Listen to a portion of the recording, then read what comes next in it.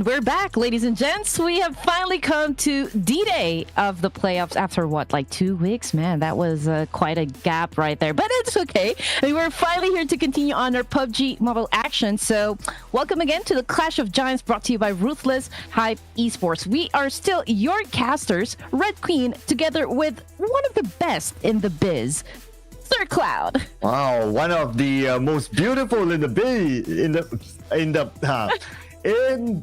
okay, never mind about that. Red Queen. Oh my god. All right, but anyway, yeah, 2 weeks, so this allows our teams to really prepare for today, especially the teams who moved on from the qualifier stage, and now we're in the playoffs. And in the playoffs, we'll be playing for, I wouldn't say 2 weeks, but it is, well, 2 back-to-back weeks, if that makes sense. Oh, yeah. And also, you know what? Since the Indonesia teams have been always dominating the lobby. So if you can see right here, the shirt that I'm wearing right now, this is like a batik, as what you call it. Is my audio okay? Okay, wait. All right, so this is a batik. I believe so, right? I hope I got that one right. So the influence of the Indonesia is not stopping inside PUBG. It's also here on my shirt. So I got this from one of the provinces that I visited here in the Philippines, where you can find this tarsier, Sir Cloud. It's just like a very small, I'm not sure if it's a monkey though, but yeah, this one of the smallest marsupial creatures that we have in Southeast Asia. I'm trying to see if that's a batik though, but is it? Sure. We'll let the viewers tell us. Do you think that is a batik? You know, put it in the comment section, ladies and gentlemen. But anyway, here's our tournament overview. So a little bit of an adjustment in case you just joined us for this season, or you skipped the last day of the qualifiers. Today will be the first day of the playoffs, which we will play from today until the 29th of September. So that is going to be non-stop, no breaks for these teams. We're going to play 10 days straight down, and not only that, we're going to continue on to the grand finals 4 days, starting on the 30th of September up until the 3rd of October. So it's going to be back-to-back action for all of us. Oh my goodness. Well, unlike the qualifiers, of course, we have 16 p.m. GC 2023 team. 2 invited teams, and those 6 teams that actually advanced to the playoffs. So we're gonna see them in just one lobby, of course, to get a chance to grab on that lion's share of a prize pool, which is of course $3,500. And let's not forget about the individual prizes for the MVP and the team with the most eliminations, and of course the fan favorite team, which is $200 in total. Oh yeah, and not only that though, in the grand finals there will be more prizes for the teams to win. It's going to be a total prize of $8,000 in the grand finals itself. So we not only have prizes for placement, but we also have individual awards. The MVP is also available in the grand finals, as well as the team with the most eliminations. And we also have the fan favorite team, in which you guys out there have the opportunity to support your favorite team by voting for them. More details later on. Oh yeah, and of course, for those of you who love keeping tabs on your favorite teams and how good they are performing inside a battlefield, we have the point system. So it's pretty basic. This is actually the standard point system that we practice for all tournaments. The chicken dinner will get a total of 10 points. So that's also 1 kill point per elimination. Yeah, so this is going to be pretty standard, ladies and gentlemen. So same all the way. Placement points, elimination points, a good mix will bring them the glory of, well, we are in the playoffs, so the target is to move on to the grand final. So we will be looking for the top 16 teams that will be moving on later. So keep your eye on that as well. But here are our teams for the playoffs. Yes, here we go for Group A. Of course, we've got your favorites, the BIGETRON Red Villains, and also the Savior coming from Vietnam. We also have T2K Esports from Nepal, and of course, Team RRQ. This is a Nerpico's team. Yes, Nerpeko's team is back. Will he be playing though? We don't know because he took a break for the first few days during the qualifiers. But who knows? Today he could be fired up and could continue on playing. But don't forget about BIGETRON Red Villains. Now, although we have a 6-man roster here, but out of this lineup, 2 of their players are playing for the Indonesian national team for Asian Games. So we might not be seeing the likes of the Starman Sata himself. So they need to make do with whoever they have. Ooh. We'll definitely see a little bit of an adjustment coming from those teams. But anyway, to continue on, we've got Team XERXIA, we've got YOODO Alliance from Malaysia, we also have Genesis Esports from Myanmar, and of course, Hail Esports. So the Sky Only, Tiger, Joker, NC2, and 9 Noise. Yeah, so Hail Esports, who just came out of a another qualifier that will bring them to Riyadh at the end of this year. Ooh. So they are looking to do well again in this tournament. Hopefully they'll be able to score it back-to-back here. But let's not forget some of these other big names as well. XERXIA, of course, any team from Thailand is always amazing. We got YOODO Alliance here with a full lineup. Foki, Iftar, Flex, everyone's there in the lineup. But who will be playing today? That will be the question to be answered later. Yes, here comes the rising stars of South Asia for Miracle Vibes. We also got Alter Ego Era's STALWART Esports and CMFgSM. Oh yeah, CMFgSM with Rowdy. I know you guys out there, lots of big fans of CMFgSM out there in the comment section during the qualifiers. We'll be looking forward to see how they stand up to these other big name teams. Of course, we got the Mongolian teams as well for Miracle Vibes, as well as STALWART Esports, basically #1 and #2 in PMPR South Asia. So these are 2 heavyweight teams that we'll be looking forward to. And also Alter Ego Eras, which is PMSL's champion who came all the way from behind. So basically what we're looking at this squad roster, the 4 teams, these are all amazing teams. Oh yeah, we have the most experienced teams in this lobby, most decorated. So I just know every engagement will be highly anticipated. Again, we've got Sem9, we've got Glue Squad, we've got Boom Esports, and of course, 7th Element. You guys might be wondering, oh, I thought Boom Esports, they were eliminated during the qualifiers. Okay, so there were some changes.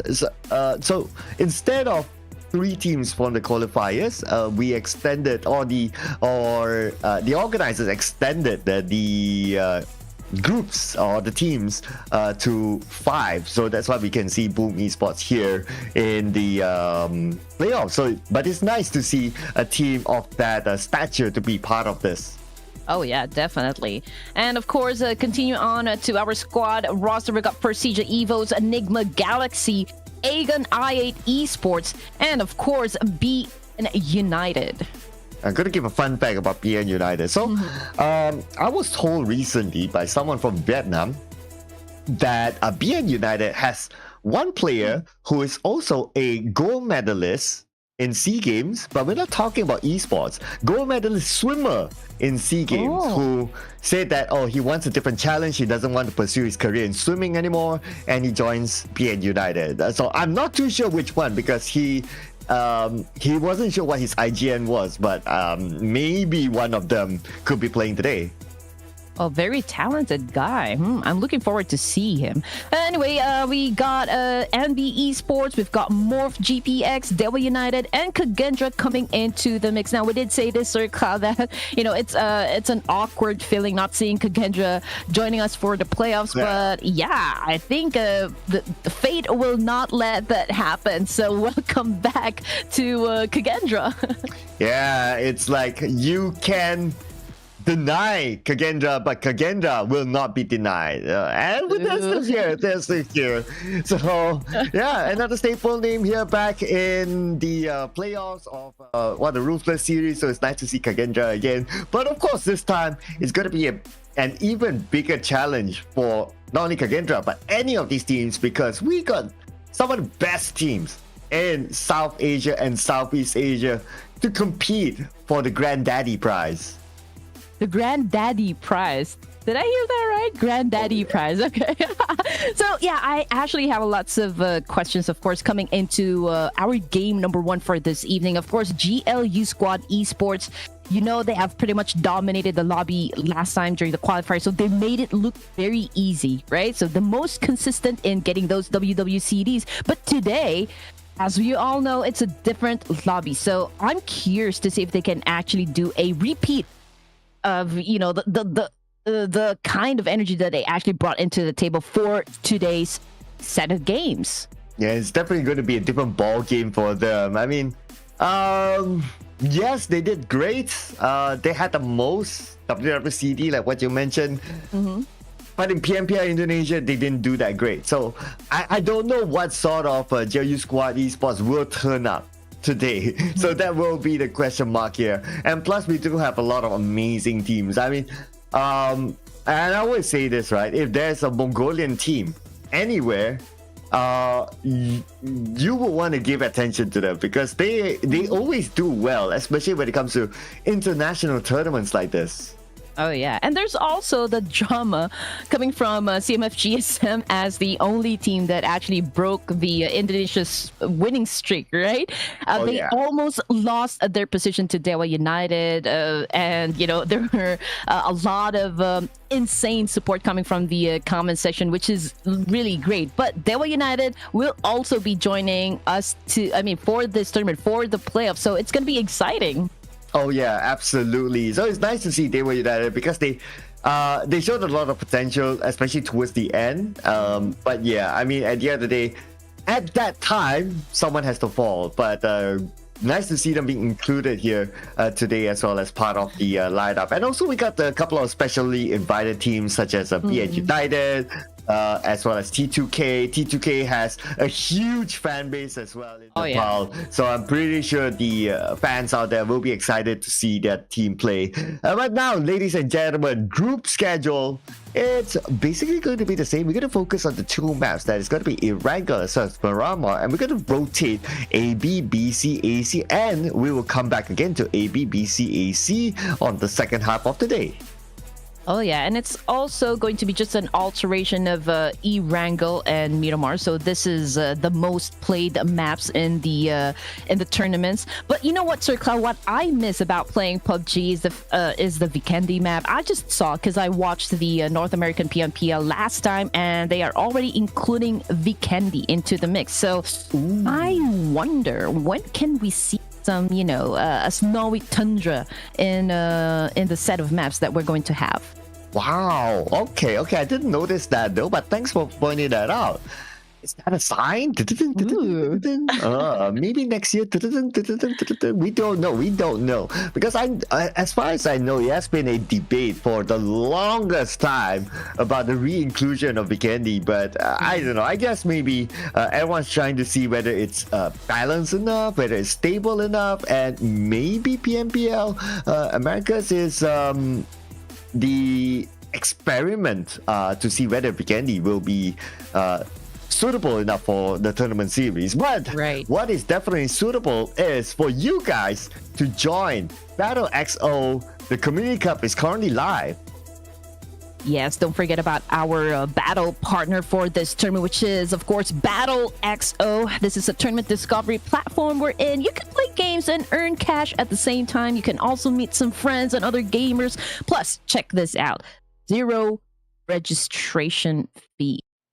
Oh yeah, absolutely free. But you know what else is free? Giveaways, ladies and gentlemen. You guys right now stand a chance to win exclusive prizes here on the Ruthless Esports live stream if we hit this milestone, the viewership milestone here, as mentioned on screen, ladies and gentlemen. And you can stand a chance to win an iPhone 15 that was just recently launched. Just follow the steps here. Follow the Instagram, join the Discord server, link in the comment section or in the description, and send the screenshot to Ruthless Esports. Get your token number and wait for the live lucky draw that can happen anytime. So you don't want to miss out on this. Do it right now. Yes.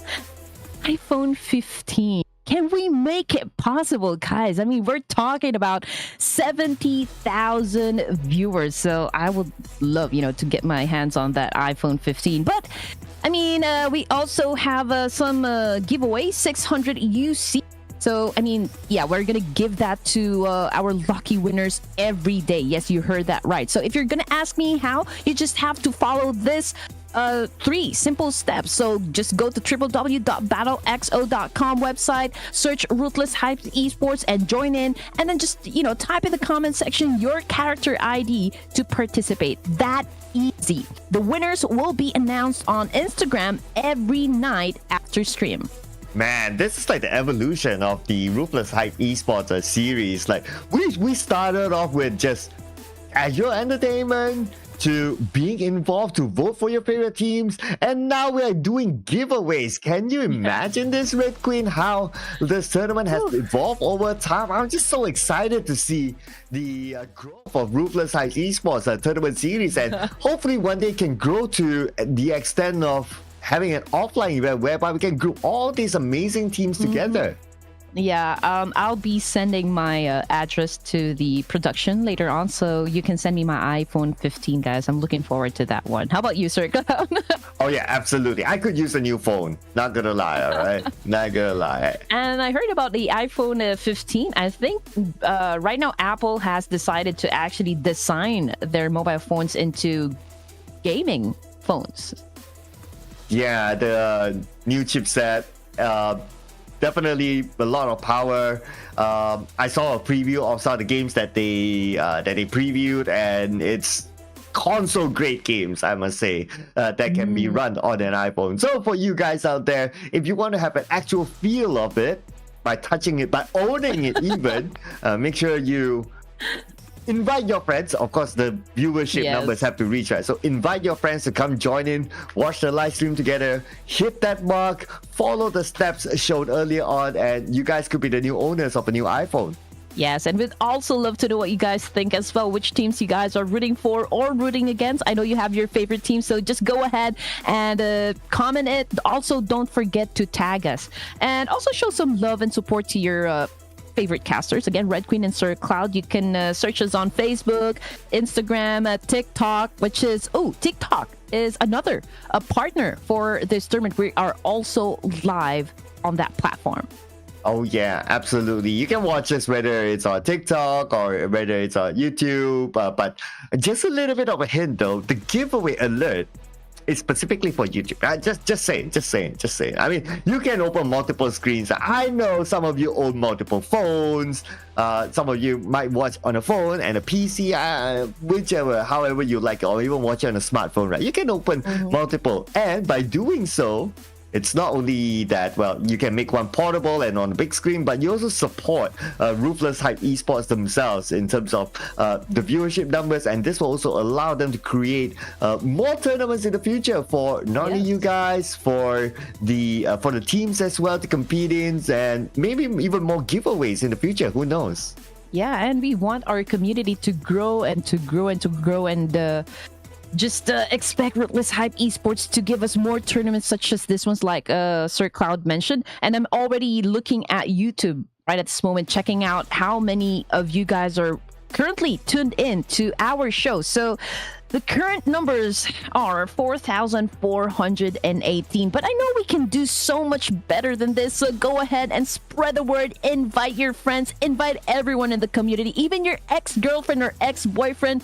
Just tell them, Clash of Giants is about to start and we are about to have our first game in ERANGEL. I'm not too sure how are you going to tell them to invite to watch this tournament, but hey, I mean, whatever works, right? Whatever works, as long as you can bring the numbers in, everyone make this a party. By all means, go for it, right? Go for it. And of course, don't forget as well to register on BattleXO for a chance to win 600 UC daily. We're talking about daily here, okay? Can we do some math here to count how many UC is that by the end of this tournament? That's a lot.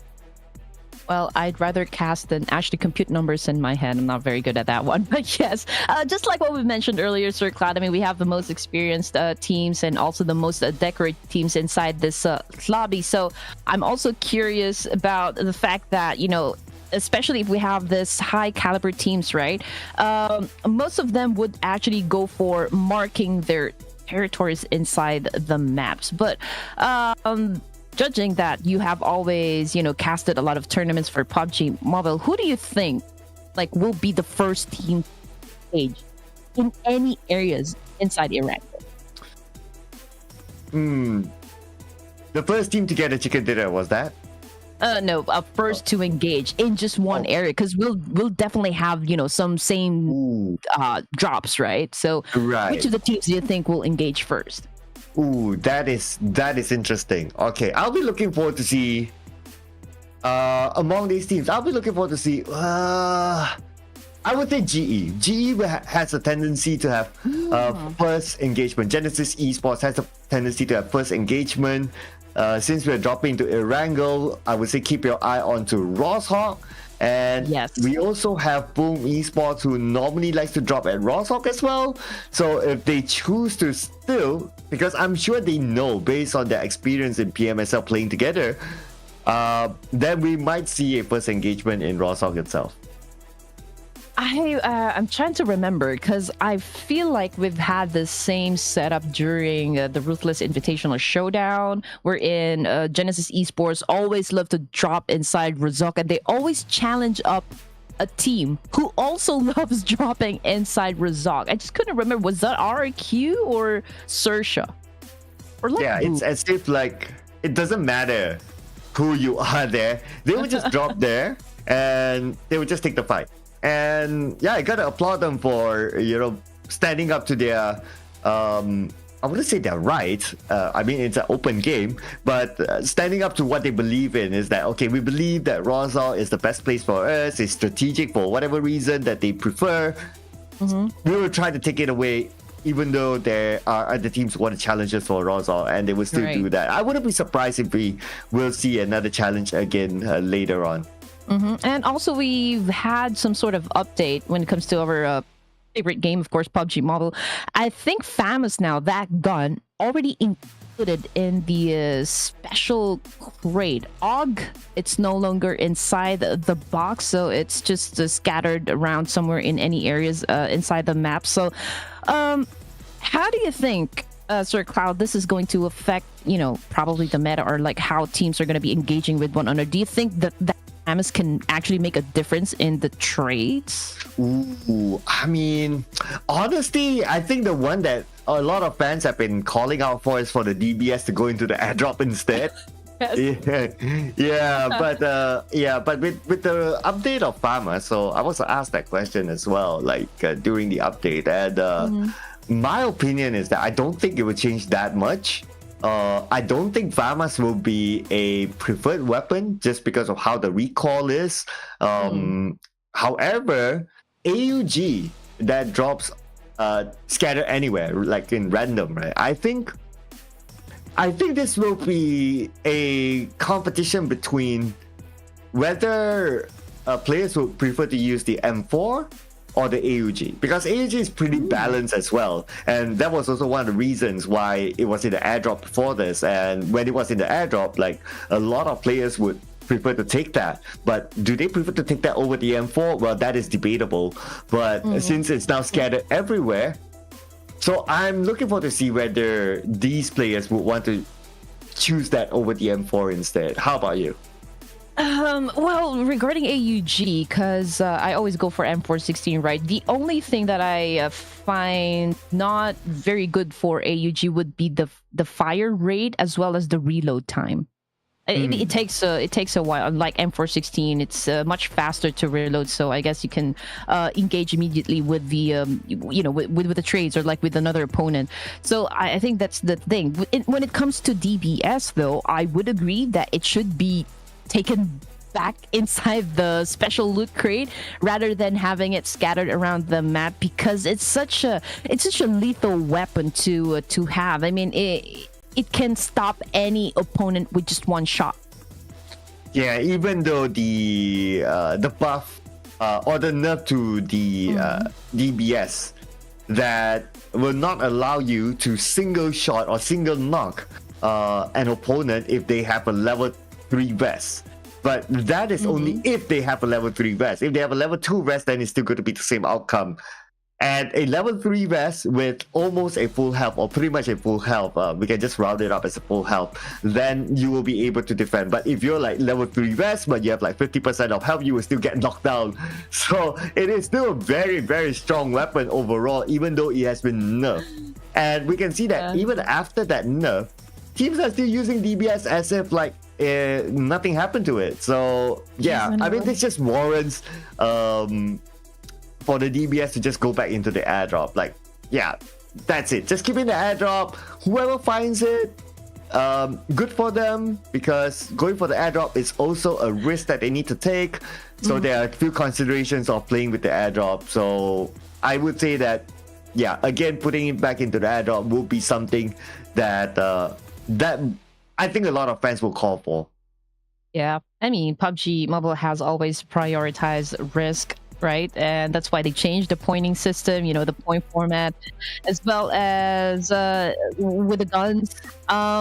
Again, going back to DBS, I mean, your skills need to be at an insane level to be really very good at it, to be very OP using that DBS. So I always love, those players who gets a lot of knockdowns just by using DBS.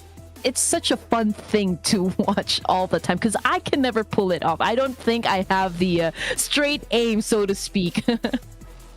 Yeah, I heard something from production, but I couldn't really make it out. So, but looks like production is telling us that we will get into the game, ladies and gentlemen. So, ERANGEL will be the first map as usual, and I would say keep your eye onto Rozhok, as that will be one of the key areas of contention. Other than Rozhok, since we already talked about that, I would say Pochinki might be the next one, since we have D Xavier playing and they normally like to drop inside of Pochinki. Let's see if any team would like to challenge them for that center spot. Yeah, survival rules, of course, or like rules of survival, rather, still applies to everyone. I mean, if you want something inside the map, you just have to fight for it. And again, teams would be marking their territories inside ERANGEL, and they're not giving that up easily. I mean, if you want it, you have to fight for it. So as you can see, the flight path, it's right there in the middle. Nothing crazy about this flight path. So I guess... teams can actually just go to their locations, and we'll just have to wait which of these teams will get into action right off the bat. Ooh, I'm just looking at the team lineup. So we have Yummy back in the lineup. He was absent the entire qualifier, so it's nice to see him back here. To me, he is definitely one of the key players for Boom. Unmovable, if you ask me. So it's nice to see him back here. Do expect to see Yummy and co putting on a good show. Of course, we have Genesis Esports as well. Smile during the PMSL pull off one of the clutch of the year moment. An amazing player. So definitely is going to start here. YOODO Alliance with Repo Boy Flex, Ade Luke, as well as Oleo. So this is the original lineup. There are two new members, Iftar as well as Voki is not playing for game number 1. So yeah, so that's some of the team news here as we jump into the first map today. And very interesting first circle indeed. And just, as I said a while ago, nothing crazy is happening. Well, we'll just have to wait where the initial circle will land, and it has just favored the southern part of the lots of water to be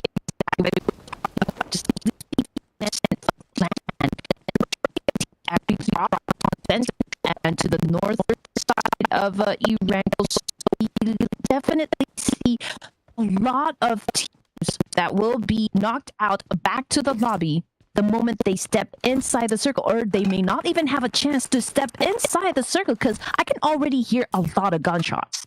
Yeah, I wonder where that is though, or who's involved in that. Okay, we got C-Sky only on screen right now from Hail Esports, all alone. Okay, not in a good situation, but he also has the other teammates NIGMA on the other side, and he's being tagged. So Hail Esports not in a good position, as they might lose NIGMA. Oh my goodness, even with this savior, old Frankie goes down. So I believe we're left with just 3 players for the savior, the Vietnamese team. And right now we've got 7 elements on your screens. They were able to shut down a couple of players coming from Hale, but I think they're about to lose one of their members permanently off of match number 1. Yeah, that's going to be 9. So first blood given to 7 element from Pakistan, and they managed to take out one of the players from Hale Esports, hailing from Thailand, and they're not going to let C Sky only go that easy. He's quite separated with his other teammates, so we can see that on screen now. Vehicles on the way, so the pickup should be able to save C Sky only since they have that vehicle, and he should have enough cover. But looking over at the screen, there's one player from 7 Element waiting. So I guess right now C Sky only is pretty much like a bait. Oh yeah, with a Mini 14 and also an SMG gun right there, if I'm not mistaken. Yes, they pulls that out, but of course everyone is just like waiting, getting the information. 7 Element actually already pushing forward, but you know, coming off of the kill feed, Sir Cloud, I think the Alter Egos is actually in a battle, same as for Miracle Vibes, but Alian from 7 Element now goes down at the hands of Joker. Okay, here we go. Joker has arrived. Joker shoots onto the left, but will not be able to connect. But at the same time, Boom Esports, I noticed that they're losing players after player. I wonder how many more players do they have? Oh, hang on. Oh. I mean, not the start that Yummy would have wanted, since this is pretty much his debut for the Ruthless Hype Esports series this season.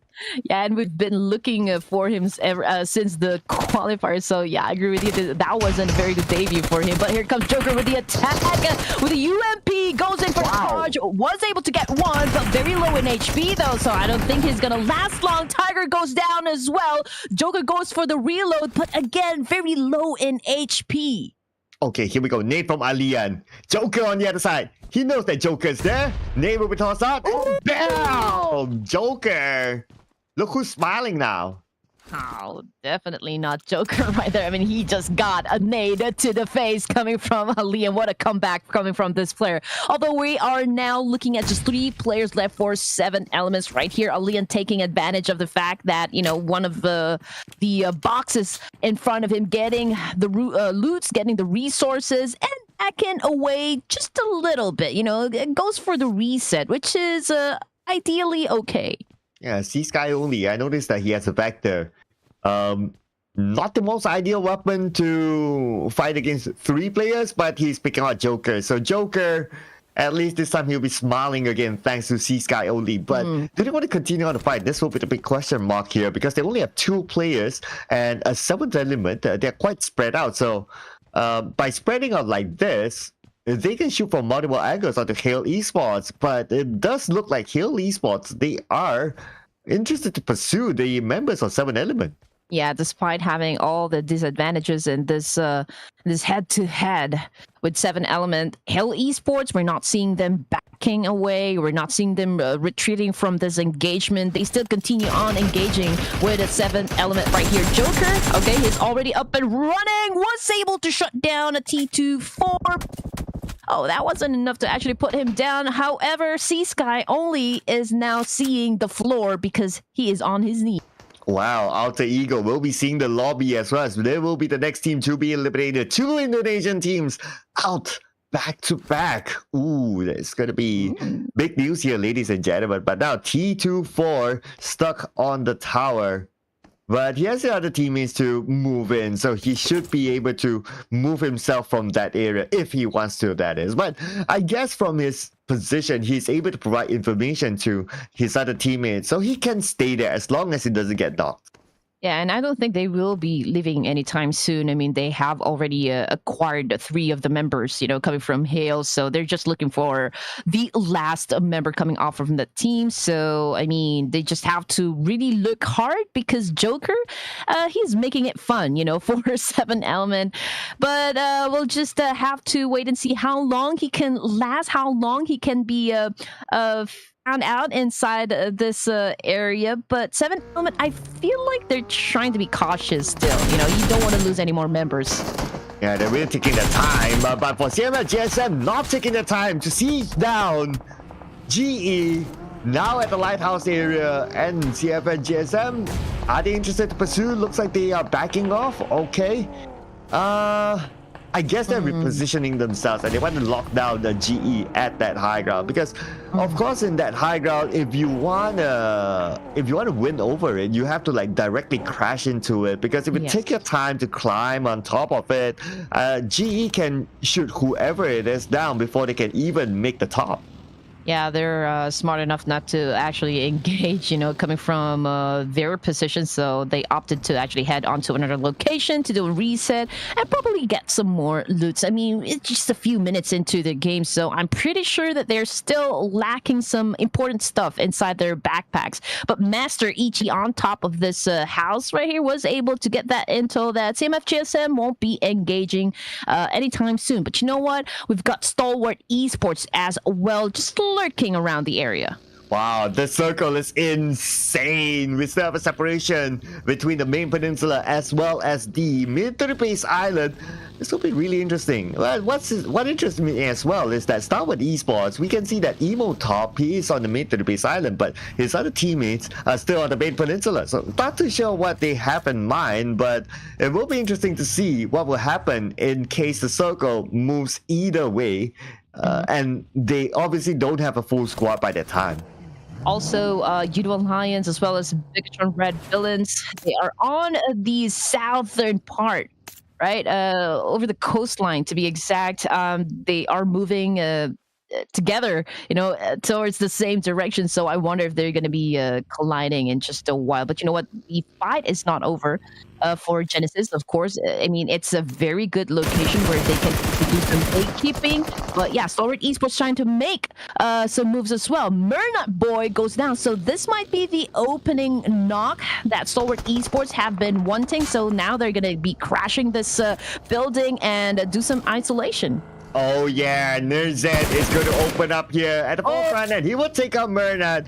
Beautifully done by Stalwart Esports. Immediately took advantage the moment they know that they have a knockdown. And the rest of GE, we can see them rendezvousing at the top of this hill instead. So they're going to leave the other side to Stalwart Esports for now.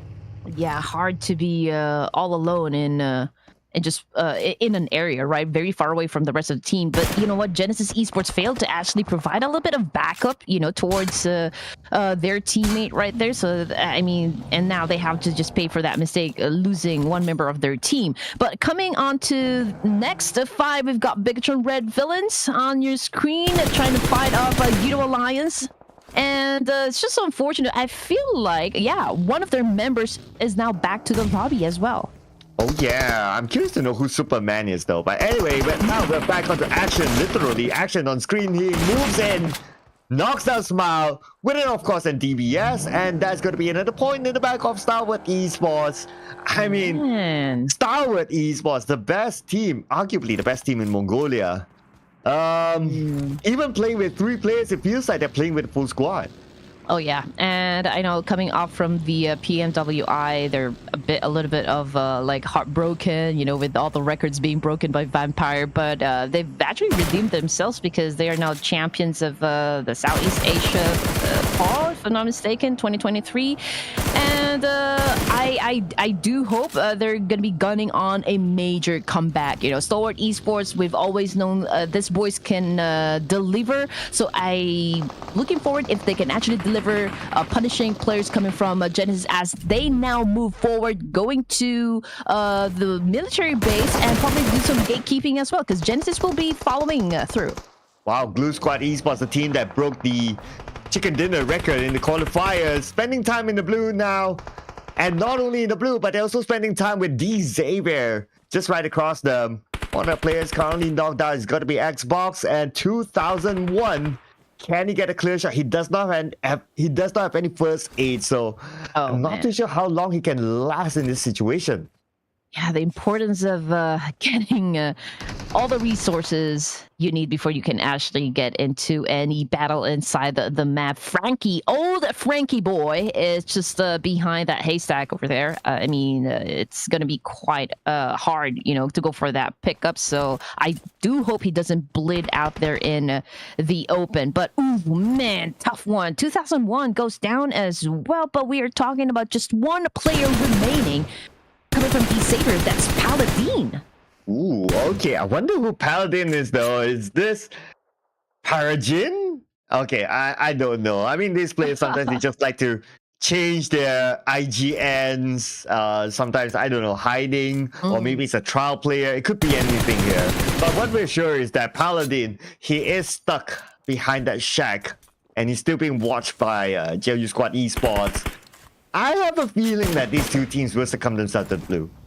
And D-Savior, well, these guys are the back-to-back champion for the Ruthless Invitational Showdown. So they're tough competitors inside this tournament.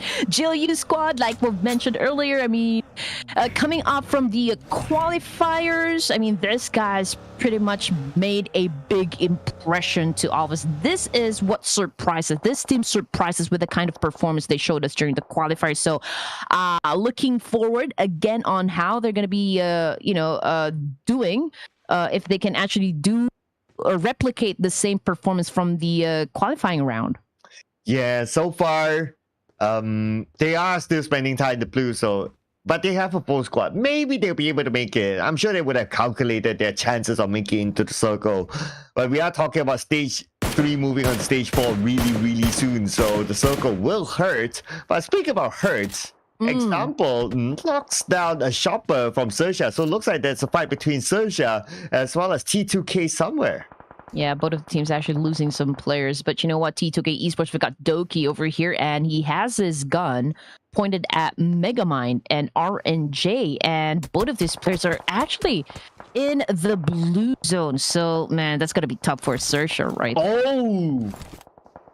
Man. Look at the circle, Red Queen. I mean, the circle is just insane. My goodness. Ruthless esports, what have you guys been doing? We did see an insane circle during the qualifiers. We're going to see it in game number 1 in the playoffs.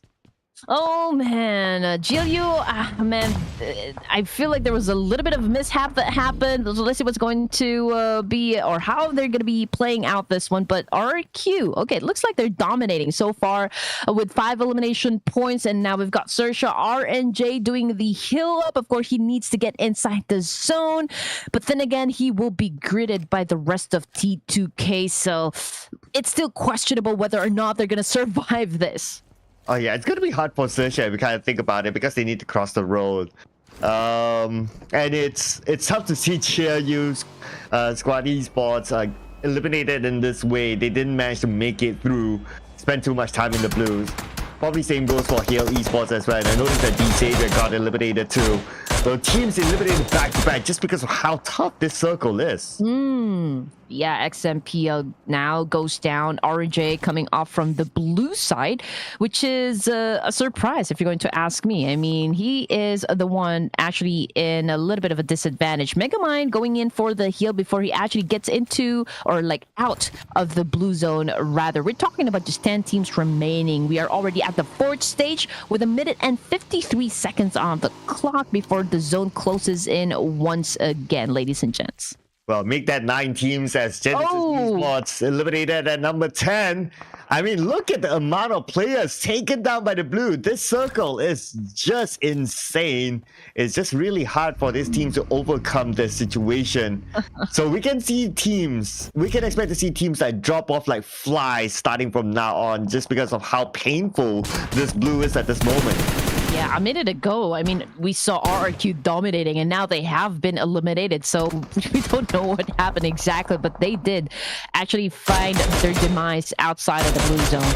So anyway, 7 teams remaining. RNJ finding players coming from T2K. 7 Element just got eliminated as well. So tons of trades happening right now, and RNJ making sure that he did get the job done. Yeah, but he only has bandages. Oh, the moment we switch over action. knocked down on his knees now. But at least the good news is that they are in the circle. But Action is currently bleeding out with only about 5% of health left, and his teammate is not able to save him. Taken out by 4 Miracle Vibes. It takes a Mongolian team to take out another Mongolian team. Yeah, to be fair, I mean, it wasn't really a good circle. It was a brutal one. And it continues to be brutal, you know, for the teams right here, considering its placement right now. But for 4 Miracle Vibes, just check it out. 5 elimination points. We've got East 922 having the most kills for his team. And we've got Doc 922. And right now, I think he spotted players coming from YOODO Alliance, which is actually right behind those big rocks over there. So this is the current situation, ladies and gents. I mean, just if you're going to be looking at the minimap, I mean, there's really not much space to work on. So it's pretty crowded. And just, oh my goodness, I feel like the circle wants to go for a swim. That's what I'm feeling right now. What? What? This circle? What? This is arguably the most insane circle I've seen in this area. It can't get any further down the edge now. Oh man, I'm sure the players, they are dreading looking at this kind of circle. And can you imagine that there's a lot of open space in this sort of circle? Oh man, and even at this stage, we only have like what, 30% playable land? This is crazy. Yes, and I can't even say who has the, you know, like best advantage from this position. I mean, CMFxGSM, they are at the farthest, but we're talking about just like one player, right? And the rest of the team still, you know, at the edge of the circle right there. T2K just got eliminated. BIGETRON Red Villains, though, okay, they have the team right there at the center where the land ends, right? So I mean, that's probably the action is gonna happen, but who's gonna survive? That is the big question. Yeah, that is really the big question right now. I have no idea how to predict the win with this kind of circle. It is just that insane right now. But let's see here. As Gen Force on the high ground knocks down Mad Cat, and now he has a nade in hand. He has 4 nades, in fact. He's gonna toss out the first one. Put the pressure on the CMFxGSM. Probably securing an elimination point, but not yet through the first nade. The second nade might land onto them, but no signal here. CMFxGSM still has a chance, but Lapa is going to keep an eye on them from the other side. You know what? I mean, this is a very good position for BIGETRON Red Villains. I do hope they don't run out of their throwables just yet, because they're gonna need it. But when it comes to vantage point, BIGETRON Red Villains, they have it. I just hope they can continue on playing their cards right so as to get that winner chicken dinner for our first match. Oh yeah, it will be interesting to see. Whichever team gets the chicken dinner, how will they do that with this kind of situation? This is insane. But anyway, Rowdy knocked down by Nerds at the MVP for CMFxGSM now on his knees. STALWART ESPORTS just right beside them. But STALWART ESPORTS only has 2 players left. Together with IC, they will try to defend this area. And they not only have CMFxGSM to deal with, they have BTR on top of them as well. Yeah, Genfos goes down. Oh man, that's gonna be tough. Now both of the teams are actually doing a little bit of reset now. Memo, of course, trying to buy a little time, you know, for the rest of the team to recuperate from this situation. But yeah, we still got 3 players from the side of BIGETRON Red Villains, and we've got Repo Boy swimming right here, but he finds it a little bit difficult to actually get back to the land. Yeah, not too sure how he's going to climb up from there, or maybe that's not part of the plan since we still have the next layer circle, and who knows, he could still be in the circle. But hey, Lapa knocked down, so CMFxGSM, they are fighting back towards a BTR. But circle time, ladies and gentlemen, this is going to be huge. It should still have part of the water in it, and yes, we have 50% of water still in the stage. Yes, here we go. Mad Cat just threw in that big nade right there, going crazy with his awesome moves. And right now, I think they're ready to charge, but unfortunately, though, he just took a nade to the face as well. And right now, we're talking about just 3 players for CMFxGSM, but is BIGETRON ready to attack now? Oh, okay. How are they recuperating at this moment? Because Boysil knocked down by IC through a nade. And Boysil taken out by IC. Okay, they got STALWART ESPORTS on the other side, but STALWART ESPORTS eliminated by East on 4 Miracle Vibes. Again, it's the theory of you need a Mongolian team to take out another Mongolian team. But speaking of 4 Miracle Vibes, they already got themselves 8 eliminations and a full squad. Yes, here we go. 4 Miracle Vibes, keeping the consistency. Now doing a massive spray up against CMFxGSM. But you know what? CMFxGSM, they are safe because we have that big boulder right there, where also BIGETRON Red Villains is currently staying. Now, Rowdy, I mean, the MVP during the qualifiers finds it a little bit difficult to actually go for the shutdown against BIGETRON Red Villains, considering their position. But you know what? For East 922, I also believe that he spotted Rep Boy down there, so he's maybe waiting for the right opportunity, but he needs to be aware as well as the fact that we've got another team right up in front of him, and he doesn't want to be reckless at this point in the game. Yeah, looking at YOODO Alliance's position, I don't think they'll be a big threat to 4 Miracle Vibes. So it's just more of like, okay, keeping an eye, and that's about it. But the focus seems to be in front because they might need to plan that next route. Stage 7 is still available, so who knows if Stage 7 could move away from them, and that's where they can start to pre-plan their next move. But we got BIGETRON Red Villains, Gen Force with a vantage point. Oh, Dictator just right below him, but Gen Force, does he know? Okay, he knows. Yeah. All right, there's nowhere for Dictator to go.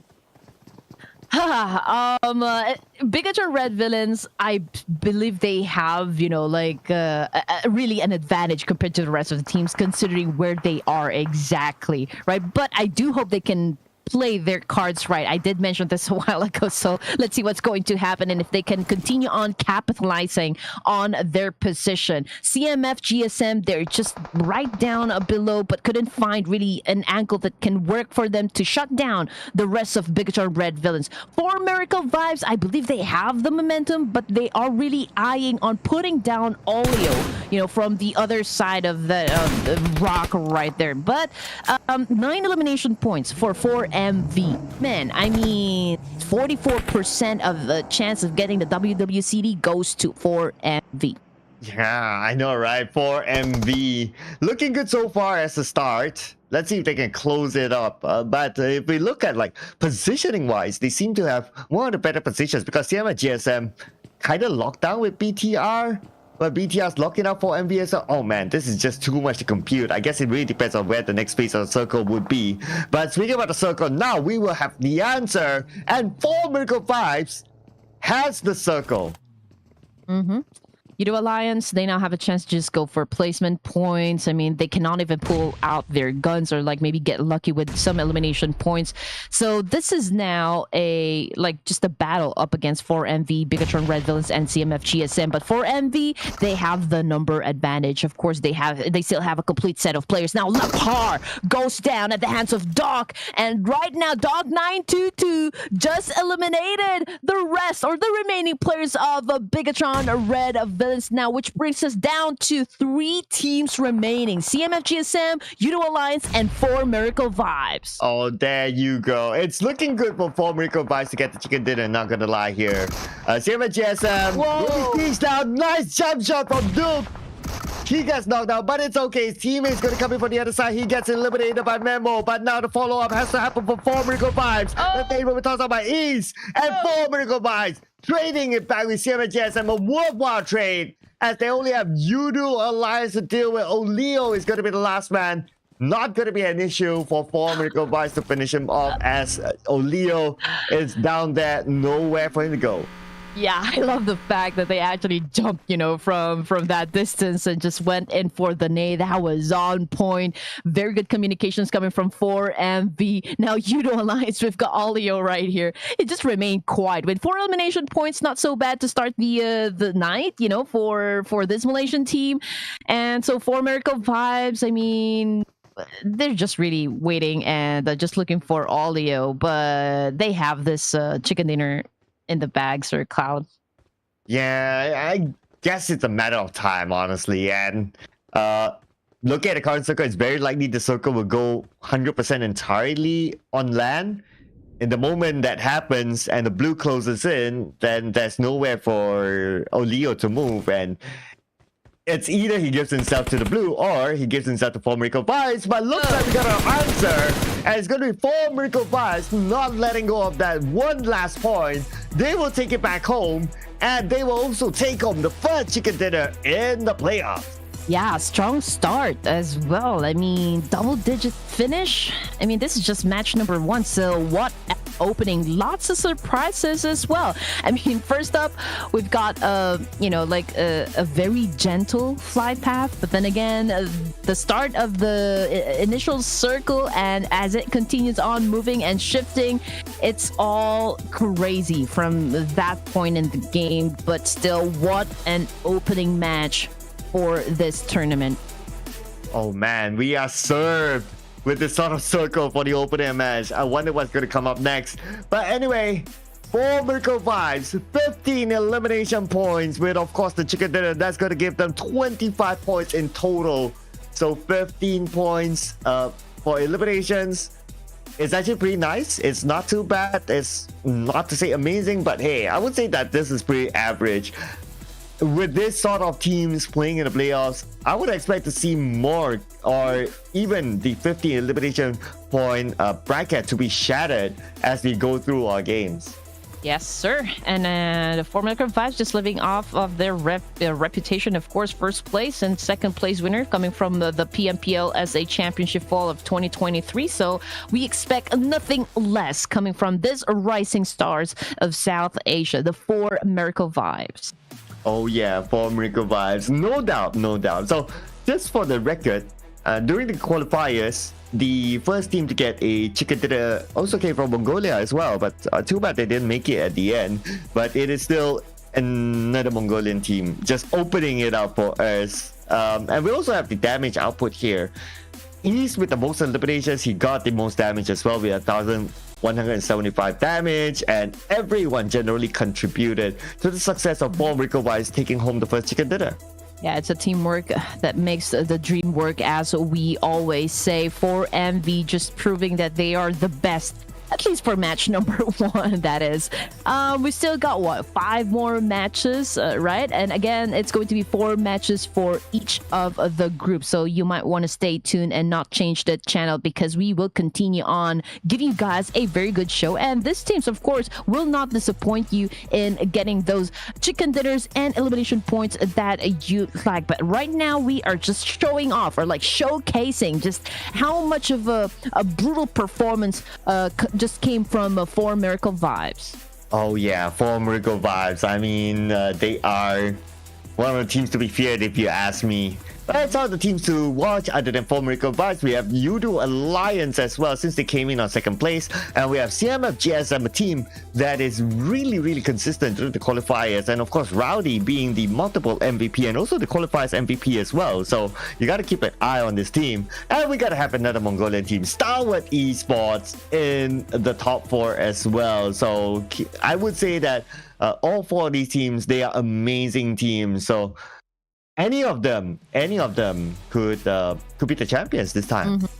Well, I mean, this is the clash of giants after all. We just know that we are talking about the stars of both South Asia and Southeast Asia in one lobby. And speaking of stars, we've got AGONxI8, our first MVP for this tournament, with 5 elimination points, with 1,175 damage output, and 24 minutes, or almost close to 25 minutes of survival time.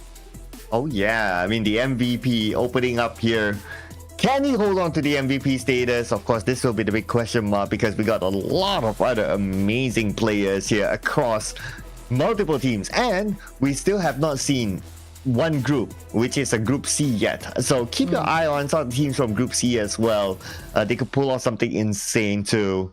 But no doubt, 4 Miracle Vibes.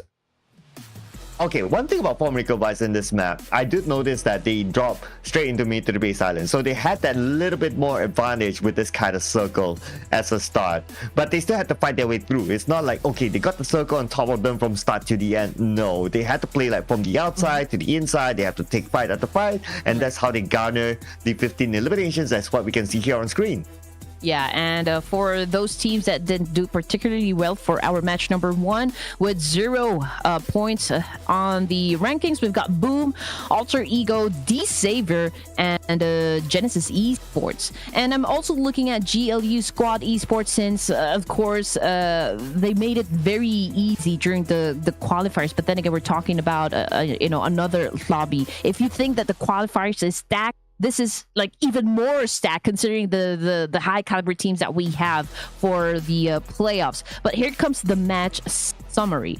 All right, so again, with the highest elimination, we've got Is922, highest damage as well. Assist goes to Apex, so 4 Miracle Vibes. We've got Paladin coming from D Savior with the healing, highest healing done, and Leon with the highest knocks. And again, it only proves that Is922 is very effective with the elimination points, since he has the highest damage and was able to convert that damage output into elimination points. And just as a bonus, we have to have one player from 4 Miracle Vibes taking home the longest elimination distance as well. So the stat to me doesn't matter that much, but hey, I mean, putting up your branding out there, it is a flex. Putting out your IGN out there is definitely a flex. Other than that, what are the interesting stats here? I would say 50 total eliminations. So that means that 14 players eliminated by 40 players eliminated by the blue at least. So that is a lot, considering that well, this kind of circle, of course. Yeah, that was a lot, you know, for just the match number 1. And if I saw that correctly, because I was also viewing the YouTube channel, we reached like what, 16,000 viewers. So keep it coming, guys, keep it coming. We want that iPhone 15. I'm actually gonna, you know, like participate in the raffle. I'm gonna do that now. Well, they didn't say we can't, so why not, right? But in order for us to be eligible even for that raffle, the viewership numbers need to hit, ladies and gentlemen. So you guys out there, if you want to be part of it as well, do ask your friends to come and watch this live stream. But anyway, we're going to take a short break, ladies and gentlemen. Ask your friends to come and watch round number 2 as we head on to the break.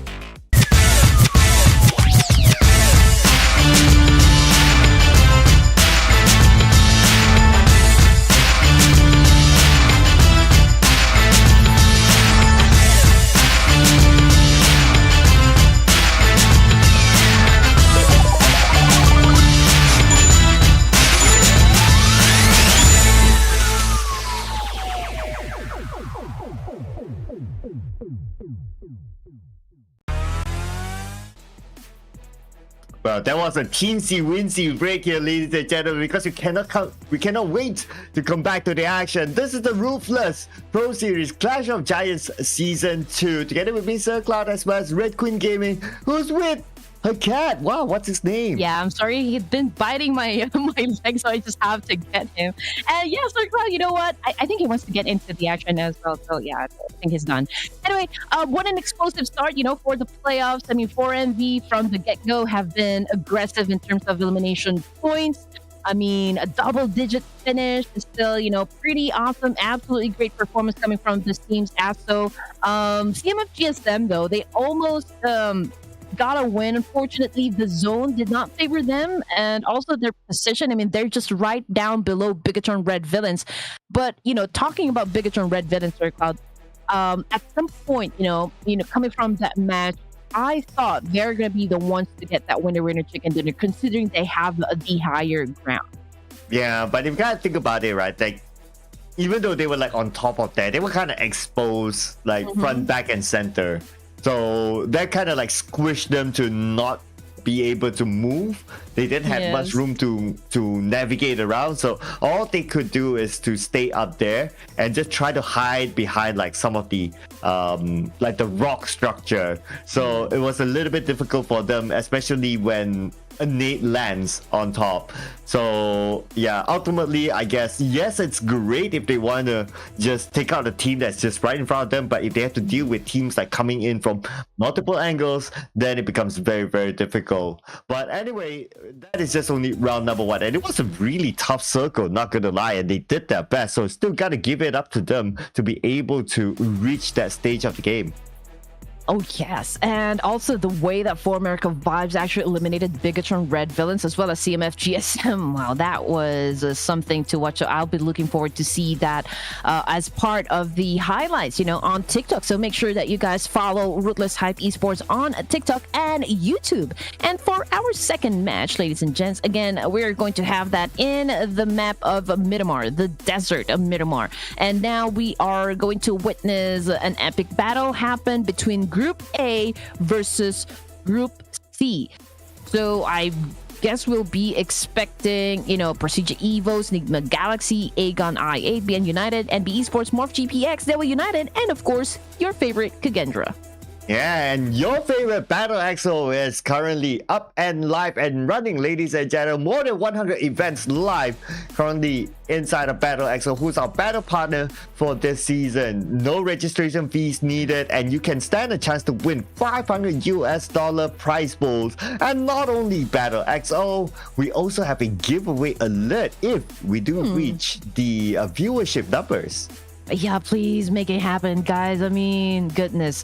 There's 5 HyperX headphones, 2 AirPods, and 1 iPhone 15 to be given away by Ruthless Hype Esports. I mean, how awesome is that? So steps to follow to enter the giveaway: just follow the Instagram, join the Discord server, which is actually right there at the description, and just do all the mechanics so that you can be eligible, of course, for the raffle.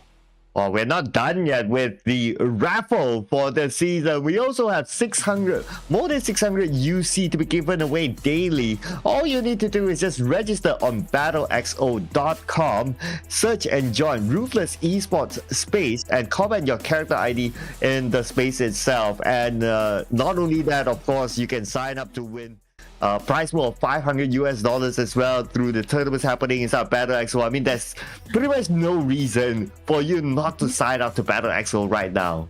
Yeah, and also, I mean, it's very easy. And of course, the winner will be announced on Instagram every night after stream. So I will remind you, I will keep on reminding you, ladies and gents, to follow Ruthless Hype Esports on TikTok, on Instagram, and subscribe to the YouTube channel so you don't miss out on anything spectacular such as this one. But Sir Cloud, are you ready to go to our match number 2? Ooh, I'm not. After looking at that kind of circle, I think we all need an extra breather. But you know what? The show must go on, as they say. So next we're going to jump into Miramar. Now, the likeliness of us to see an insane circle is a little bit lower in Miramar since it's since there's a lot of land in Miramar naturally, but we can't deny the fact that there is the possibility of us seeing an insane circle as well. We saw that during the qualifiers, that the circle went all the way down to the South Islands, and that was insane. So if we get to see that again with this sort of caliber teams, I'm not complaining. Again, Sir Cloud would want to raise the bar, you know, the level of difficulty again inside the maps. But what we've seen, a crazy circle happen in Miramar. And now this is the first crazy circle in ERANGEL. Now, can we see another repeat of what happened during the qualifiers we're in? Also, you know, the circle went into the southern part area, or was that, yeah, into the southern part of Miramar. We're in the final engagement happened on that small island, which is peculiar, if you're going to ask me, very rare. Yeah, that is like, that's super duper rare, super duper rare. Now, the chances of that happening is like 1 to a million or something like that, and it happened So it was really interesting to see like how the teams really overcome that. I believe it was Boom that got the chicken dinner that time, if I'm not mistaken. But anyway, that is of course done and dusted. It is now down to today. If we do get to see that kind of circle, I ain't complaining. But if we do get to see like an Impala circle, which is generally one of my favorite circles in this sort of map, or in Miramar to be exact, let's go for it. Yeah. So my wish list would be like, of course, that, but that's like 1 in a million. But if not, Impala circle, I'm cool.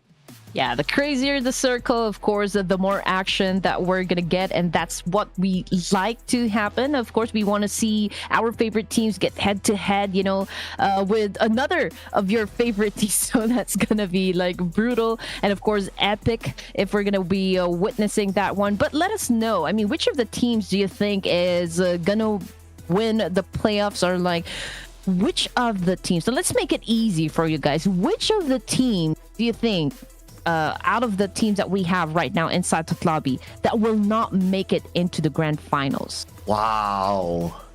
Right? This is hard to tell. Yeah, this is hard to tell. Of course, that question is relevant since we are looking for the top 16. And okay, the way that we're looking for the top 16 is not just by collecting all the points and who has the top 16 and they move on, right? It is the bonus point format. So meaning that after the first 5 days, we'll see based on like who's number 1 to the last place, and then we will take 1 point, like the most points, and then up until 1 point or something like that, and then it will be calculated out of 2 weeks through the same format, and that's where we'll determine from the bonus points of the 2 weeks who is the top 16 to go on to the grand finals. Oh yes, and speaking of like which of the teams are going to be performing quite okay for the second match, the Savior, I mean, they've had a first bad game, so I mean, everyone's looking for them to actually do a comeback, you know, for Miramar. Also with was that Boom Esports? It actually did not do okay as well during the first match. Yes, I think Boom Esports was also part of that one. And all right, but Group B will not be playing for Miramar. It's going to be Group A and Group C. Yeah, so we're gonna have a swap of a grouping here. So let's see what sort of difference will we see in this game. We have Kagendra playing again. The staple name of Ruthless Esports tournament, so it's nice to see them here. And we also have a NIGMA Galaxy, which I am also really interested to see how will they play in this tournament, because they are neither part of the South Asia or Southeast Asia region. So they are from the EMEA region, if I'm not mistaken, and it's nice to see them being here. Of course, NIGMA Galaxy, multiple entries in the global stage. I would say that this team is also a team to keep an eye on. And just like that, ladies and gents, I mean, if you want to find out anything about any of these teams, I mean, all you have to do is just really send a message to Sir Cloud, because again, we want to make it known to everyone that Sir Cloud is actually the walking encyclopedia for PUBG mobile teams and players. Okay, so again, I mean, looking at the flight paths, very easy, but then again, we'll just have to wait where the first circle will land, because I mean, let's just be honest, that will dictate the tempo of the game. But most of the teams, oh my goodness. And just like that, it favored the east side of Miramar, again with a hefty side of the waters right there, so 50%. Yeah, I favored my wish list. Impala could be the final circle, but now Genesis Esports going up against Hill Esports. Hill Esports, one of the earlier teams to be eliminated from the previous round, now taking on with Genesis Esports inside of St. Martin. West is kind of low.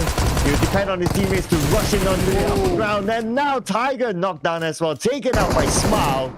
Genesis Esports still with a full squad, but Hill Esports only 2 players left. Yeah, another brutal start for the side of Hale Esports right here. Genesis right now feeling so confident. We've got Master Smile now heading towards that building where the two remaining players coming from Hale is currently staying at. So they are really looking to close this engagement with the full 4 elimination points under their belt. Ooh, Joker and C Sky only. What can they do here? Not looking good for Hale Esports at this moment. They could be eliminated early again. And if they will be eliminated, then it's going to be 0 points in 2 rounds. Not good for Hale Esports for the first half. I'm sure they can't wait for the break if that happens. But anyway, they will not go down without a fight. But at the same time, gotta keep an eye on RRQ, who has one player on the high ground, putting pressure on the GE, who's making a move onto Hale.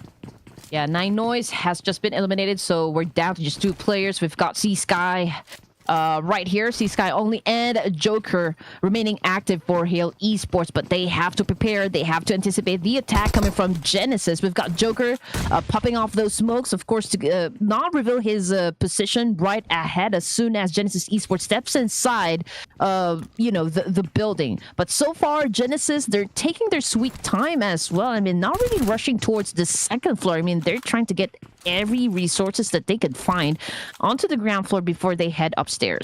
Yeah, they know they have full control of this building right now. Even if Hale Esports wants to jump down, go to the ground floor, Genesis Esports will be waiting for them, so they have pretty much nowhere to go at this moment. But you know what? They're not in the circle, so they have to finish this fight quickly. But speaking about finishing the fight, their move almost knocked in that Joker. Joker is still alive, but Joker fighting back. Brenda moving not that Joker with his last stick of health. Not able to get any elimination point just yet, but now Genesis Esports, could they fall to Hale Esports? Now that Sky only is fighting back as well. Joker be like, why so serious? Genesis Esports, here comes the attack coming from Hale. Oh, and they are making it rain bullets up against the remaining players coming from Genesis, but Joker now falls to the hand of Genesis, and they're actually the first team to be eliminated out of match number 2. Could have been a cleaner win for Genesis Esports, but gotta give it to Hale Esports as well. The fact that they fought back and they still took back 2 points. So it's going to be a total of 3 points. A total of 3 points so far for Hale Esports. Not the best, but at least you don't go out in the round without a point. Yeah. I mean, I have to agree with you, Sir Cloud. I mean, they could have handled that a little bit better, not really losing any of the members. But then again, it was a good defense coming from the side of Hale. I mean, they didn't really have a first, a good game during match number 1. And so we were kind of like hoping for them to do a little bit better for match number 2. But unfortunately, again, they dropped into the same spot wherein Genesis Esports is staying or like also dropping. And I guess it wasn't really like an advantage of getting to the guns first, perhaps. So better luck next time, I guess. I mean, we still got a few matches to go. Yeah, I mean, it is still like day number 1, right? So lots of opportunity. I wouldn't be too worried at this point unless we're talking about like week 2. Then yeah, it's gonna be a different story. But I mean, look, knocked out by Luke from AGONxI8. His teammate seems to be somewhere else, and Luke will fall to AGONxI8, giving them the first point. The clash in this area. So looks like not a good start for YOODO Alliance. But anyway, they got a second place finish previously, so they have a decent amount of points at this moment. That's the start. Yeah, you just got knocked down by Noob right here. Agon Esports first elimination point under their belts. And I don't see any more teams remaining in that same area. Perhaps they were already eliminated, or like we're talking about like one player coming from YOODO Alliance in that area. So we don't know. I mean, they're still alive, so there's like a chance for them to avenge their fallen comrade right there. Morph GVX on the other side of town. They are close with another squad nearby. Can't really figure out just who. But coming off of the kill feed, we've got BIGETRON Red Villains head-to-head against Genesis this time. Yeah, so Genesis You know what? I'm thinking that these teams, they should focus on to getting into the circle instead, because they are like 1,000 meters away. So it does make sense for them to like, okay, let's try to find a good space in the circle, since it potentially could be tucked to the edge. But somehow, BIGETRON Red Villains, I guess they want to try to lock in Genesis Esports, knowing that there's only one player left. So they might be thinking, might as well take that 1 point before we move on. And if we're going to be paying close attention to the board right here onto the right side, the Savior, they've got one player that's a little bit low on HP. Same thing with the Devil United.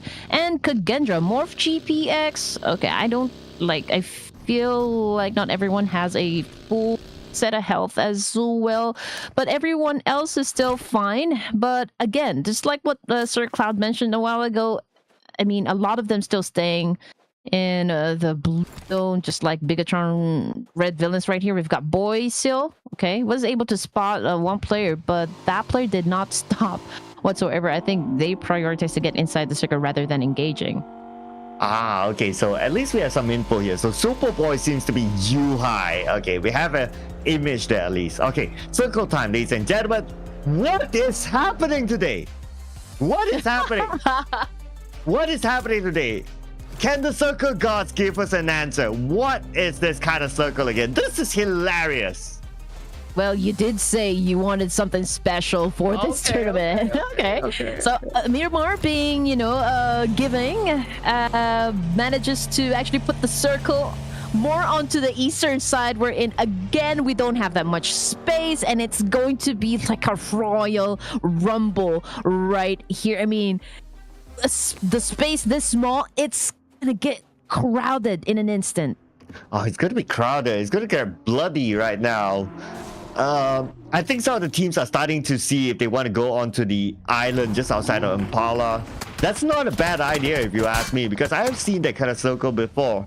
The first team to arrive on that island just need to defend the island, and assuming that the circle does go there towards the end, basically the chicken dinner is theirs. It's just a matter of how many elimination points they can get. Yeah, everyone is already swimming, right?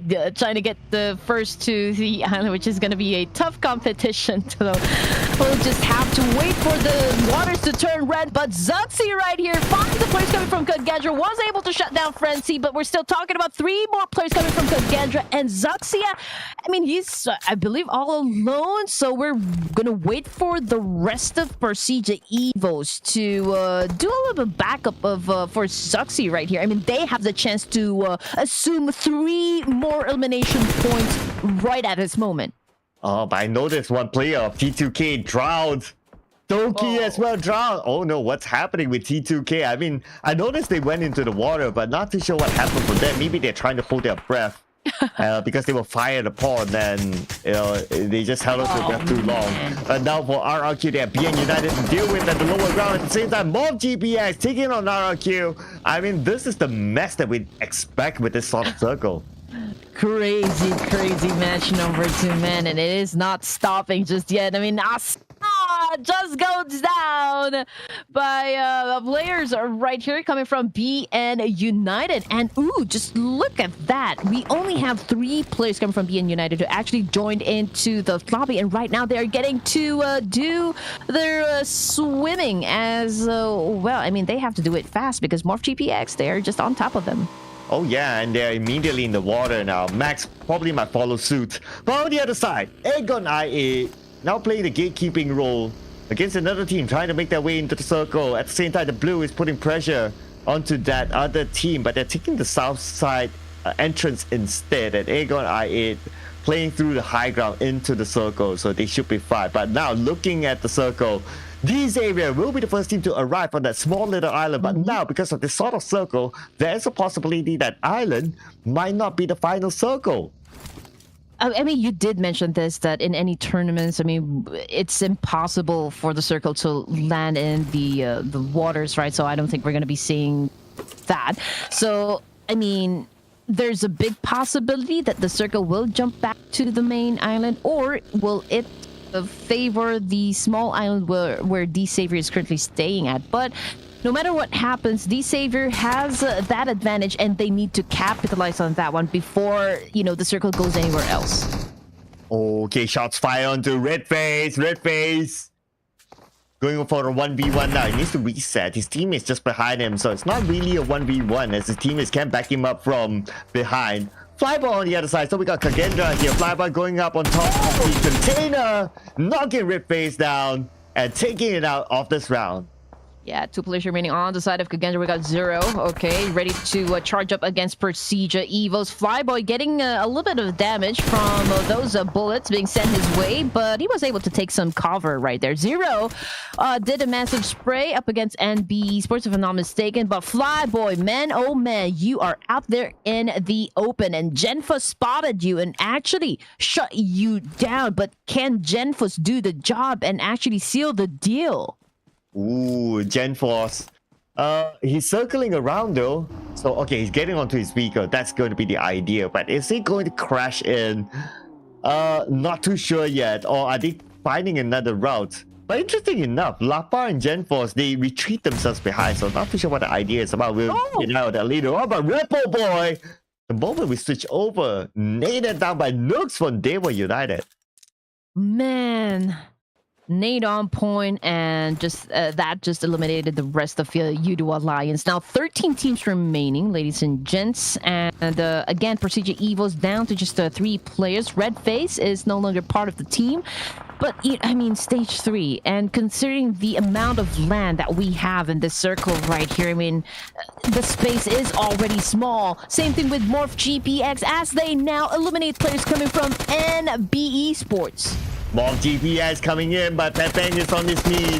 RNG knocked down as well somewhere else. Cleon! Charging in at the M4 in hand. He knows his opponent went up to the 2nd floor. He turns onto the side and off GPX will win the fight. Then there's Compound against NB Esports. Yeah, good charge there coming from Cleon, but Luxy now goes down from his buggy. It was a little bit of, you know, like in an open area, but can he still be saved? Unfortunately, no, because Superboy just made sure of that one with it tap and fire. But oh my goodness, just look at the circle, Sir Cloud. Oh my goodness, the circle is... I have no way to express how this kind of circle is. This is just insane. In the middle of nowhere. We got XERXIA in that small little island, but they have T2K together with them. D-Xavier on the bigger island. But then again, okay, look at the circle. I would say that small island with 2 teams is likely to be the final moment. You know what? I expect nothing less from D-Xavier and XERXIA Esports, as well as T2K, whoever wins that fight, you know, over that small island right there. But man, as soon as these teams decide to get into the water, that is it for them. But you know what? These teams have the choice to eliminate each other before they actually jump into the water. So, oh man, this is just brutal. This is probably like one of the hardest circle we've ever seen in a tournament. In the longest time as well. I mean, arguably it's even harder than the one we saw previously, like the South Island Circle. Oh man, I don't know how to feel for these players right now. I mean, I'm pretty sure these players must be thinking to themselves that, oh, I wish we can skip this round, but hey, no can do. You want to be the best, you got to overcome these sort of challenges. Same goes on BIGETRON Red Villains, who's currently at the high ground but needs to find their way to the lower ground.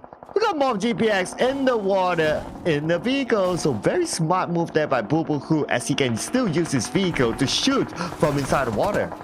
Man, oh man, I don't even know like what to say at this point in the match, but we've got BIGETRON Red Villains as well, taking a little bit of damage and also going up against another squad that is actually just right down below them. But yeah, they still have to be aware on those squad or like team on top of them, like Kagendra right here and MorphGPX. I think they're getting ready to join into the mix and just, you know, try to get lucky and getting those elimination points. Oh, they were united out there, number 12, but look at the elimination feed now. It's starting to roll with the sort of circle. EE fighting back. At the same time, we can see that Cleon is trying to win the fight against BIGETRON Red Villains. Cleon with a nade in hand. He knows that Lapar is inside, but he's not able to land the nade. The nade bounced off the stairs, unfortunately. But the second nade will land on the Lapar, forcing Lapar to leave. Lapar goes out. tosses out the ball. Clear is going to come in from the other side. And he's going to charge in onto Lapa. Lapa going to be prepared. Lapa is stuck in the shed. No, Leon knocked out from the other side, but still, Lapa eliminated. And BIGETRON will sit down.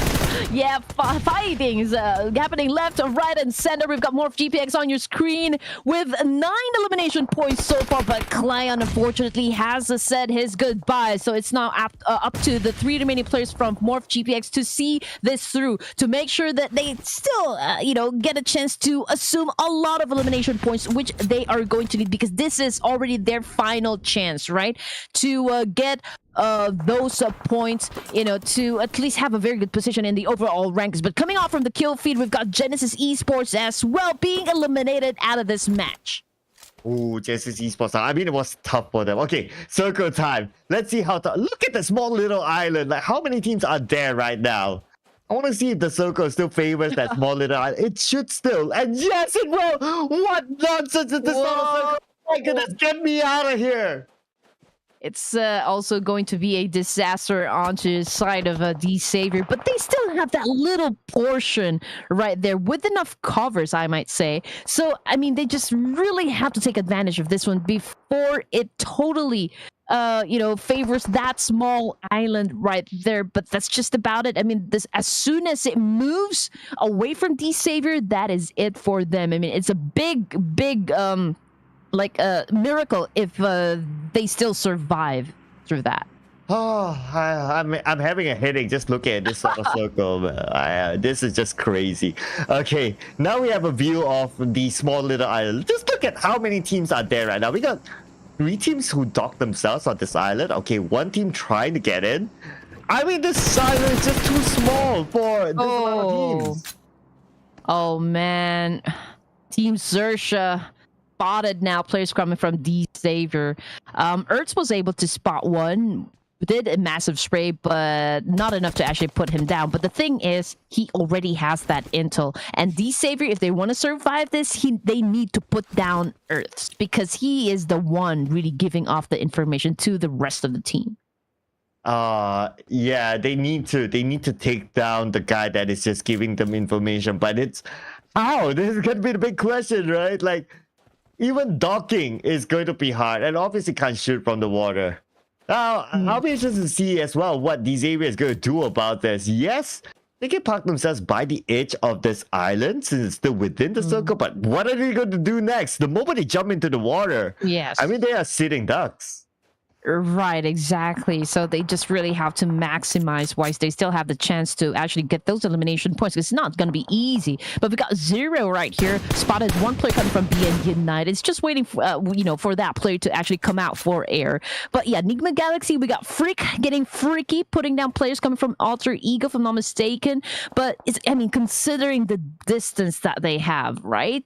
I mean, Freak probably just go for the damage output, not unless he can actually get the job done, or like if the zone really starts to eat up the rest of Alter Ego and decides to actually move a little bit forward, then that's the chance for NIGMA Galaxy to acquire those points. Speaking about acquiring points, unfortunately BN United will not be able to acquire further points as they are eliminated now. Top 8 teams here.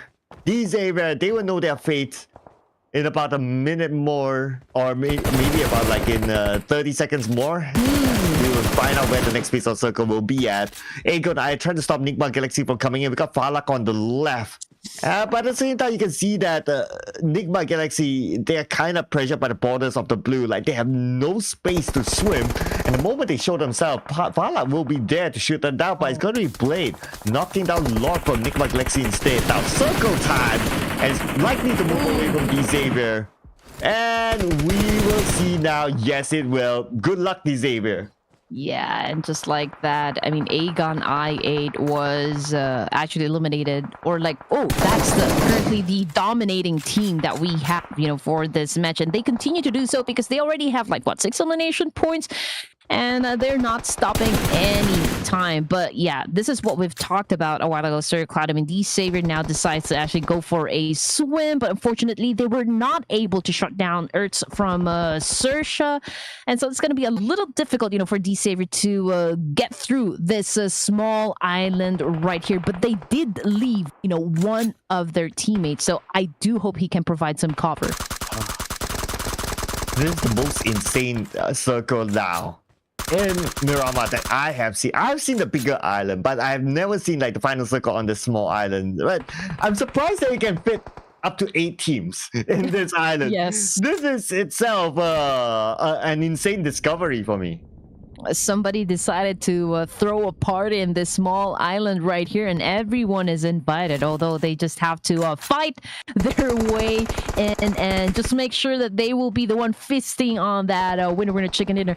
Oh my goodness, Kagendra has now been eliminated so far, coming off from that kill feed, and we've got Shopper on your screen, and man oh man, he is just fishing right here because he knows 3 of the players coming from Morph GPX is just actually camping on that rock right there. So it's just a matter of time.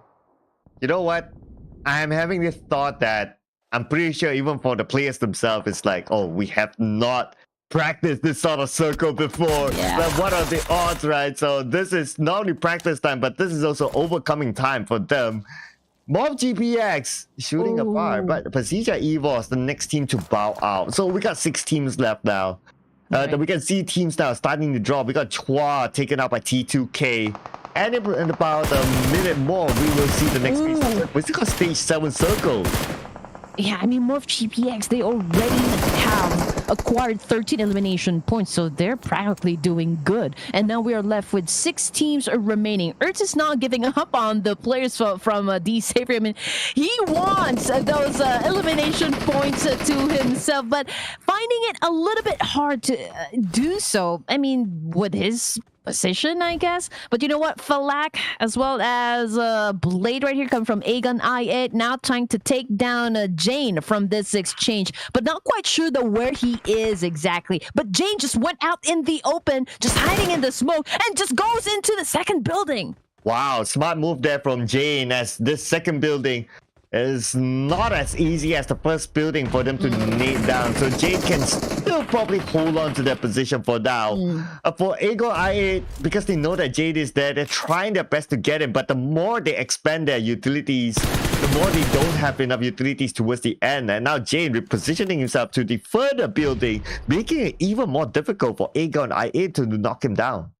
Amazingly, D-Savior was able to actually make it, so Ertz now cannot do anything but like just really give the information back to the rest of the team. Megamind, however, ooh man, that was almost massive spray. However, he wasn't able to put down any player coming from Agon right there. But Shopper, I mean, here comes the follow through. Here comes the nade being cooked coming from Team XERXIA.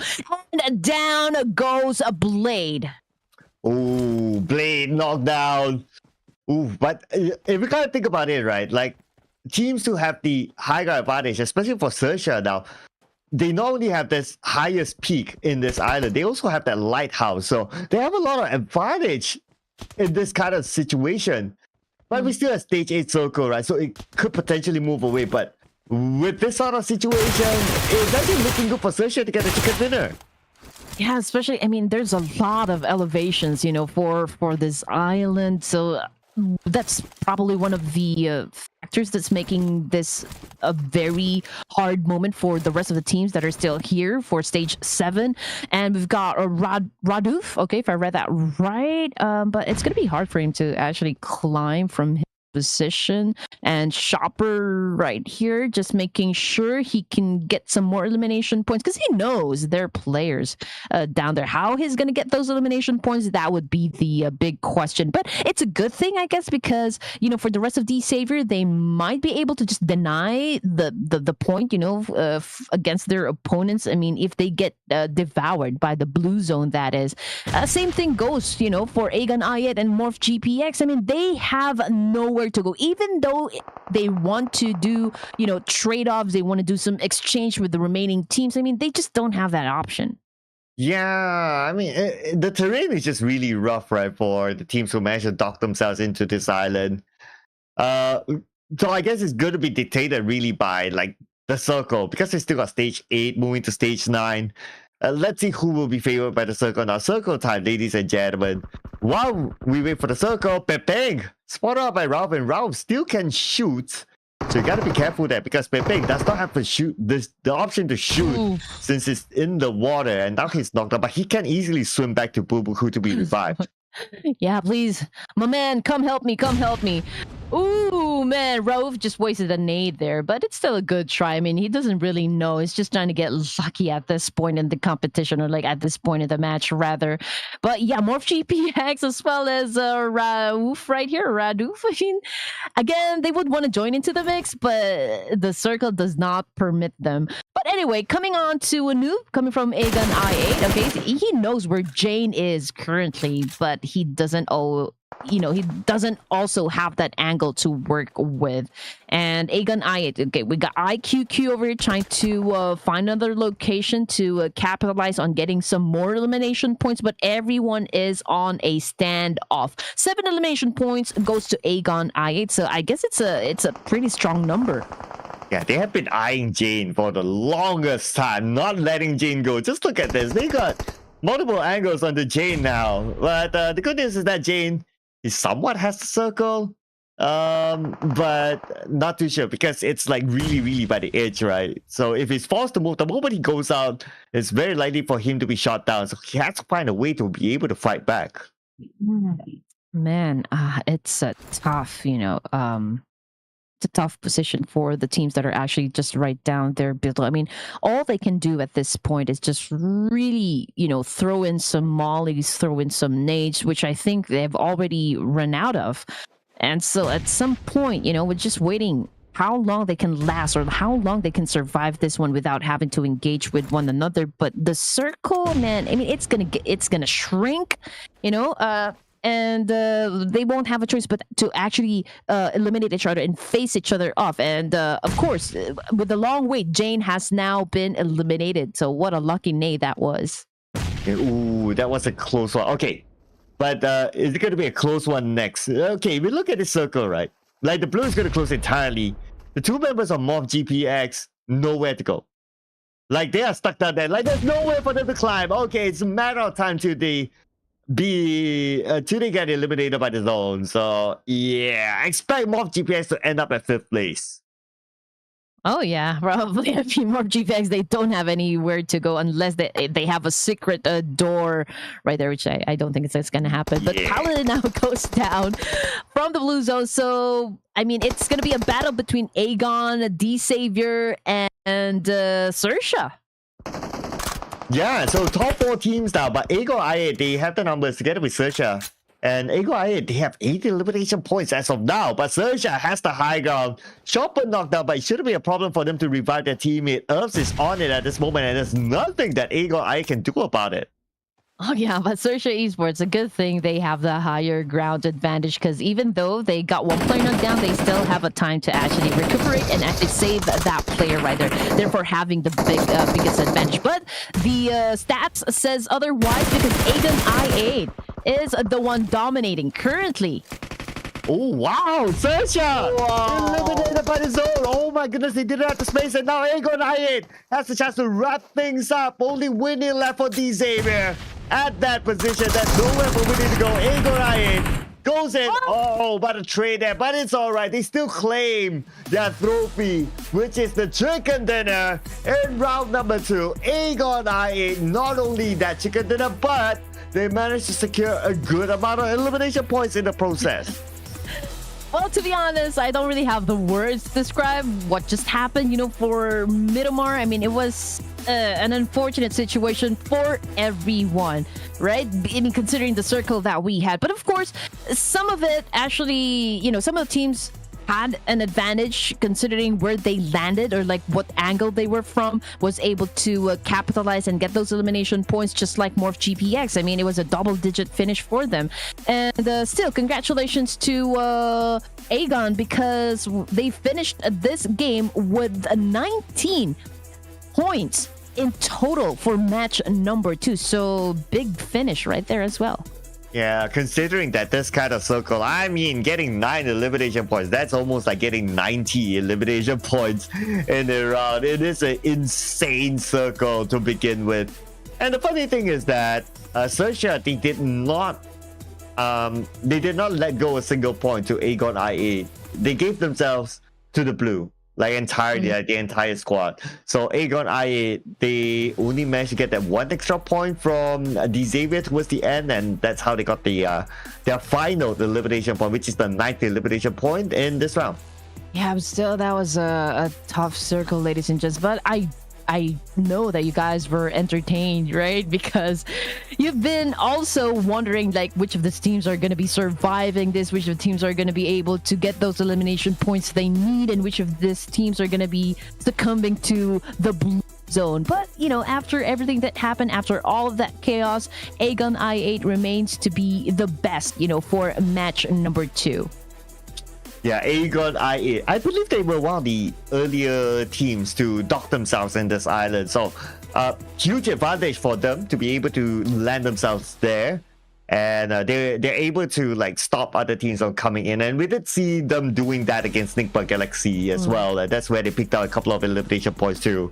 But other than AGONxI8, we got MOBGPX up there as well. XERXIA finishing second, and XERXIA finishing third, and Xavier finishing second. So these are top teams and teams to watch. I mean, honestly speaking, it's about like who gets to the island first will have that big advantage, and gotta give it to teams like AGONxI8 and XERXIA who made it there first. Xavier took the bigger island, but at least they're not too far away from the smaller island that became the final circle. Oh yeah, the circle was quite unpredictable to begin with, so it was really a tough call, you know, for the Savior. They just really wanted to get ahead of, you know, compared to the rest of the teams, but unfortunately the zone did not favor where they are. So if we're going to be looking at the eliminations and the damage, the most affected team for me would be, of course, MorphGPX. Even though they did not get the winner chicken dinner, but with the number of points that they were able to put up on the scoreboard, I believe they still did a pretty decent job. Yeah. Oh, we got Smile from GE as the MVP instead. I guess it's because number 1, he had the most eliminations. Number 2, he dished out the most damage. I mean, we saw GE taking an early fight against Hale Esports. They won the fight despite heavy casualties, so that's 1. And as they tried to get into the circle, they were on the they were at Impala. And that's where they had opportunity to fight against other teams. So that opportunity also gave Smile the chance to secure more elimination points. And I guess that's how he got the MVP. Yeah, I wasn't able to check out that much, you know, coming from RIQ if Neprico actually played into, I mean, for this evening. But yes, RIQ as well as NB Sports, 2 of these teams did finish with not being able to put up any points whatsoever for Miramar. So it's going to be a tough call once again, you know, for RQ and NB Esports. But I mean, this is just day number 1, Sir Cloud, and usually this day is just like a warm-up like day for the rest of the teams, a chance to get to know each other, get acquainted with how they're going to be playing each of the maps. So expect more things to come and more things to happen in the next days. I mean, this is going to be like 2 weeks, right, of playoffs. Yeah, it's 2 weeks. 10 days, in other words, ladies and gentlemen, for the playoff season this time around. And yeah, like what you said, it is warm, and I'm pretty sure like the drops will change, the strategies will change for some of these teams as we go along the days. But look at the overall rankings. 4 Miracle Vibes up there. They only played 1 game, but they still managed to hold on to their number 1 spot. AGONxI8 with the chicken dinner of their own comes in at 2nd, and then we have a MOBGPX with 13 eliminations in 1 single round. Actually, this is actually pretty nice considering that they had that kind of circle to deal with. And with For Miracle Vibes, I mean, to be fair, they did really was able to pull off a huge start, from match number 1 in ERANGEL. So let's see how they're going to be doing in Miramar next, I believe. Now, second page, we've got Stalwart Esports with 7 points. Same thing with T2K. Coming from the 11th place, we've got PERSIJA EVOS with 6 points. Same with 7 Elements. We've got Genesis Esports as well. NIGMA Galaxy with 5. Team RQ, and heading over to the page number 3. Yeah, and then in page number 3, we got 3 teams without a point still. MB Esports, Alter Ego, as well as Boom Esports. But to be fair, they only played 1 game, so anything can still happen. I mean, it's still very, very early. So this numbers is just for us to kind of see how many points did they get. But overall, it just takes since it's still very early and the points are very close, it just takes 1 game for the overall rankings to swap. But do keep an eye, ladies and gentlemen. If you notice that page number 3 is 17 onwards, meaning that in order to qualify for the playoffs, for the grand finals, technically you want to keep yourself in page number 1 and number 2. But we will continue to see more games, ladies and gentlemen. Will we see insane circles next in game number 3? Before we go on to that, we'll take a short break. We'll see you guys after this.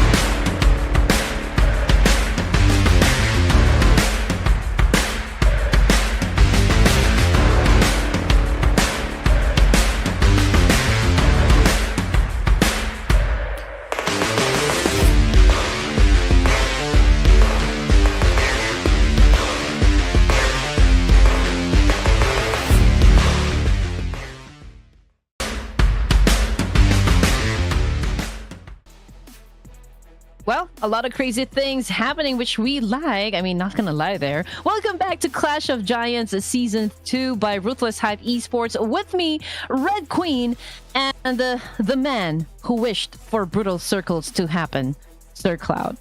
And getting my wish so far after 2 rounds. That was 2 insane circles back to back. I mean, if we get a third one, I don't know. I'm at a point that I kind of pity the players, but hey, I mean, that's their problem, at the end of the day. That's their problem. All we want is entertainment. And are you not entertained, ladies and gentlemen? That's exactly my point. And I'm pretty sure, the comment section, this is what they like. And I mean, you guys are getting it right at this moment. Ruthless Esports knows how to keep you guys on your toes, very excited with what's about to come. And right now, speaking of what's coming, it's going to be Group B versus Group C, and we're going to have that epic battle in ERANGEL this time for our 3rd match this evening. Oh yeah, Group B versus Group C. My goodness. So it's good. It's the first time we're going to see this combination in this tournament. So it's going to be interesting to see what sort of outcome will we have. But you know what? It's to me, it's to a certain extent, it's not about like the combination of groups and the teams. At least for the first 2 rounds, it is about the circle, and the circle really dictated like how the teams will perform as well. Right. Yeah, I mean, overcoming those sort of circles, as much firepower as you have, I mean, you're not able to shoot down the blue.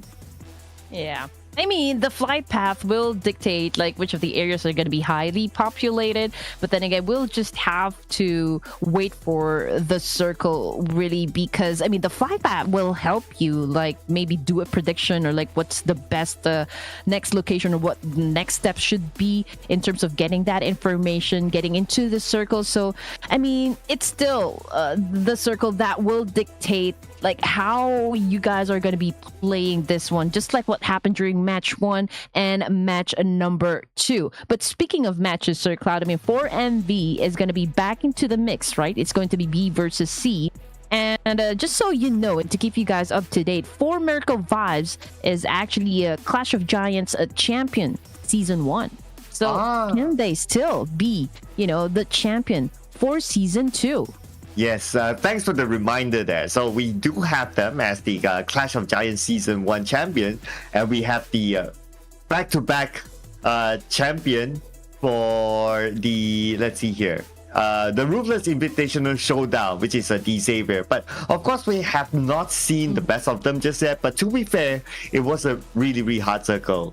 But if you kind of think about it, then the Miramar round was well managed by Xavier as well. So can you imagine what they can do if they got like a decent circle that's where they can really show their stuff? So I think we can still see the best of Xavier in this tournament.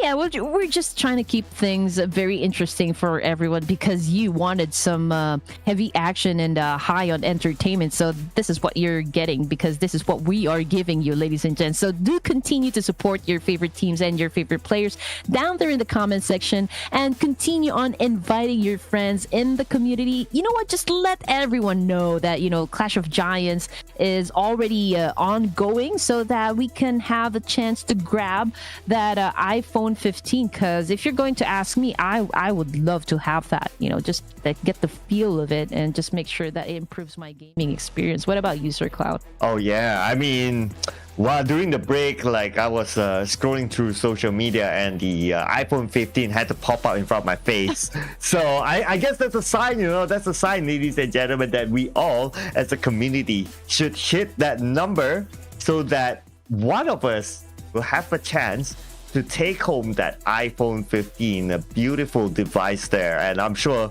all of you, whether you're aspiring pro players or the pro players themselves, they use they use iPhones. So iPhone 15 definitely the weapon of choice if you want to go pro.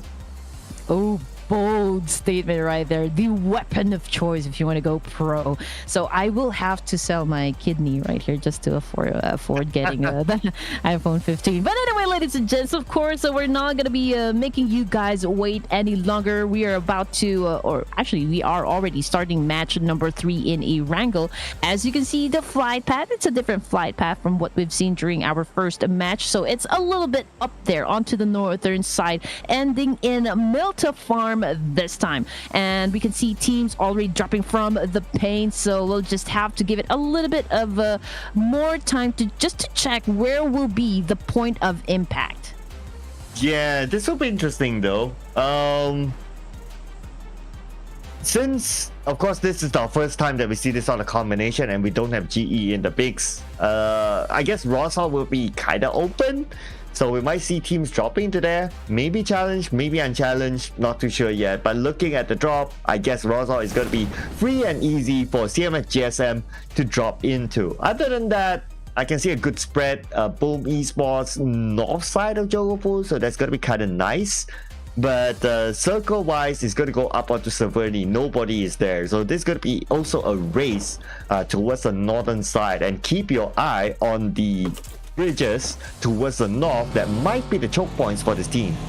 Yeah, and again, there's a part wherein all you can see is water. So I believe that, PUBG Mobile right now is a little bit thirsty when it comes to like choosing where the circle will land. But you know what? Who is thirsty? We've got KXERXIA as well as this team right here, which is 7 Element 0 again with the knockdown. And still looking out for some more with a jump shot right there. But woo, I mean, 7 Element still doing a good job so far defending themselves up against KXERXIA. So Leon, what are you gonna do? Oh, wow. Okay. It looks like they are doing well. But Leon, his teammates are on the other side. They're dealing with other members of 7E there. And so Leon is going to go in for a 1v1. He does have the right weapon, though, to take on that one player. But he is waiting for the right moment. The revive cannot come in from any side. But T24 knocking down Leon from behind, surprising him. But the rest of KXERXIA is there to follow up. So it's going to be KXERXIA winning the fight still at this moment. But they got to make it quick because 7th Element still alive on the other side. Only T24 and Divine here. It should be okay for KXERXIA. They have the numbers, but they need to finish up. They need to wrap it up.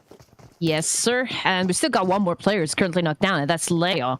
And T24 now charging up, getting some information before he actually exposes himself. So let's see what's going to happen as he gets into the second floor right there. Ooh, that was a good bait. T24 now goes in up and was able to fly boy down.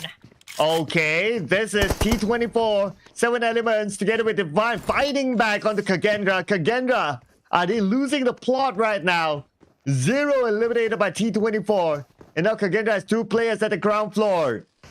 And on top of that, the circle is not in farm, so they have to finish up this fight. So it's going to be 2v2 now. Earlier on was KXERXIA having the advantage, but now they're on equal terms. All right, here we go.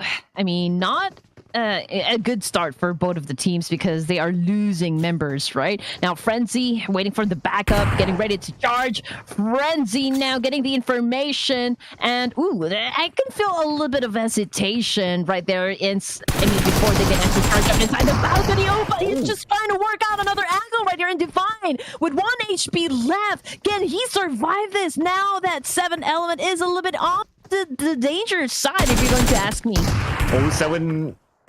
7E dropping down to the ground floor. Frenzy take it out. Only one more left. It looks like this may be the comeback for 7 Elements against KXERXIA. Looking good so far. Leaving Leon alone, and this Leon can pull off a big clutch. But ammunition-wise, he's kind of low at this moment. He has to make do. Okay.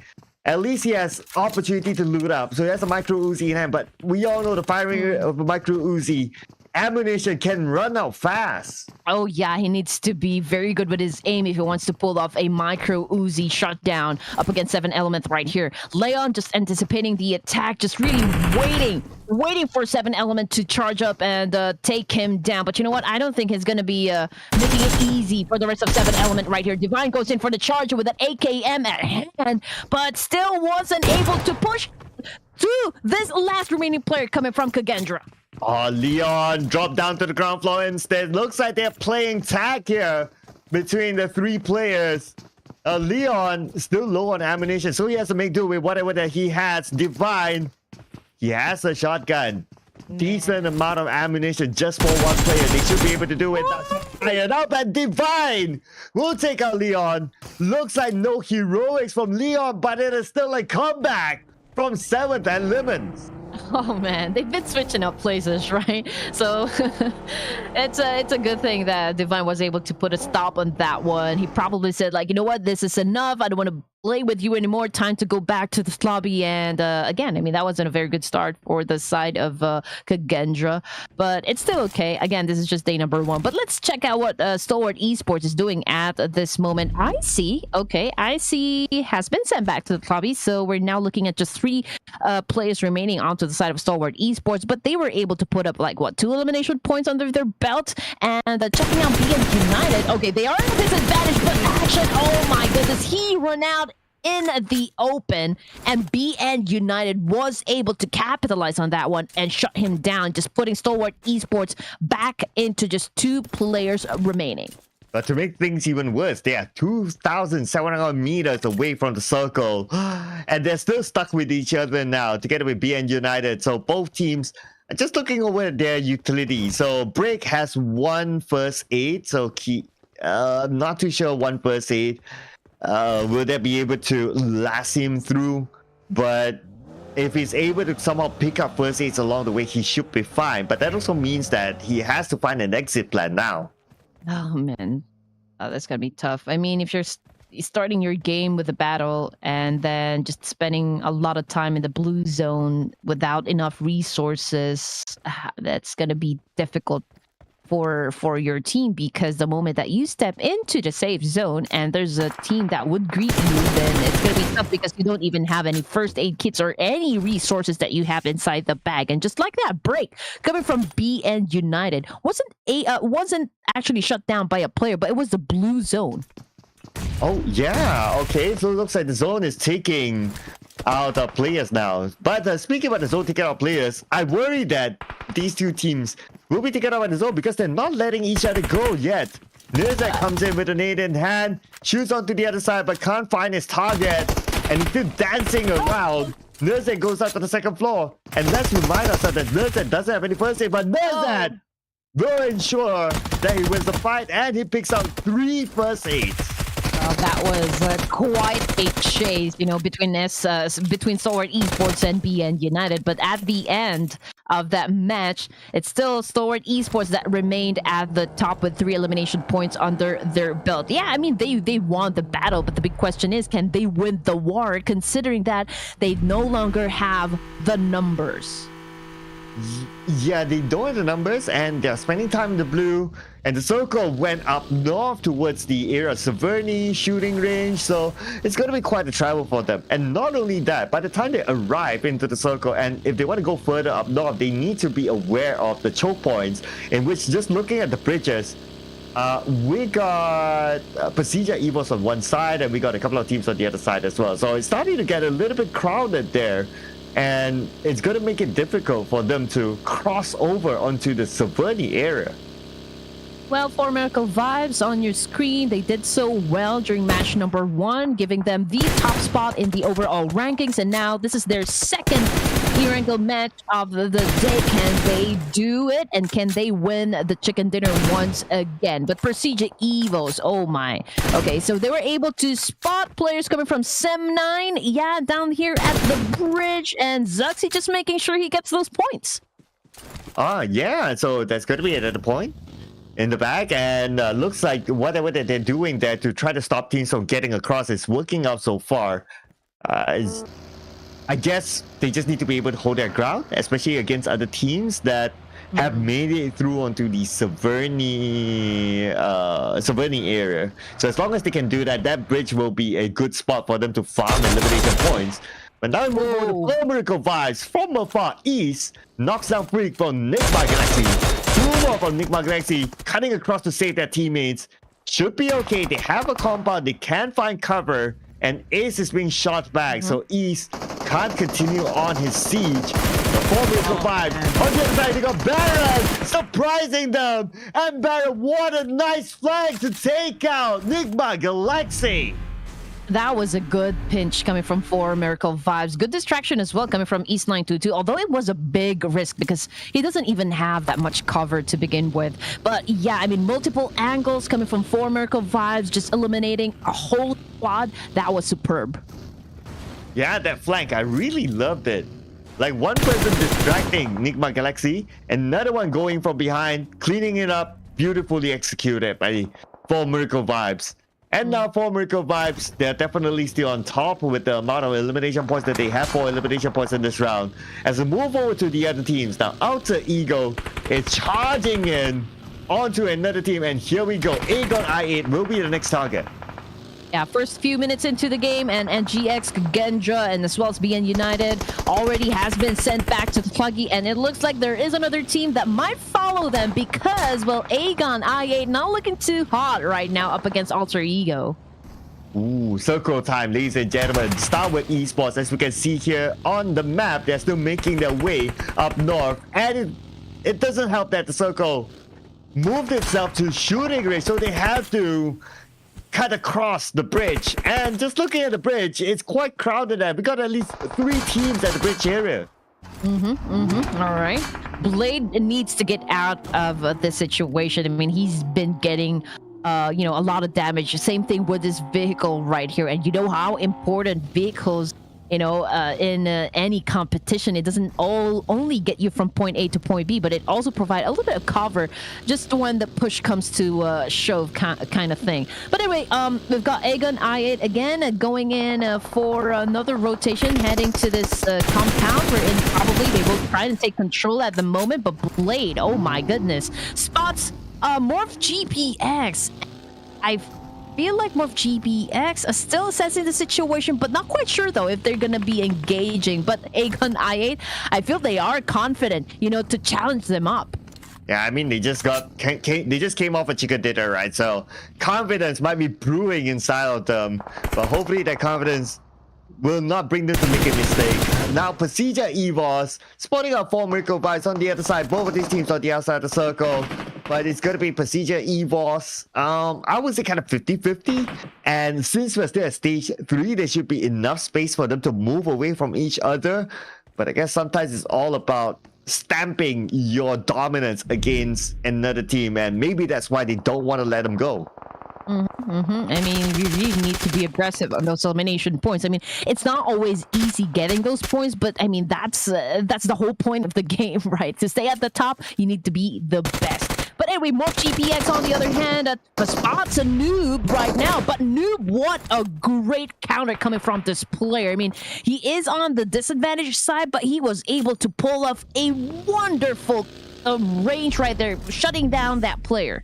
Yeah, we got Farlang moving into the circle, so at least they have someone as a marker. But unfortunately for Blade, he's bleeding out at this moment. I doubt that he'll be able to be saved, but we'll see what happens. Because he's still on the outside of the circle, he's still spending time in the blue while bleeding out, so it's very unlikely for him to make it. But for Morph GPX, with the Bobo crew eliminated, at least the rest of the members are able to get into the circle, so they can still continue on the fight. Yeah, and looking at the situation, we've got Clayer right here taking bullets. He just got knocked down from that buggy, and I don't think the rest of the team will be able to save him at this point. I mean, it is just too late for him, Sir Cloud. And now we are talking about just like 2 playing members of Morph GPX. How are they going to be surviving this? Well, that would be, one of the questions that we're going to have for match number 3. Well, they need to survive the circle next since the circle moved all the way to the left. But you know what? STALWART EVOS, 2 other players managed to find their way in the circle somehow. But now we're back on the 4 Miracle Vibes. The nade from APEX, knocking down one. And this will be the rush from 4 Miracle Vibes, knocking down another one. Only 1 more left to go. He will circle around with the UMP in hand. But it's another team coming from behind. And they will eat up AGONxI8 ESPORTS.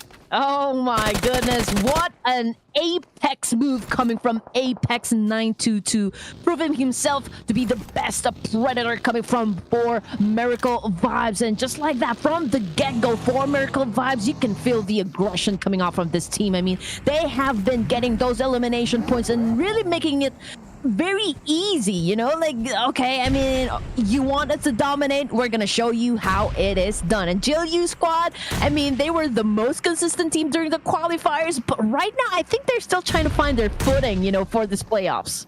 Yeah, I mean, it's a different challenge for them in the playoffs. But now, for Rowdy, he's trying to win the fight for his team. Shooting up onto XERXIA on the high ground. He managed to get a knockdown to 1 player for PERSIJA. He was at the lowest ground, but Rowdy is still around, and Rowdy gets the knockdown to the right. But Rowdy still eliminated by Red Face. I knew it was just too much for him to handle, but I applaud him for being able to get that 1 knockdown on the left side onto XERXIA. That was still something from Rowdy. Oh yes, I mean, you cannot deny the firepower or like the tenacity he just showed, from that exchange. I mean, it was almost, he was able to shut down 1 player coming from PERSIJA EVOS. It just so happened that was a good follow-through coming from Redface right there, therefore, winning the match. But 10 teams remaining, ladies and gentlemen, and we are already at the 4th stage of our match number 3, and we've got GLU squad being eliminated out of ERANGEL. But now we got Sam9 on screen playing with Manparang, but well, Manparang eliminated. Anyway, Sam9, 3 players now on the lower ground, trying to go up to the high ground, and the next challenge is going to be 4 Miracle Vibes, the team that's currently on top. And not only that, Red Queen, 4 Miracle Vibes, we're only at stage 4, but they got themselves 9 elimination points already. And man, I don't feel like they are gonna stop, getting those elimination points. They still have a complete set of players, so they have the numbers, they have the advantage as well when it comes to the most number of kills compared to the rest of the teams inside the game. And East 922, I mean, this guy is on fire. Just look at him getting all those points. Oh yeah, I mean that's like already 4 eliminations, and he's definitely not gonna stop. As 4 Miracle Vibes on a rampage with 10 elimination points now. And they're not only holding back Sam9, but now they're also holding back PERSIJA EVOS. There's one player just right below them. More GPX as well. Perfect has nowhere to go. Yeah, Morph GPX now feeling the pressure coming from 4 Miracle Vibes. I mean, Morph GPX was able to do a little bit of counter up against 4 Miracle Vibes because they shut down Apex, coming from that exchange. But you know what? 922 is not gonna let that happen as he continues on to do a massive spray up against Morph GPX. He waited for the right moment to secure that elimination point. But now, Dog, maybe not over the blue. He managed to make it in time. And now he has space to reset. But Pepeg, take it up on its own, leaving Morph GPX at number 9. Oh, Galak now coming from Dewa United. Ooh, trying to do a spray up against 4MV, but gets stabbed from behind. Are you great? Yes, everyone is just backstabbing each other, and we're not stopping yet. It's Dewa United tries to get a knockdown to the member of Boom Esports, but not able to get that. And now Dewa United, it's their turn to go up against 4 Miracle Vibes. But now 4 Miracle Vibes is only 3 Miracle Vibes with 1 player down. But speaking about players down, Alter Ego is coming on to STALWART Esports. Fnatic, right moment to take out the last member of STALWART. Yes, here we go. Stage 5 and 5 teams remaining. We've got Alter Ego, we've got Boom, Dewa United, 4MV, and 7th Element. And just like that, I mean, STALWART Esports has now been eliminated, ladies and gentlemen. But we got Barrow right here cooking up this nade, getting ready to throw it down there. Ooh, can he get some? No, he doesn't. He completely missed that. But you know what? He is cooking up another one, but I don't think he's going to get anywhere at this point. But Baron, okay, here we go. Nazem must have sprayed down up against Galak right there. Did he get it? I don't think so. Oh man, he almost got it. I mean, his teammates did some work at the lower ground, but Dewa United is there as usual with a DBS to eliminate 4 Miracle Vibes. But anyway, they still got themselves more than 10 elimination points, so they're pretty happy with this round. They're okay. But now we'll put focus onto the final 4 teams, and out of our final 4 teams, we got 3 Indonesian teams in it. I believe they're still at the top spot, with the kind of performance they showed us for match number 3. I don't think it's even, going to make any difference. Crazy coming from that pro was able to shut down one player coming from Alter Ego. That was Fnatic. Fnatic is out, but Alter Ego is still around. Still with 7 elimination points.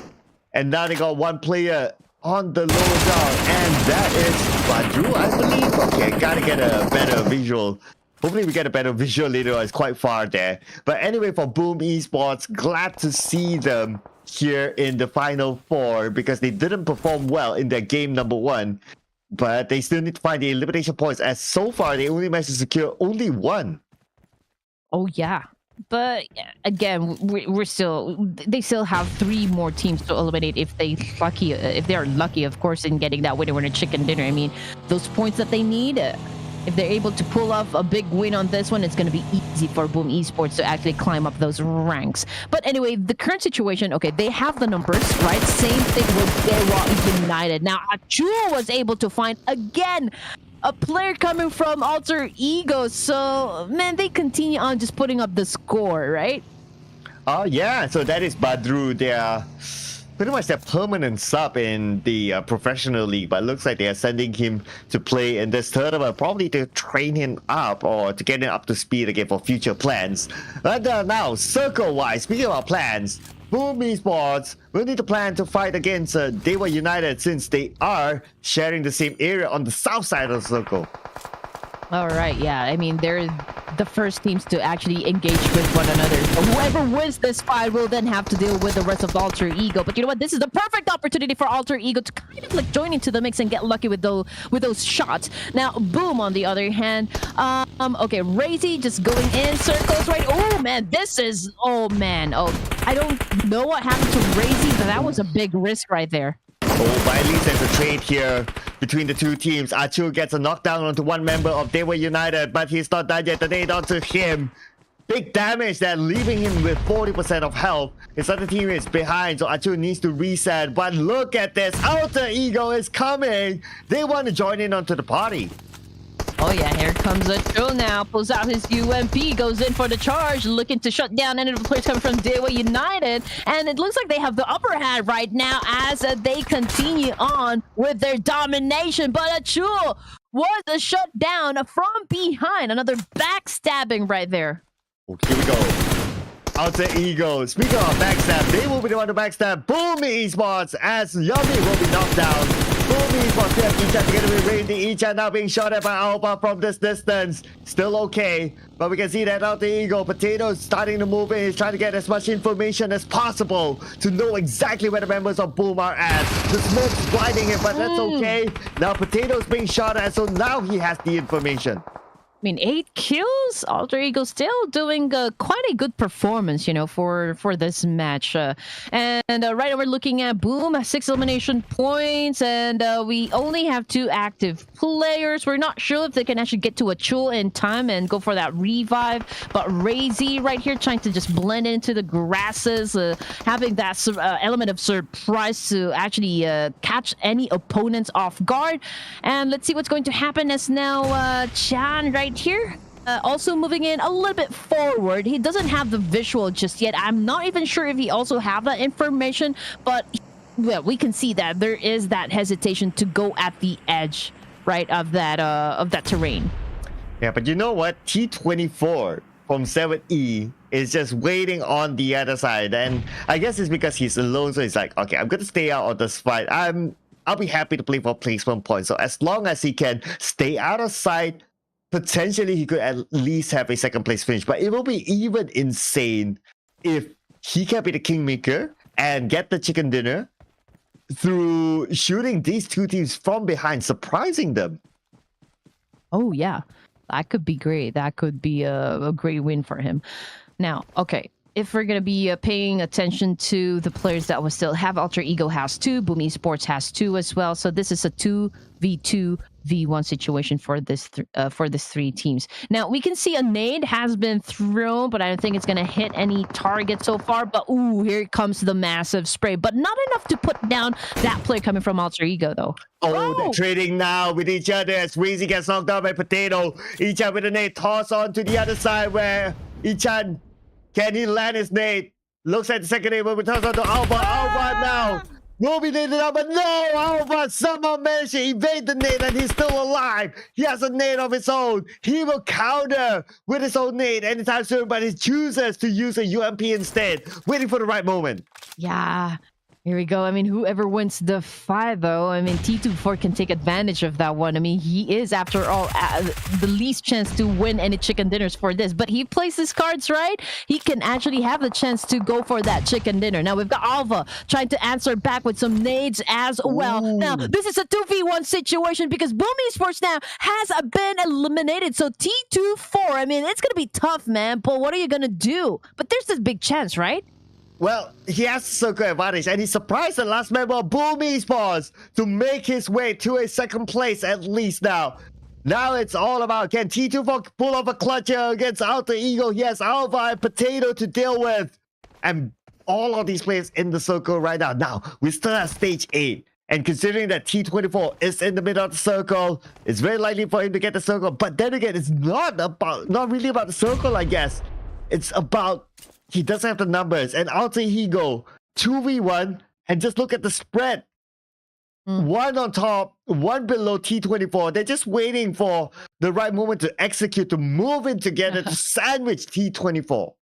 I mean, we've already witness a scenario like this. I mean, even though a team having all the advantage so far, something happens and they're the ones getting eliminated. So I don't want to take out that possibility that T24 might actually win this up against, Alter Ego Eris. So we'll just have to wait, not for Alter Egos not to be overconfident into finishing this one. Although, I mean, 70%, they have the chicken dinner in the bag, but how it's going to be executed, we'll just have to wait and see. Yeah, okay. I don't mind seeing a big clutch here. I mean, just look at T24, right? Like, he's on the lower ground. He's alone. Like, the odds are against him. Like, even the numbers on top there, like what you mentioned, 72% for Alter Ego to get the chicken dinner. Now, Alter Ego playing this very cautiously still, not looking down their opponent, creating that smoke bridge to get into the circle. So that's mission number 1 completed. Mission number 2 is trying to take down T24, but looking at T24's health, he's not at full health. So utility-wise, at least, healing utility-wise, he probably doesn't have that much. I believe so too, yes, because he has time to actually go for the healing and just make sure that he has a full bar of health. But Alter Ego, again, you don't want to step on any bad move right here. But Potato, ooh, man, trying to get close. They probably already know where he is exactly, and just trying to move and just trying their taking their sweet time to per se, right? Up against T24 right there, and just as expected, Alter Ego again winning this 7 element. Okay, Alter Ego winning this match up against 7th element. Yeah, so no big insane results here, ladies and gentlemen. It is still Alter Ego taking home the 3rd chicken dinner for today. And fun fact, Alter Ego will not be playing with Rosemary, since Rosemary is in the national squad for Asian Games. So we will be seeing probably this lineup playing throughout the entire tournament. Well, they do have another sub, I believe, but yeah, we'll keep an eye on that as well. But for sure, Rosemary will not be playing. But anyway, without the presence of Rosemary, they're still able to get the chicken dinner with 11 elimination points. Yeah, Alter Ego. I mean, during the PMWI, casters were also kind of predicting or trying to look forward at the kind of performance Alter Ego will be bringing to the table. After all, I mean, this is one of the biggest names so far in PUBG Mobile. But yeah, I mean, we'll just have to wait and just watch out for more absolutely stunning performance coming from Alter Ego Eris. Yeah, so Alter Ego, looks like we got Alba, Potato, and Fnatic getting elimination points on the board, but for Badru, he got eliminated. I wouldn't say that early, but somewhere in the middle, so no elimination points for him. But Badru is also one of the permanent subs, I must say, for Alter Ego. He has made history by being one of the first players to, back then in the day, when Sandhawk you're still able to play the healing game, to heal his way to a chicken dinner. And they gave him this nickname called Dr. Badru. And again, another fun fact and another trivia coming from Sword Cloud, ladies and gentlemen. I do hope you're taking down notes because we have a quiz later on. Another chance for you guys to win something coming from Ruthless Hype Esports. No, I'm just kidding, guys. Just kidding. Yeah, I mean, with PMGC coming into, just right around the corner, of course, everyone is curious, right? About their favorite teams, their performance, especially that, that is the most awaited tournament, annually. So everyone is just excited at how everything's going to be playing out for the PMGC. And this is a sneak preview of what the teams can actually bring into the table as well, the kind of energy they're willing to take into the tournament. So, man, I hope that you guys are enjoying, really. Yeah, I mean, it is so far a really enjoyable day. Looking at there's no one team dominating, right? Yes, for Miracle Vice, they're doing great, but the chicken dinner is swapping around still. So we can see Alter Ego getting chicken dinner, and we got can see that other teams doing well as well, like Boom Esports. But we still can't deny the fact that 4 Miracle Vibes is doing very, very well, with now East being the MVP. 5 elimination points with 1068 damage onto his name. 4 Miracle Vibes, they are currently the team to beat, but they are also not yet the runaway team, but still potentially could be, given the number of games that we have throughout the week. Yeah, so far they're the most consistent, right? And they just turned this matches into a classic games, the way that they're playing right now and putting up those numbers onto the scoreboard. I mean, 4 Miracle Vibes is really unstoppable at this moment. But then again, we still have to put the spotlight to Alter Ego, finishing off this match with 21 points, followed by 4MB with 16, and 7 Element at the third spot with 12. As for the teams that didn't do particularly well, we've got NGX, CMFgSM, and GLU Squad Esports. Oh yeah, unfortunately 3 teams down there, and they're very good teams like GLU Squad Esports. We've seen them in the qualifiers, lots of chicken dinner. CMFgSM, very consistent as well. NIGMA Galaxy, multiple global presence, but yet no points in this round. So hopefully they'll be able to pick themselves up next. But look at the match summary. So it looks like majority of it is still from 4 Miracle Vibes. We got an Apex there with the highest eliminations, East with the highest damage as well as highest knocks, and we have Dog with the highest assists. Only 1 player is missing here, but the highest healing done is Divine from 7E, who thanks to T24 survived to a 2nd place finish. Yeah, Apex living up to his name as the predator that he is. East 922 also part of the highest elimination category, again under 4 Miracle Vibes. And just like that, with just like 2 matches that happened for this team, it's 41 points, almost half of what Alter Ego Airs was able to put up on the scoreboard. So I mean, if we're talking about the gap, a huge start, that's 4 Miracle Vibes really making a big impression. Ooh, yes, a big impression indeed. I mean, they already opened up like a 20-point gap, so that is like I wouldn't say it's like 1 round's worth, but it's like maybe a half round's worth, but it's still a very good gap now that they've opened, considering that we are still very, very early, and you can open up a 20-point gap. That is huge. With 28 eliminations to their name, more than double most of the teams in page number 1, if you kind of think about it.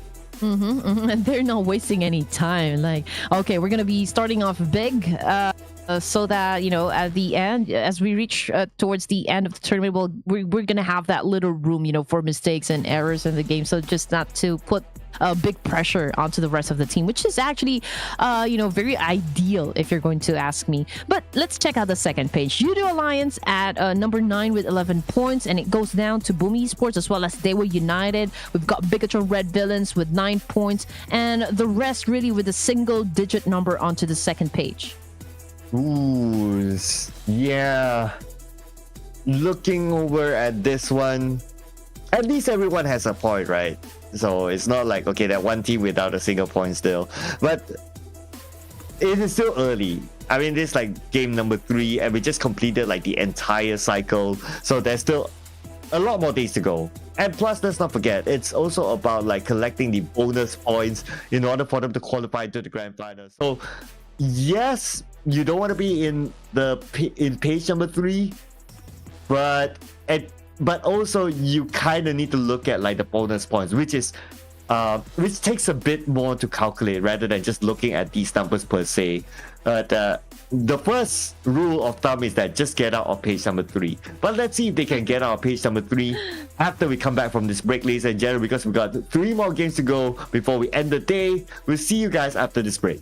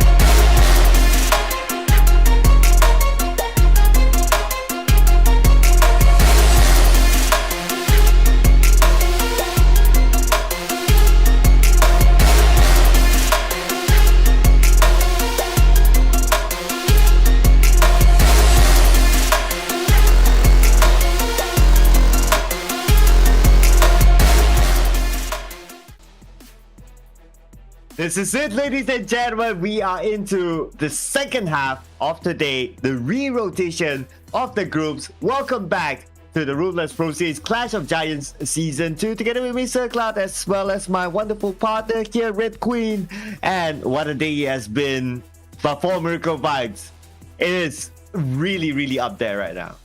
Yeah, halfway through this evening, ladies and gents, I mean, we still don't have any stories to tell you other than, 4MVs really rocking it at this moment with like a 20-point gap, up against the second placer for this tournament, which is, if I'm not mistaken, was that Alter Ego or AGONxI8? I will just have to check in later. But yes, if you just tune in, it was 4 Miracle Vibes who caught our first winner in the chicken dinner, AGONxI8 in Miramar and Alter Egos in ERANGEL. So again, we're going back to Miramar, but this time it's going to be A versus B.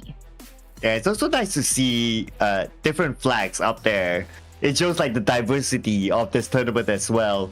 So if we can get like all the way different flags like throughout the entire day, I mean, that would be something amazing. At least it shows that, the diversity of this tournament with the teams involved, and every region has something to celebrate about. Yeah, I mean, since this is just like day number 1, we still don't know who's gonna like pretty much really dominate the lobby, at this point. So we're just kind of like sitting here, enjoying the game, enjoying the action so far, how everything is unraveling right before our eyes, because at this point in the tournament, this is where the teams are getting acquainted, getting to know, like, okay, how are the teams doing, which areas are going to be taking control of. So I believe the start of the real action will be tomorrow after the teams have reviewed our first broadcast, because that's where they will be getting all the information they need to kind of adjust their rotation, adjust their game strategy and whatnot. So yeah, so I totally agree with that, right? Like day 1 is more of like, okay, getting to know each other, what the drops, what the patterns of some of the teams, and do they want to avoid, do they want to still take the fight? So that would definitely be something that teams will be evaluating for tomorrow. And especially for Genesis Esports, who never backs down on a fight. Like ERANGEL is going to be Rosal, Miramar is going to be San Martin. So it does not matter whether they have someone challenging them or not, they will still drop there. And if there's another team, they will just take the fight to them. And since we're coming back onto Miramar after this and Genesis Esports is playing, expect the first battleground to be in San Martin. Oh, okay. We'll be watching out for that one, regardless of the flight path, right? That's what we'll be looking at. Okay. So, when it comes to Miramar, the spaces or like the areas, very limited in resources, very limited in when it comes to loot. So, I mean, it's as expected, we'll be hitting the big towns, the big areas, right? Because most of the teams that we have inside the lobby will be choosing to drop there just to take advantage of the fact that they can get to the guns first, or like the best guns to have that upper hand advantage up against their opponents. So there's also the area of Picado, Los Leones, but then again, just what Sir Cloud mentioned, I believe, or he believes that the first match will be in San Martin. Yeah, I believe so as well. Early on we saw Kill Esports versus GE in San Martin. Mm-hmm. So we might see another team versus GE, or I'm not too sure about that. But what I'm pretty sure is that GE will still drop it to San Martin. So if any team wants to take San Martin for themselves, they have to be prepared to fight against GE. And the last we saw is that RRQ also had a peek of whatever happened in San Martin. Same goes for BIGETRON Red Villains as well. So a lot of these teams are aware of the presence of GE inside of San Martin. It's a matter of whether they want to take the fight or not. And let's look at the flight path. I believe based on this flight path, San Martin should be somewhere close by. So yeah, San Martin will be a direct drop for GE now. And let's see if they can actually execute it perfectly, just so they have a chance to get that winner chicken for our 4th match for this evening, ladies and gentlemen. And again, it's a fairly easy flight path on your screen. Nothing crazy happening just yet. But then again, we've seen how our first Miramar played out a while ago. So I'm kind of having an anxiety right at this moment where the initial circle will land. I do hope we get some decent circles so that most of the teams can actually make up for the lost points, or like if you are one of the teams that didn't do good during the first Miramar, now is your chance to actually get some of the action to your side. Yeah, I mean, that circle inside the first Miramar, that was insane. So yeah, I guess if we can get a kind circle this time, we'll be like, okay, at least a breeder for them. But speaking of breeders, notice that 4 Miracle Vibes is in Chumacera, and they have company in this area. Trying to see, okay, so it's gonna be XERXIA on the other side. So Chumacera fight, let's go. Here we go, Doc again with a micro Uzi. Was able to shut down one player, but oops, gets damage as well. And right now he is on the ground. And 4 Micro Vibes, I believe, up against XERXIA right at this moment.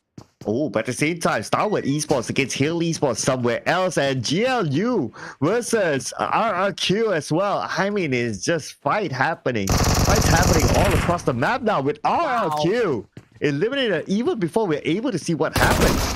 Yeah, good start for GLU, but Chopper goes down as well. Apex has been sent back to the lobby by ERTZ this time. And when it comes to numbers, I believe XERXIA has it, but you know what? 4MV is trying to make this a level field because this is a 2v2 situation, if I'm not mistaken. Oh, but RNG is here. Okay, RNG full health. Knows that he has an AK nano. Goes up to rush in, and that will be it for 4 Miracle Vibes. Early elimination for them. Hill Esports as well. I mean, in just like, what, the first 5 minutes, we got 3 teams eliminated already. Oh man, again, these guys are not wasting any time, but bad start this time coming from 4 Miracle Vibes. But again, with the numbers that they were able to put up on the scoreboard, I still feel that it's not going to be affecting them as much for day number 1. But it's a good start, though, for STALWART Esports getting those elimination points, as well as the fact that they still have, a complete set of players. So, I mean, they're unscathed, if you're going to ask me. Yeah, I do agree with that. They wouldn't be too bothered with like an early elimination here. Very likely they'll still retain the #1 spot. But now with 3 teams already eliminated, so it's like, okay, it's like calm for now. We got a decent circle somewhere in the middle. So I guess this is like the circle that the teams will be asking for to be able to show themselves on what they're able to do with this kind of like normal-ish sort of circle.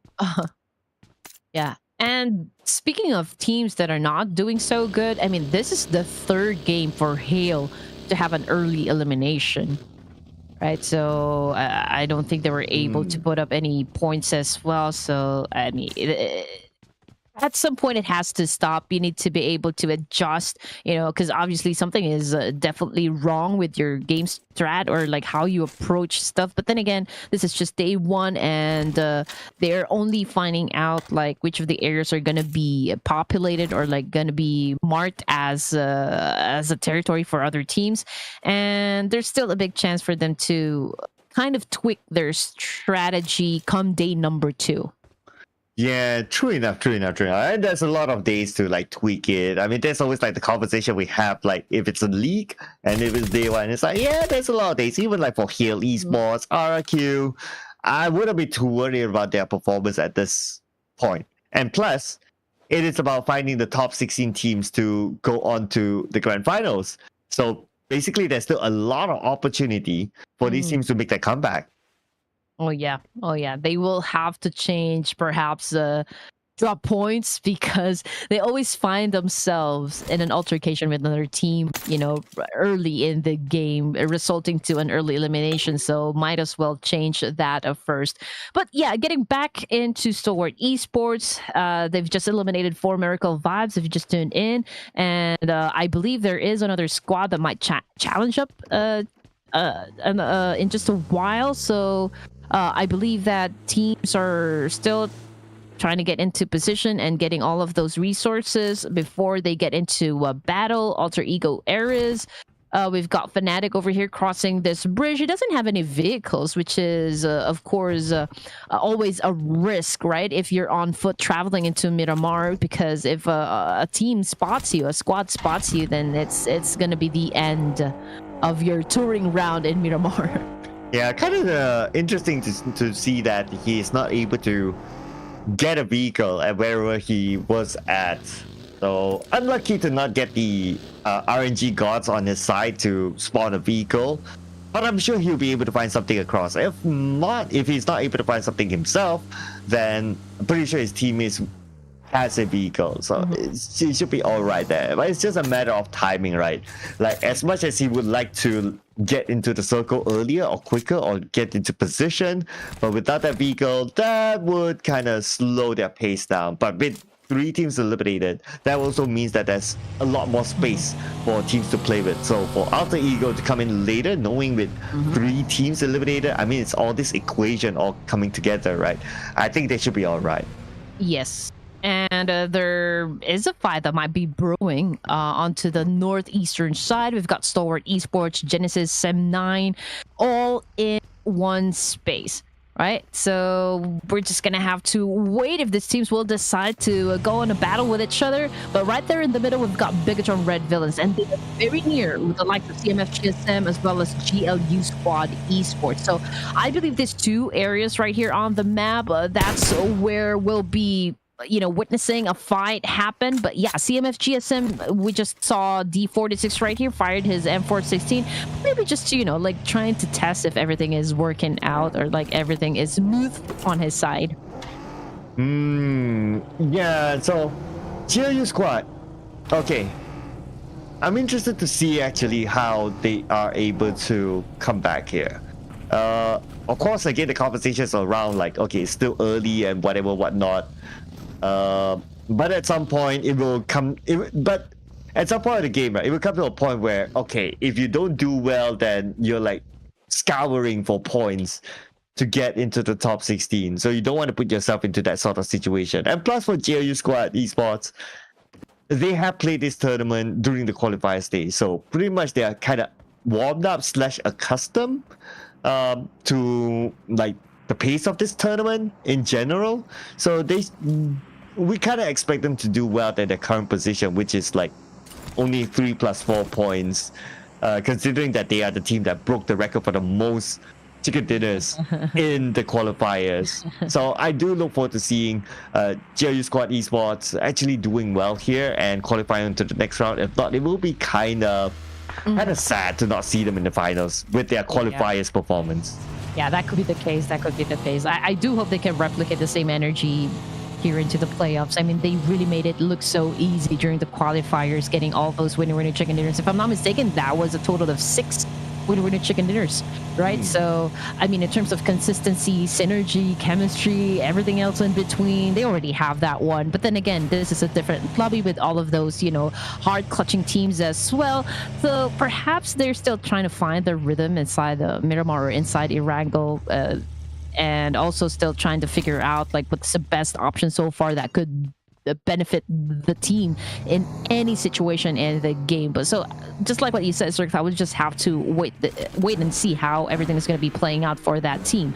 But yes, we've seen the circle and it has favored the area of El Pozo, right? And I can already see CMFxGSM as well as the Savior very near El Pozo. So they will be the first teams to actually get into position, and hopefully they can capitalize on that one and get as much as elimination points as they could. Ooh, yeah, that will be really interesting, right? To see which team secures their preferred spot with the El Pozo sort of circle. Because like what we saw earlier on, when the circle shifted, like majority of the teams on the outside. But now Divine, representing 7 elements, rushed down by D Xavier. Pretty straightforward, I must say, with winning with the DBS, taking him out. And that's going to be the first point for D Xavier, the champion, or I would say the multiple champion of the Ruthless Invitational Showdown. And they look like they're a team that are still warming up. I mean, we can expect a lot of things from a team like D Xavier.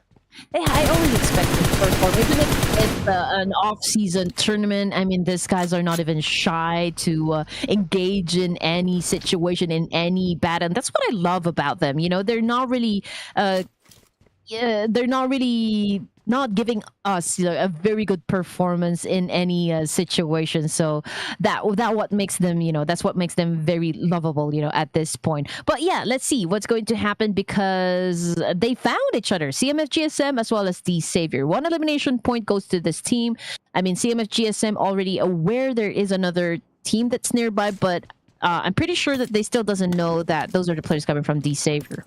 Yeah, at least the good news is that it's like the entire city, right? So you can still like, okay, I see you, I kind of know you're there, but yeah, it's okay. I don't really need to engage with you, because you don't want to be like, okay, I take that risk getting across, engage, just to be third party by another team. And plus they have the circle, so they're pretty okay now. But speaking about circles, yes, they still have it.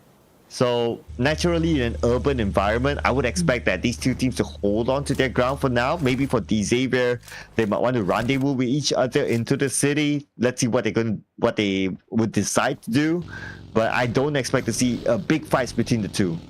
Yeah, definitely. I mean, they will hold on to their position so far. I don't believe that there's any push that's going to be happening in any of these teams. But CMFxGSM, though, I can see they're headed for another location, and it's still inside El Pozo, I assume. But Alter Ego also just got inside El Pozo at this moment, but right behind them also the players come from BIGETRON Red Villain. So it is starting to shape up to be an exciting El Pozo gaming for the team. Oh yeah, speaking about making exciting, Paladin knocks down Lapa from that high ground. So excitement is going to start right now as Superboy knocks down one member of T2K.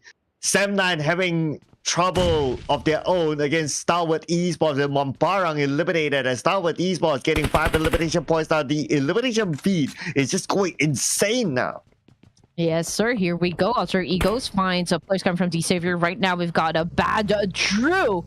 Okay, pointing his gun onto that warehouse, but not seem to be hitting his target. I mean, this Savior has a little bit of cover, and BIGETRON Red Villains, that's what they don't have at this point. And Winnie just trying to go back and forth, trying to make an angle work for him at the same time, trying to provide information as well to the rest of the team.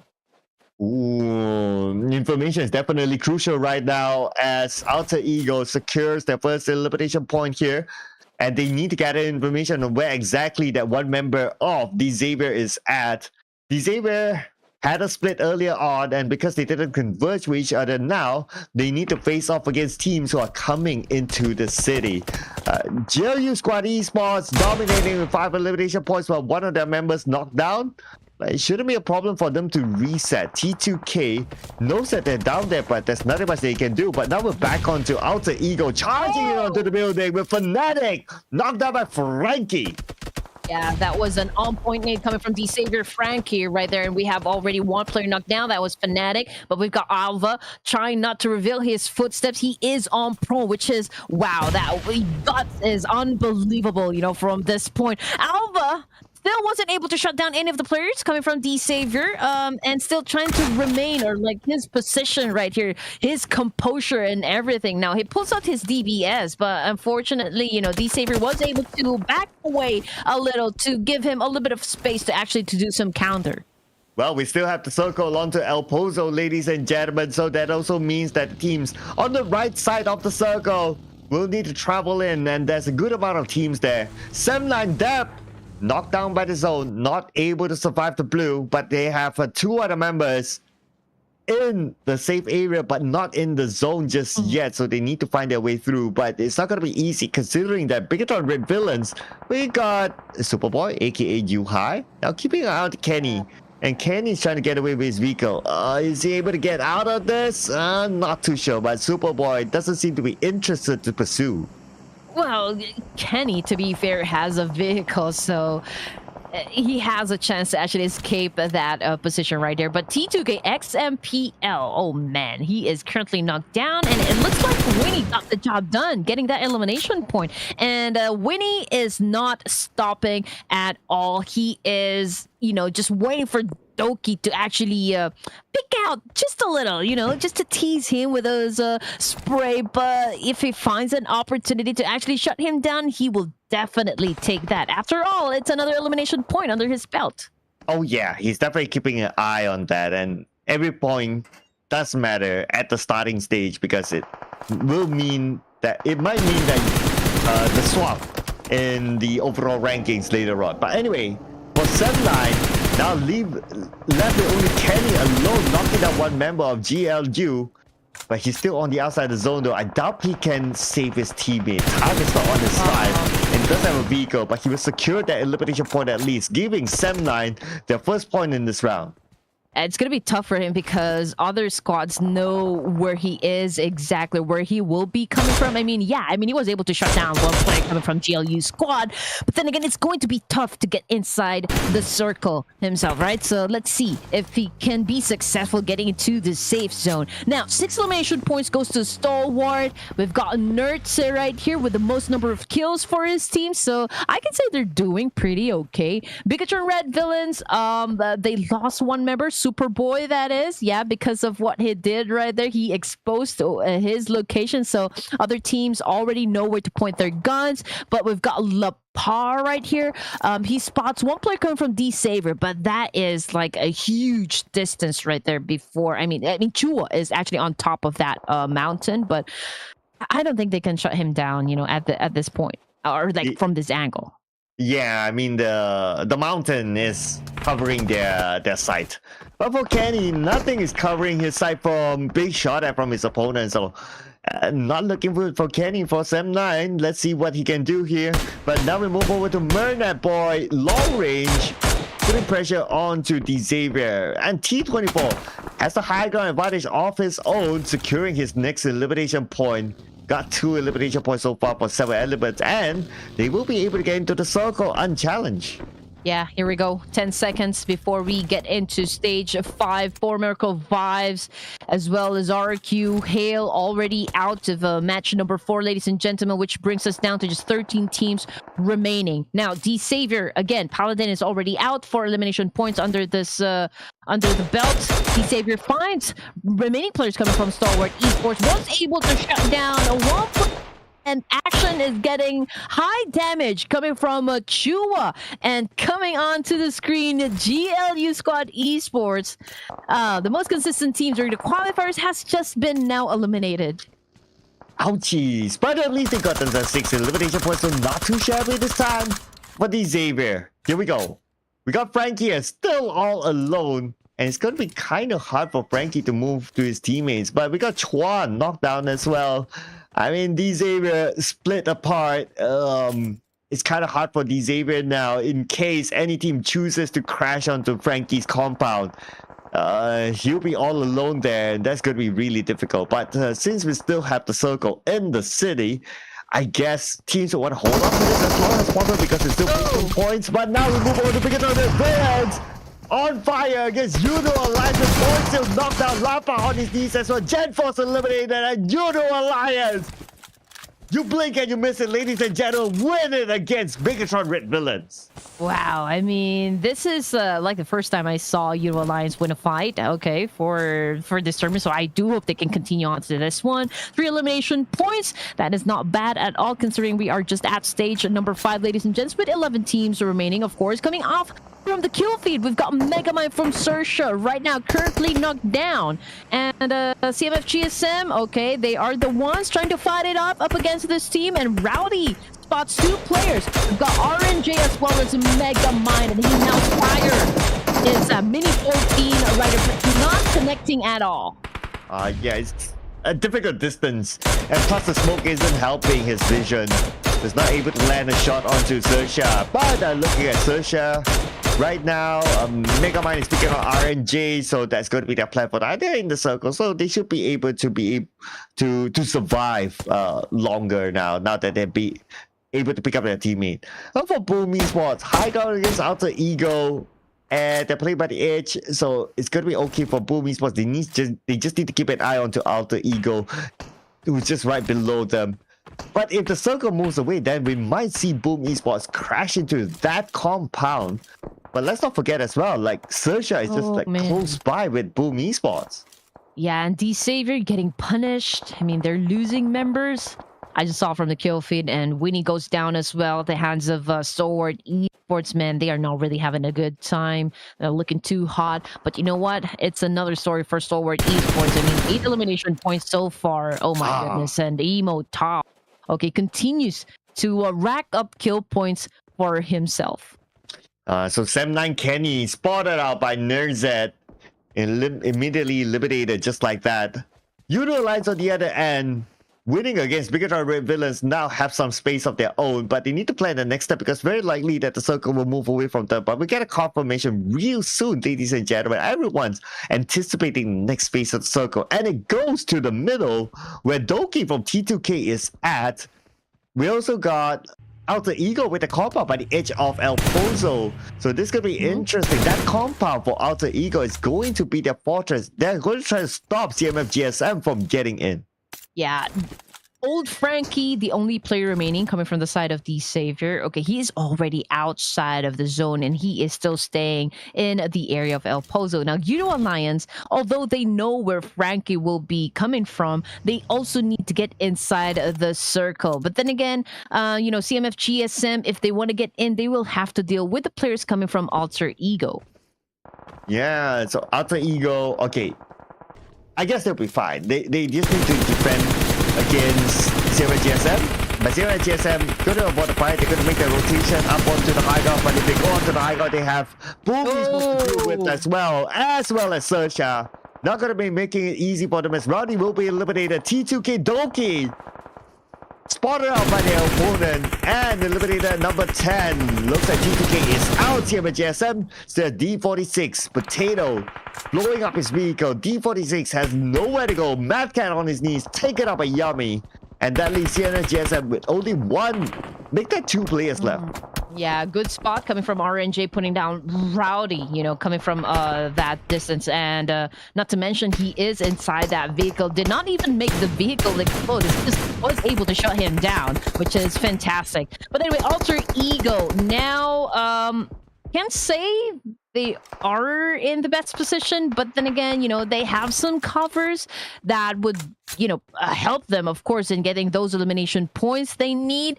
Plus, I believe they're surrounded by 3 squads, so yeah, they have the chance to actually go for like a high number of kill points if they pull off a big win or like if they play their cards right.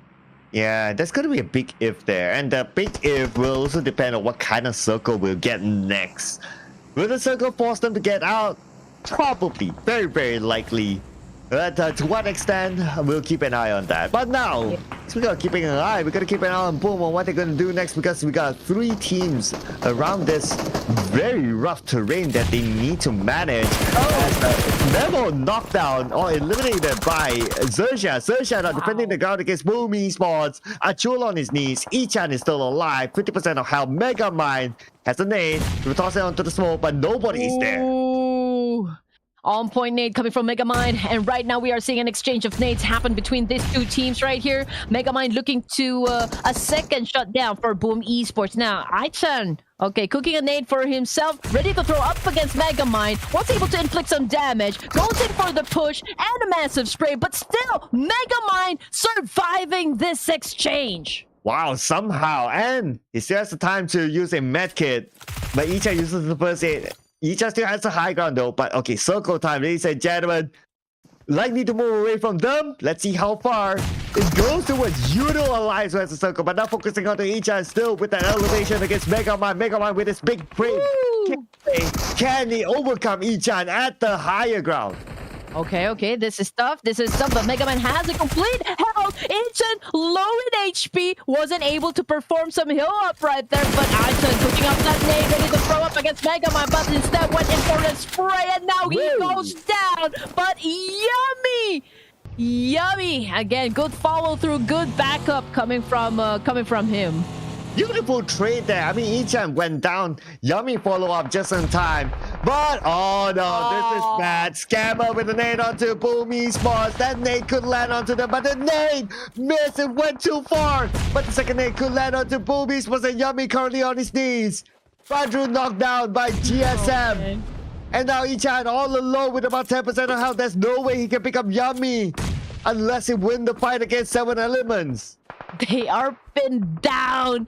7 Elements making sure that they won't survive this one. They're throwing a lot of nades. Yummy goes down, but still there's a chance because Ichan is still alive, and the 7 Element doesn't seem to know that one. So yeah, there's still, you know, a good chance to counter right there. But 5 teams remaining, ladies and gentlemen. We've got Genesis, we've got a YOODO, we've got 7 Elements, CMFxGSM, and of course a Boom Esports with 1 player remaining. Oh, and also CMFxGSM, they also have 1 player remaining. And you know what else is missing, Sir Cloud? It's Lamborghini coming from the Xavier.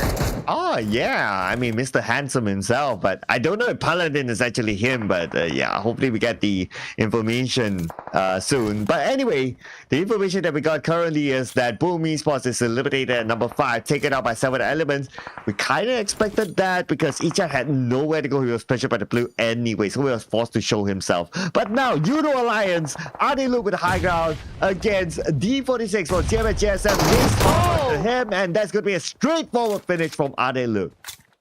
Look, you know, I'm still finding it hard to actually pronounce his name, so I feel like my tongue is getting twisted somehow. But yeah, look. Okay, all right, here we go.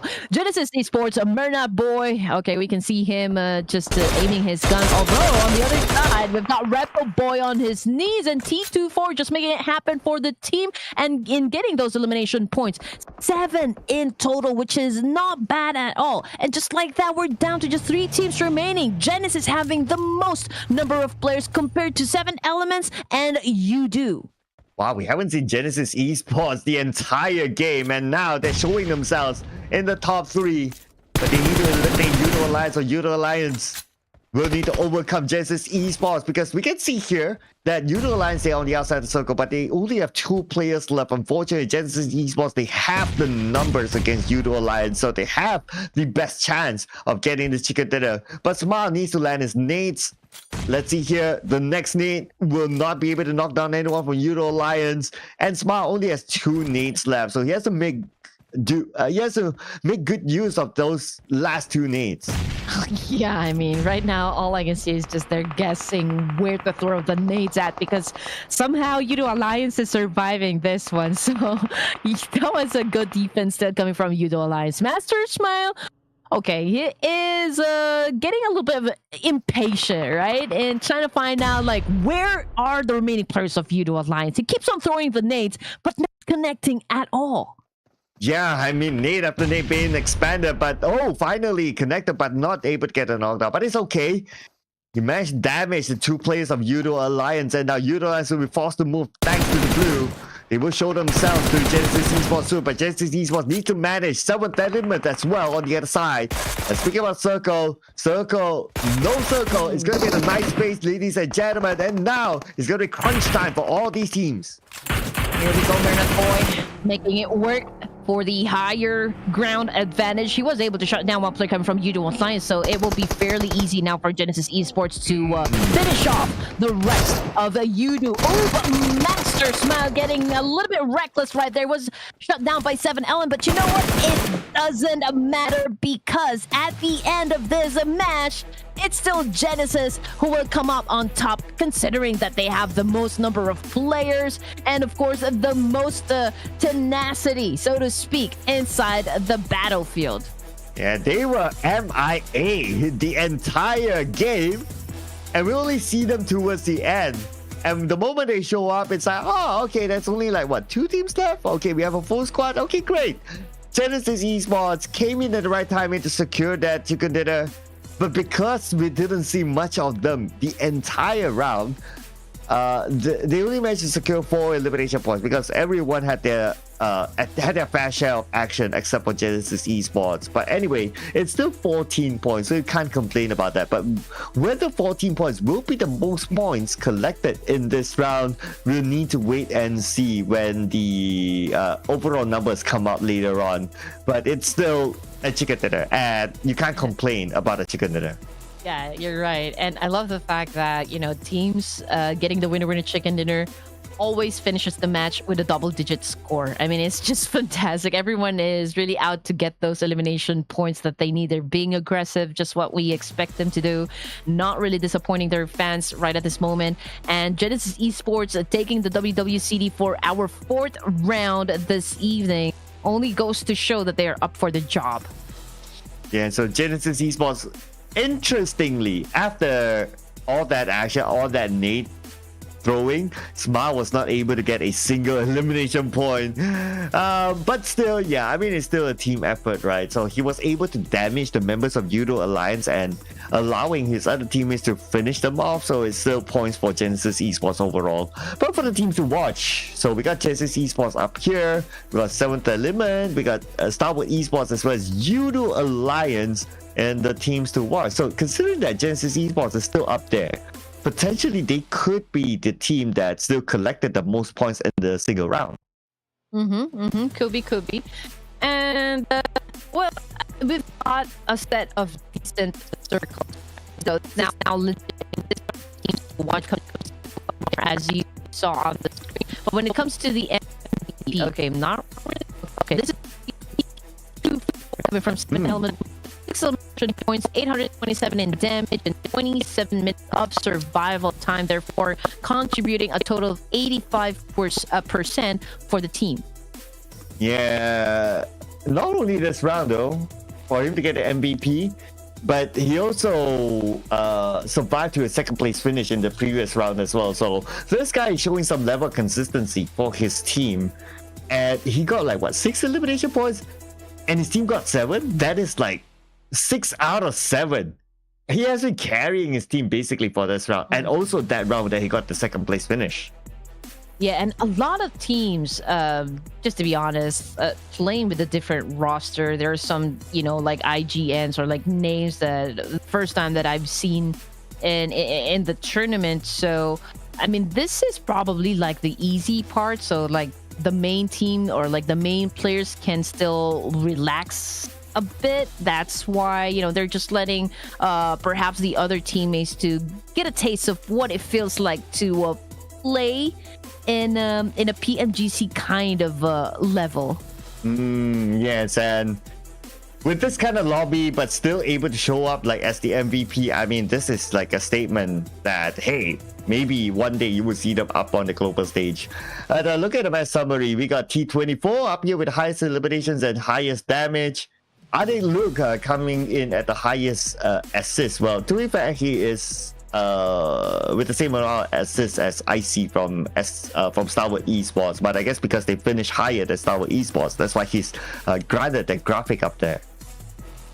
Yeah, I mean, there's a big reason why T24 is the MVP. He is the most effective player inside the battlefield for this match. I mean, highest knocks, highest damage, highest elimination. So when it comes to giving that damage and getting those elimination points, he is doing just that. But we've got old Frankie right here coming from D Savior, having the most, or like the when it comes to elimination distance, right? But D Savior, I feel like a while ago the zone did not really favor them, you know, for the entirety of this match.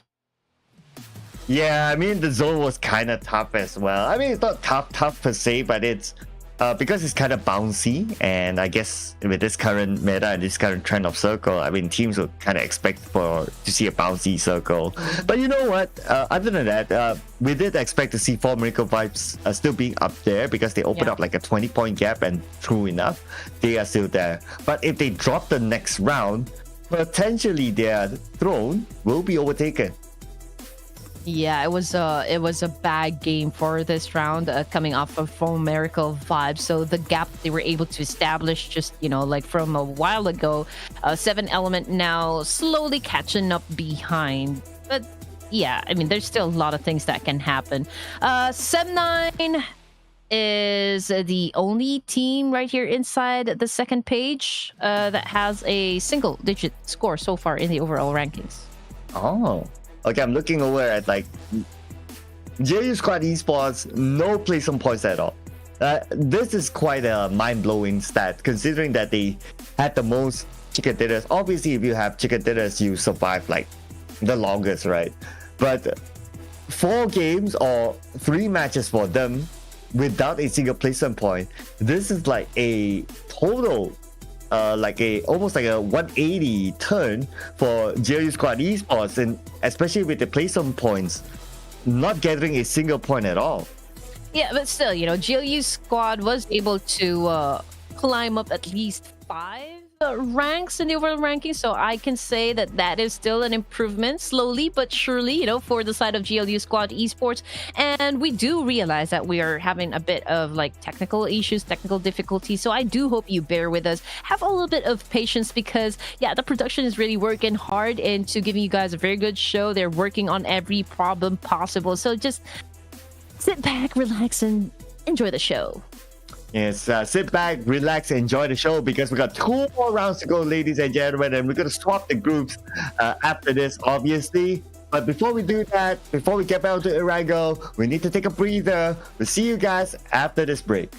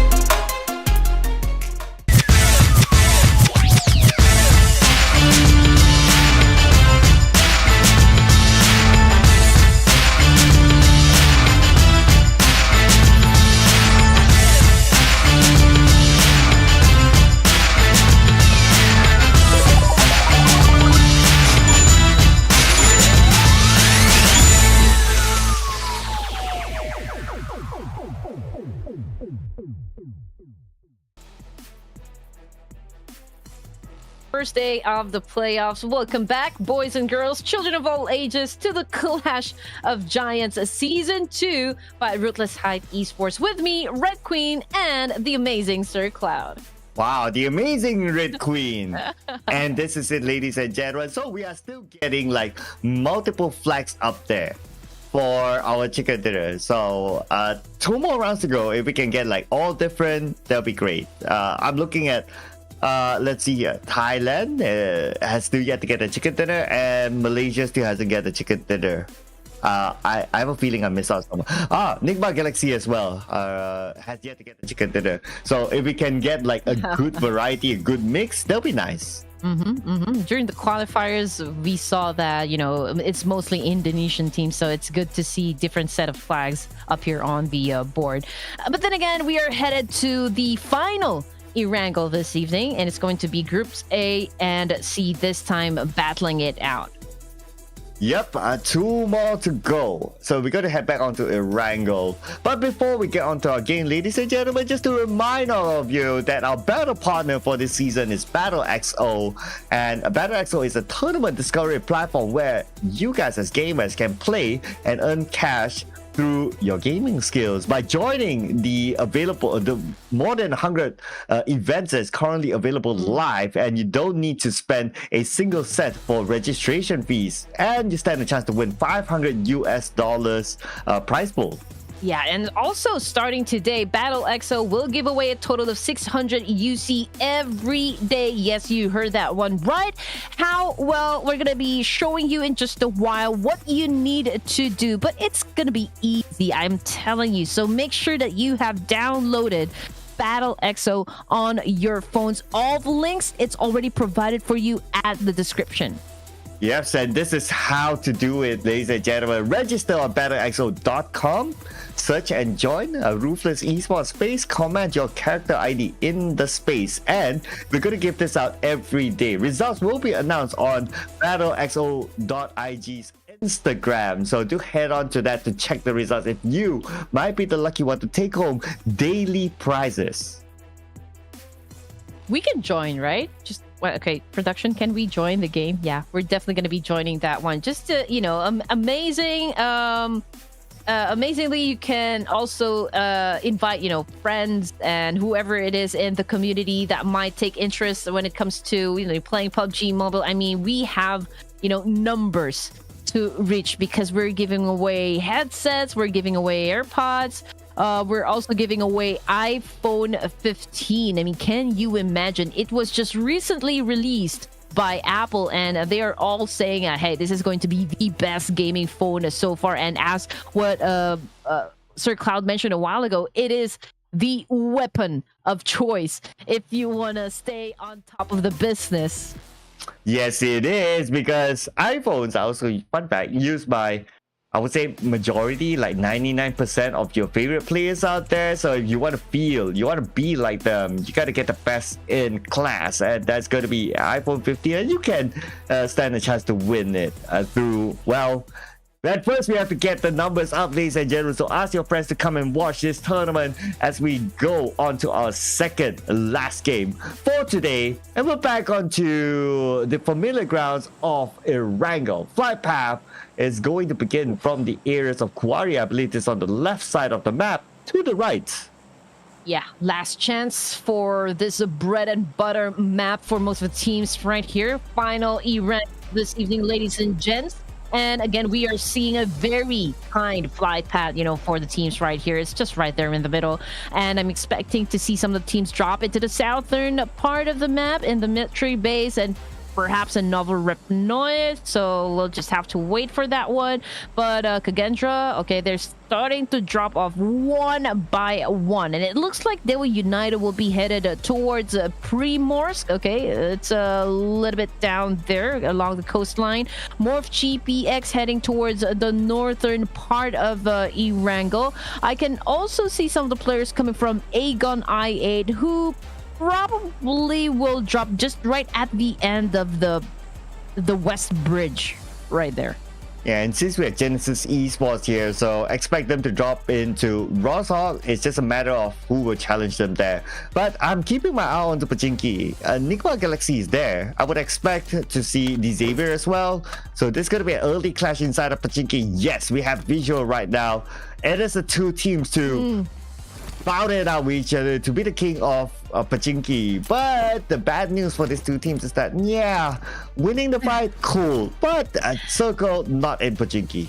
Yeah, and PERSIJA EVOS, I mean, just as expected, they'll be heading towards Yasnaya area. But you know what? Let's put a hold on that one because the Xavier now finds themselves in an altercation with another team here in Pochinki. Here we go. Chua goes inside and hoping to actually put down another player right here. Just not quite sure who they are in battle of.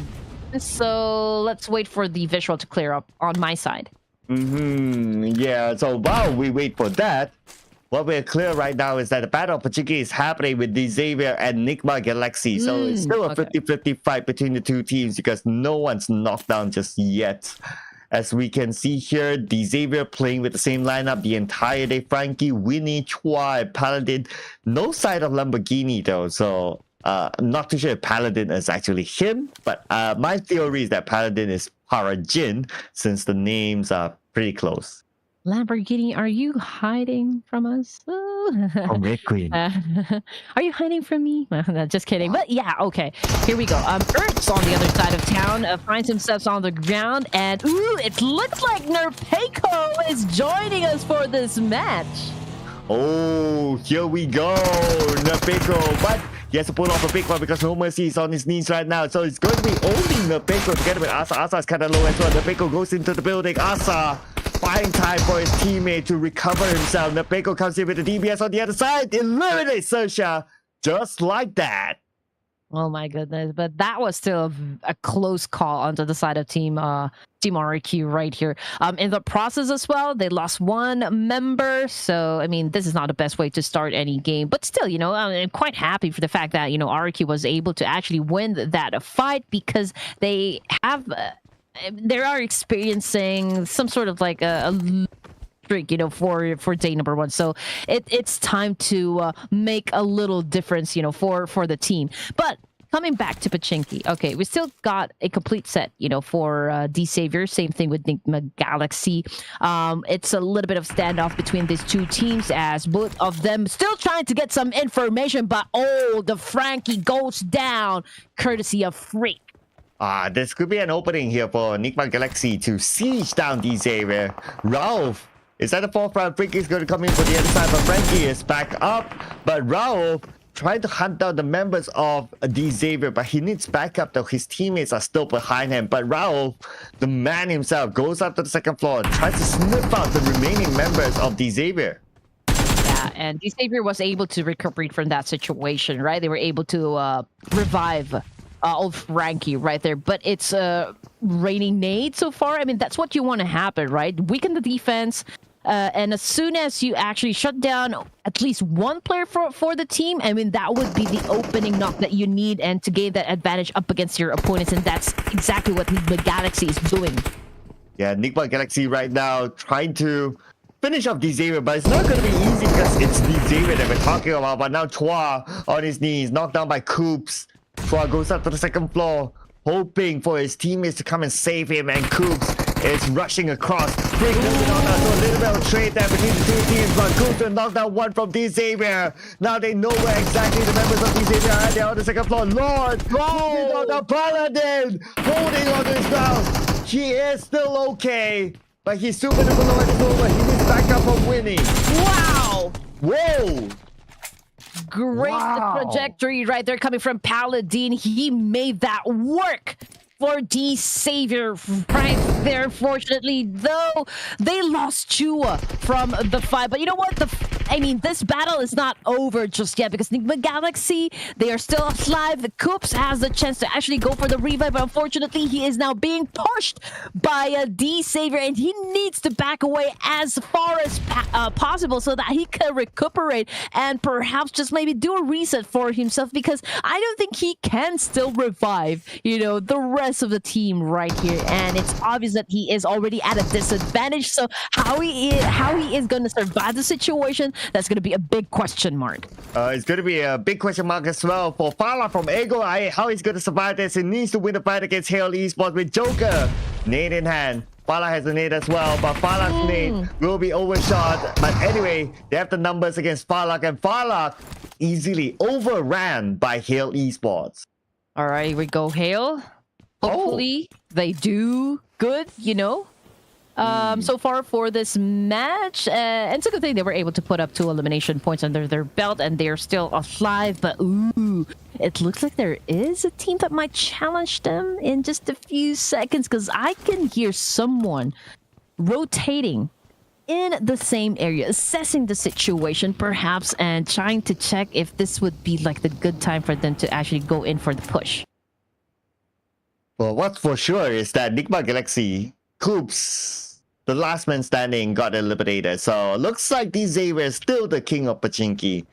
I mean, you know, whenever DZavier is playing like in the Southeast Asia, like professional stage, nobody will want to challenge DZavier for Pachinki for some reason. And I guess it is just DZavier proving the point that, you know, if it's Pachinki, it's ours. Don't even think about challenging us. So NIGMA Galaxy, they got the first warning here.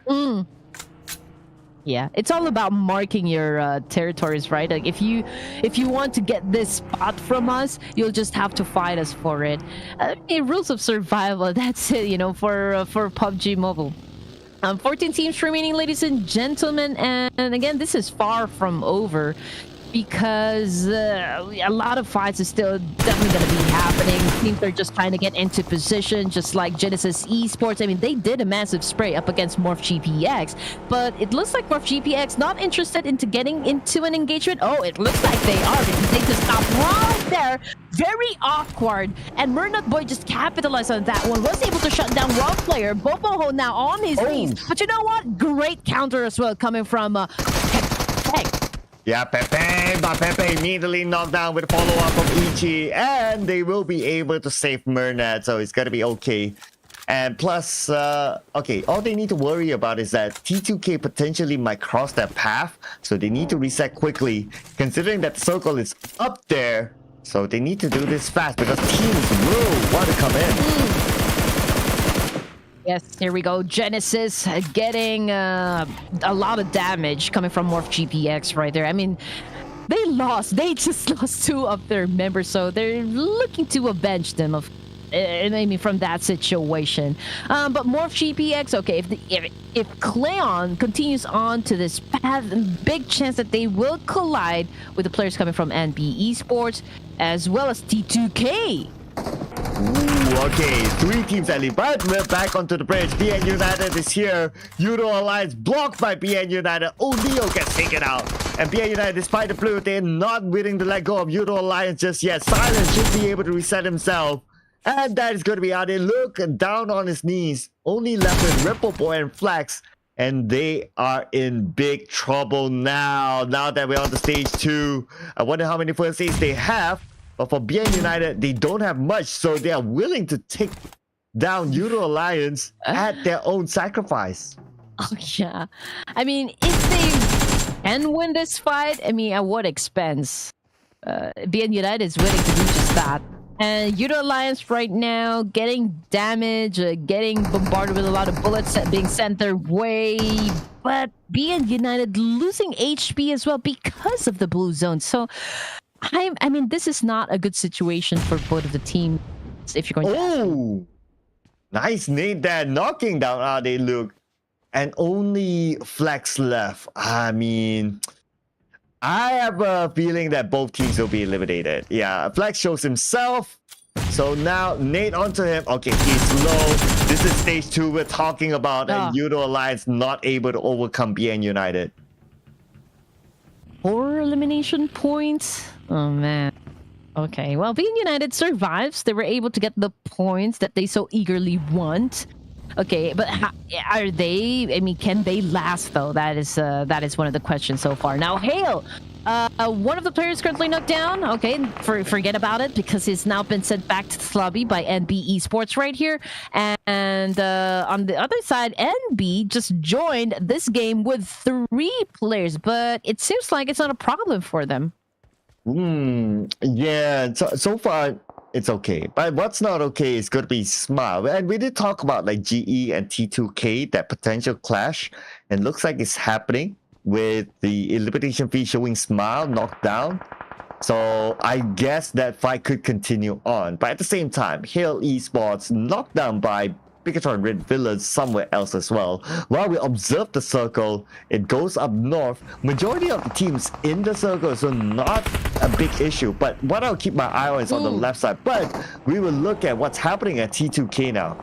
Yeah, they're not looking too hot because they're up against Genesis Esports right now. Some players already knocked down, and West Carrier right here doing a massive spray with a mini 14. Okay, and some tap and power right there coming from West Carry. But unfortunately, Master Smile got knocked down. So, I mean, he opted to actually revive his teammate rather than continue on engaging with another team. Same thing with T2K Esports. I mean, XMPL is currently knocked down as well. Also, one player back to the lobby. So, they need to make it work. They have to save and get those numbers. And Doki, as we can see, trying to find another angle. We're not quite sure, though, if he's going for the pickup or is he going for engagement. Oh, okay. Speaking about engagement, right? I'm looking over at Genesis Esports. Well, they saved Smile, so he's back up, but they are interested to engage with T2K. They are circling around T2K, and T2K is aware of that as well. So let's see who will win this fight. Both of them, they are in the circle, but Genesis Esports will want this area for themselves. Beautifully done by Smile, nading down Doki. One nade to take him down. Example knockdown as well. Genesis Esports showing who's the boss. Ooh, showing who's the boss.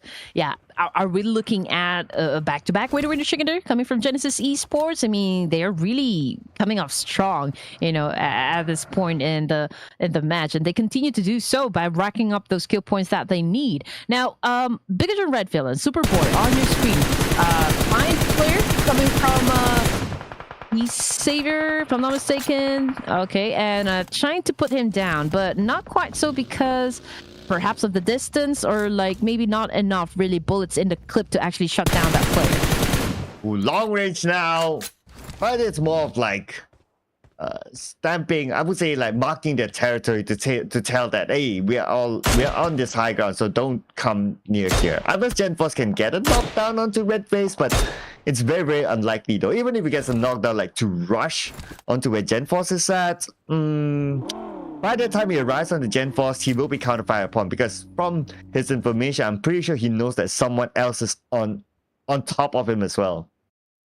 All right, here we go. PERSIJA now finds D Savior. D Savior getting ready to move to another location, but Miser is just staying there, keeping quiet and just getting the intel that he needs. But he knows there's two of them that is about to leave that compound. Now, we're just waiting if he will actually do a massive spray and perhaps try to eliminate at least one player coming from D Savior. But circle-wise, okay, is it going to be worthwhile? We have to evaluate the situation now. Okay, for D Savior, they just need to move to the left and they will have a pretty much a free entry. Or if they want to take a challenge, probably they want to consider to scout out where they were united is at. That's not too bad as well, rather than trying to go up to the high ground since they are at the lower ground. So yeah, so I guess D Savior might not be interested to take this high ground fight, but instead for BN United, they are interested. So we can see that Brave here is trying to hike up, but Brave not able to get into the sniper tower. He's taken down before he's able to enter the building. Yeah, he definitely caught him by surprise, which actually works for the side of Miser right here, coming from PERSIJA EVO. So that would be the first elimination point for this team, courtesy of Miser. Okay, Lucky, on the other hand, also finds the remaining players come from BN United over to that compound. So they're putting or applying pressure definitely because they are the ones outside the zone, and the PERSIJA EVOS, they have the cover, they have the higher ground advantage, so we are expecting that they would assume this point. Okay, tapping onto the other side, PERSIJA EVOS. Now PERSIJA EVOS, you gotta be careful of teams coming from the lower ground as well. Kagendra, finally we see them on screen, and the moment we see them, yeah, that's another point in the bag. 2 elimination points now for Kagendra.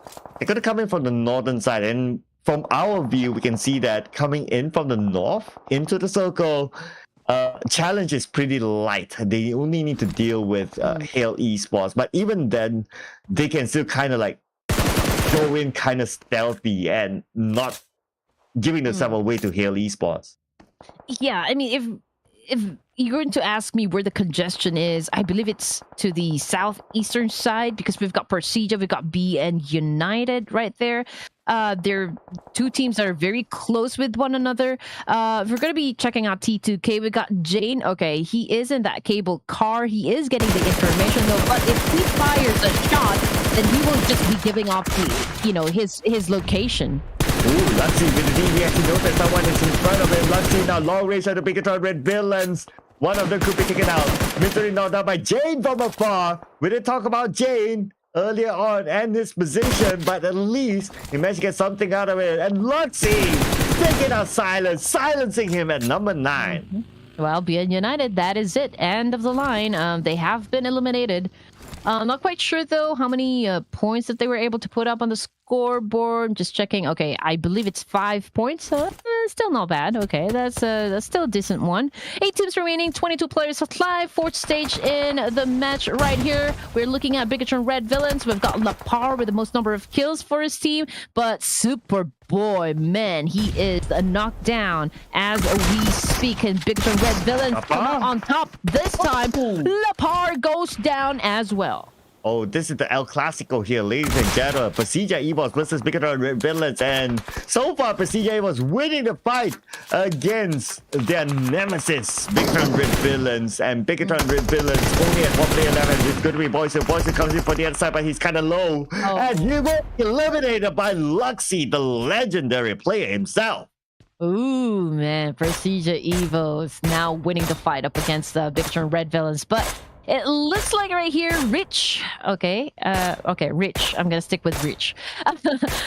Spots out Jane coming from T2K. Okay, and trying to actually, trying to get him back to the lobby with that mini 14. He was inflicting damage though, but not enough to actually shut him down just yet. And B Esports again just entered the lobby with 3 players, but surprisingly, they were able to get to top 7 in match number 5. So that is still an amazing job so far. Hale, okay, we only have a lone wolf, the last player remaining. It's gonna be tough. It's gonna be difficult, to pull off a big win. But what he can do is just actually get the placement points and perhaps get lucky in getting some elimination points. I mean, you just have to keep on fighting as much as you can, even though the odds are not favoring you. Yeah, you have no choice at some point, right? Because like how the circle have shifted and teams gatekeeping you. So this is the fight that they must take. And for NB Esports, they're in a good position. Despite playing with 3 players, at least they're in a position that they don't really need to take the fight. They just need to hold their ground. They just need to make sure that teams don't come to their position and they'll be absolutely okay. I guess their next goal right now is just to keep PERSIJA EVOS at bay, seeing that PERSIJA EVOS is close by, but PERSIJA EVOS, they have the option of going to the right instead. But speaking about the right, KL Esports and KXERXIA is there, and now KXERXIA 0 at the lower ground, not an issue for him as he easily takes out Joker. Yeah, still with the side of KXERXIA. I mean, this is not the KXERXIA I know. I would love for them to really dominate the lobby because I know what these guys can do. I know what they can deliver. And so far, I'm not seeing the real power of KXERXIA just yet. But hey, again, this is just day number 1. I mean, we're just into a few matches, for the playoffs. And so I'll just keep on waiting until I see the true power of KXERXIA once again. But 2 elimination points, or make that 3 elimination points for KXERXIA, and they still continue to get more because they're part of stage 5. I mean, they're part of the final 6 teams remaining for this round. Oh yeah, okay, we're already the last 6 teams at stage 5. Let's see who will be the next team to be eliminated. Now, T2K, Jane is still holding on to that, what do you call that? Cable car, yeah, holding on to the cable car for the longest time, and he's getting away with it. But the fact that he's not healing up, I guess he's out of resources now. Probably, yeah. Not holding on to cable car. He is also holding on to dear life. Oh, yeah. Yeah, but the good thing about this situation, T2K, it's still part of the zone. So I don't think, teams down below will be able to get to him unless they can do a Kobe shot, with the nade. But for now, he is still safe. But then again, we just have to see if the zone will continue to favor him, because it's going to be tough if he needs to give up his location. Oh, circle-wise, GE, very, very comfortable up north. But the teams on the southern side, okay, they were United and NBE Sports, not in the most comfortable position. They need to engage with each other. And look at how rough the terrain is. Even though if they want to focus onto each other, there's a possibility that PERSIJA EVOS can shoot from behind as well. So it's something they need to be aware of. As we can see here, they were United. They want to take out the members of NBE Sports. And they were United. They have the confidence because they have the numbers. Oh, yeah, definitely. This is the cleanup right into the southern part area of ERANGEL right here. And just a few meters away, we also have the players coming from, PERSIJA EVOS. I can see XERXIA right there. They're still outside of the zone, though. Not quite sure how they're going to be playing this one out. But the good thing about this is they were able to manage to get into stage 6 of this match. Devil United, on the other hand, they still continue on... challenging up the players coming from NB Esports. But you know what? We've got Kenneth popping up that smoke, trying his best to actually move a little bit forward, but Mondo still trying to keep him at bay, trying to defend at this position, but getting a lot of nades thrown his way. Oh, NB Esports only has 2 players left at this moment, 2 active players at least. Siege down by Dewa United, and Dewa United now with a nade toss into the building. That nade looks like it will not land, but it's okay. That will force his opponent to move, giving more information to Daybot. Tossing his second nade onto the other side, but Daybot lucky enough to evade that explosion. Yeah, good thing on how they are trying to flush out the remaining players coming from NB Esports.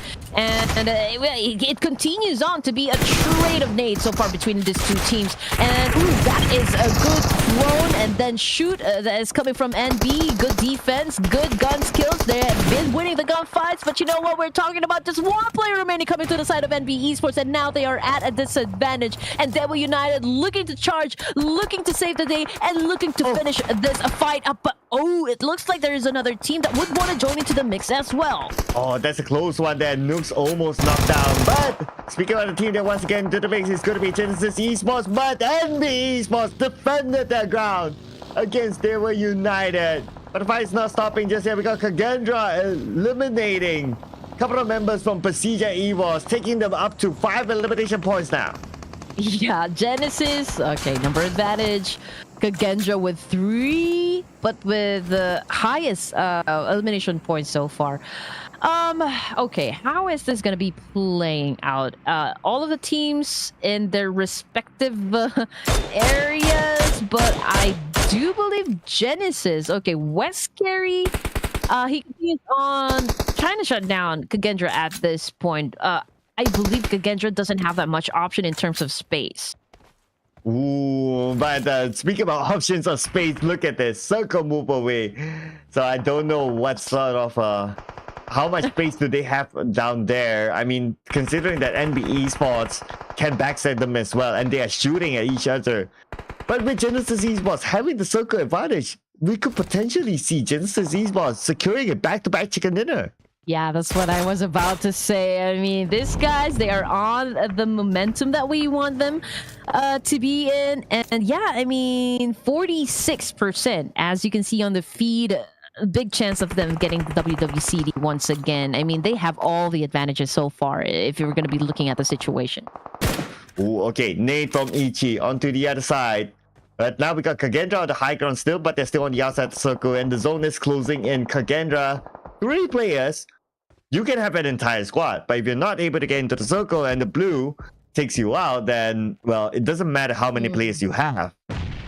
Even though Kagendra has the higher ground advantage, I mean, it's no longer part of the blue zone, so they will have to give this position eventually. But the bad thing about this is that Genesis Esports knows where they will be coming from, and it's just all open space from that position down to where they need to get exactly. And Master Ichi now is doing a massive spray, but, well, amazingly wasn't able to actually shut down any of the players coming from Kagendra. Yeah, I mean, okay. To be fair, Kagendra, they do have this elevation. So they have a little bit more cover here. It's not going to be easy for their opponents to shoot them down. I guess the next better target will be NB Esports. Now, with the nade toss off by Rich onto Ichi. Ichi almost naded that he needs time to reset, and he's doing exactly that right now. The second nade will be tossed off by Rich, and it will land onto Ichi. Ichi not down. Backup needs to come, but the Rich will be happy to eliminate Ichi, and that's going to be another point in the pocket. Yeah, I mean, he is a bit far away, you know, from the rest of the team right here. 7 elimination points goes to KXERXIA. Again, Leon is no longer part of the team as he is already been sent back to the clubby, but it's a big chance right now for KXERXIA to actually win this one, considering that I can feel they have that goal, they have that mission really, and they have that energy to actually finish off the remaining players coming from Genesis Esports. But then again, it all boils down on how good the execution will be coming from both of the teams. Ooh, yes. Let's see here. 3v3. Pretty much both in the circle. KXERXIA maybe slightly on the outside, but I think they're on the inner side. So, like what you say, it's down to execution. Now, KXERXIA, they're closer to each other as compared to GE. GE is a little bit more spread out. So, I would say GE, they are in a better position because of their off-angle position at this moment. So, it's a matter of like, if KXERXIA can get like 1 or 2 knockdowns, then yes, they can get the advantage. But if they can't get a knockdown to anyone from GE and they choose to move forward, then GE has that advantage instead. Yeah, good move coming from KXERXIA, popping off those smokes. Of course, they would want to conceal their position so far. But this is a little bit of a standoff coming from both of the teams. I mean, nobody wants to make the first move just yet, but we can see Flyboy slowly getting into the middle, trying to take control, majority of the circle as so. But Genesis Esports remains to be calm. I mean, we've got Mernat Boy right here with, you know, it just on the grass, cooking up his nade. Okay, can he be accurate? Can we see if Flyboy will be? Oh, yes, he did. Yes, sir. This is the nade. This is the nade that Mernat has been looking for. Knocking out one member of KXERXIA. 2 more to go. And this is the opening for GE to move in. We got Smile with his weaker, but Smile knocked out by 0. Mernat takes out 0 instead, leaving Frenzy alone. So it's going to be 2v1. Genesis Esports. Going for it. Then they are going for it. And Frenzy super duper low right now. Mernat from the other side will take it down. It's going to be West actually securing the final elimination. GE getting 2 chicken dinners back to back. Yeah, it was that nade that actually paved the way for Genesis Esports to actually get that winner chicken dinner. It was a good nade right there, shutting down Flyboy in the process. And it was just like a domino effect, you know, from there. So good execution, good performance again of coming from Genesis Esports. This is a back-to-back winner chicken dinner coming from this team. And I believe that they have already overtaken perhaps 4 Miracle 5s or not so? Okay, trying to compute. Okay, not so. Right, but at least the objective is still like, okay, to be in the top 16, right? I mean, with this sort of a good start in day number 1 for Genesis Esports, everyone getting themselves a piece of at least 1 elimination. So far, so good for them. So we got Smile with the most damage dished out, 612 damage. I mean, GE is a very good team from Myanmar. So this is actually a team that I do expect them to do well. And they are showing it to the world that, hey, it's, the PMSL performance is not a one-off thing. They're bringing it into this tournament as well. And they're still doing well.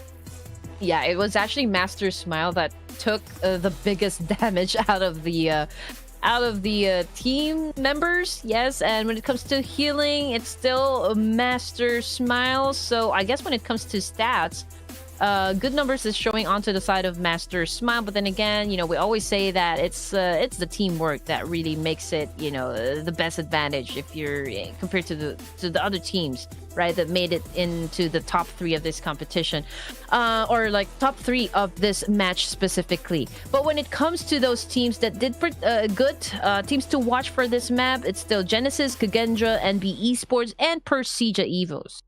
And teamwork makes the dream work, right? So some of the names here we don't often see. Okay, NB Esports, frankly speaking, we haven't seen too much of them the entire day.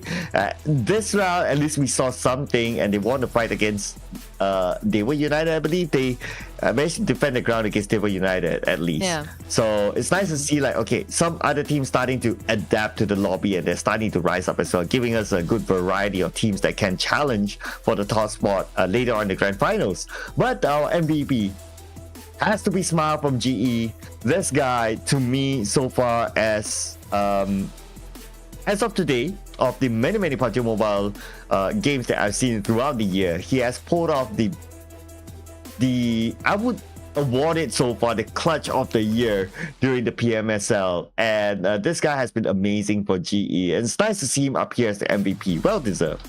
Yeah, I'm always happy to see these teams really perform really well. I mean, considering that to be able to play at this level is already outstanding.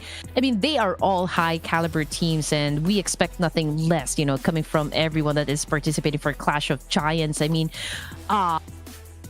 it's always action. It's always full of action when we watch Ruthless Hype Esports. But if we're going to be paying attention to the rankings, it's AGONxI8, Morph GPX, YOODO Alliance. So these are the three teams that kind of ended the match with no points at all. But when it comes to those teams that did good, it's Genesis, it's Kagendra, and B Esports, and PERSIJA, because they did finish this match with a double-digit score.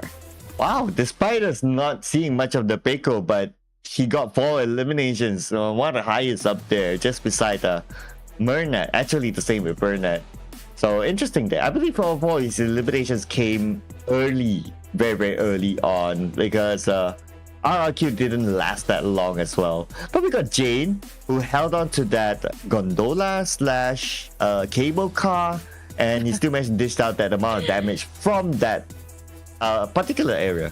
Yeah, that's actually the highlight, you know, for this round. I mean, how long did Jane manage to actually survive the situation? I mean, he knows he doesn't have the firepower to actually engage with any of the teams that's left, but he wasn't afraid to actually come out from where he was hiding and try to get lucky, you know, to get those elimination points, because he knows he needs to put up some numbers. It's just so unfortunate, though, that the zone eventually stopped favoring his position, and he got eliminated, you know, in the process. But still, 4 Miracle Vibes still topping the overall rankings with 43 points, followed by Genesis Esports with a back-to-back winner chicken dinner, 39 points, ladies and gentlemen, and then 7 Elements coming in at third with 31 points. So, I mean, those 3 teams are your top 3 currently.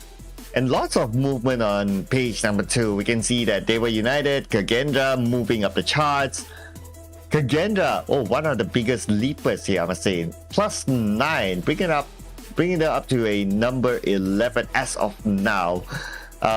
So all these teams, they have their own placement points and elimination points, so nothing too unusual here. But for BIGETRON Red Villains, okay, without Sata, we haven't seen the best of them, but they have to play the entire tournament probably without Sata, since he is on national duty now. So the team needs to make it work somehow without Satar into the mix, but I am not taking out the possibility that they can actually do their magic, you know, for this competition. I mean, they managed to reach this level of greatness, so to speak, in the PUBG Mobile world. So I'm pretty sure that they can actually pull off some pretty awesome wins, even without a Satar. Although we cannot deny the fact that really Satar has this big impact, right? You know, for the team, and it's most likely a chicken dinner if Satar joins into the mix. But then again, you just have to make do of what you have and just learn how to adapt, because change is the only thing that is constant in any case. Yep, and speaking about change, we will be changing onto our final game after this. But before we go on to that, we need to take a breather. So ladies and gentlemen, do not go anywhere. See you guys for the final game soon.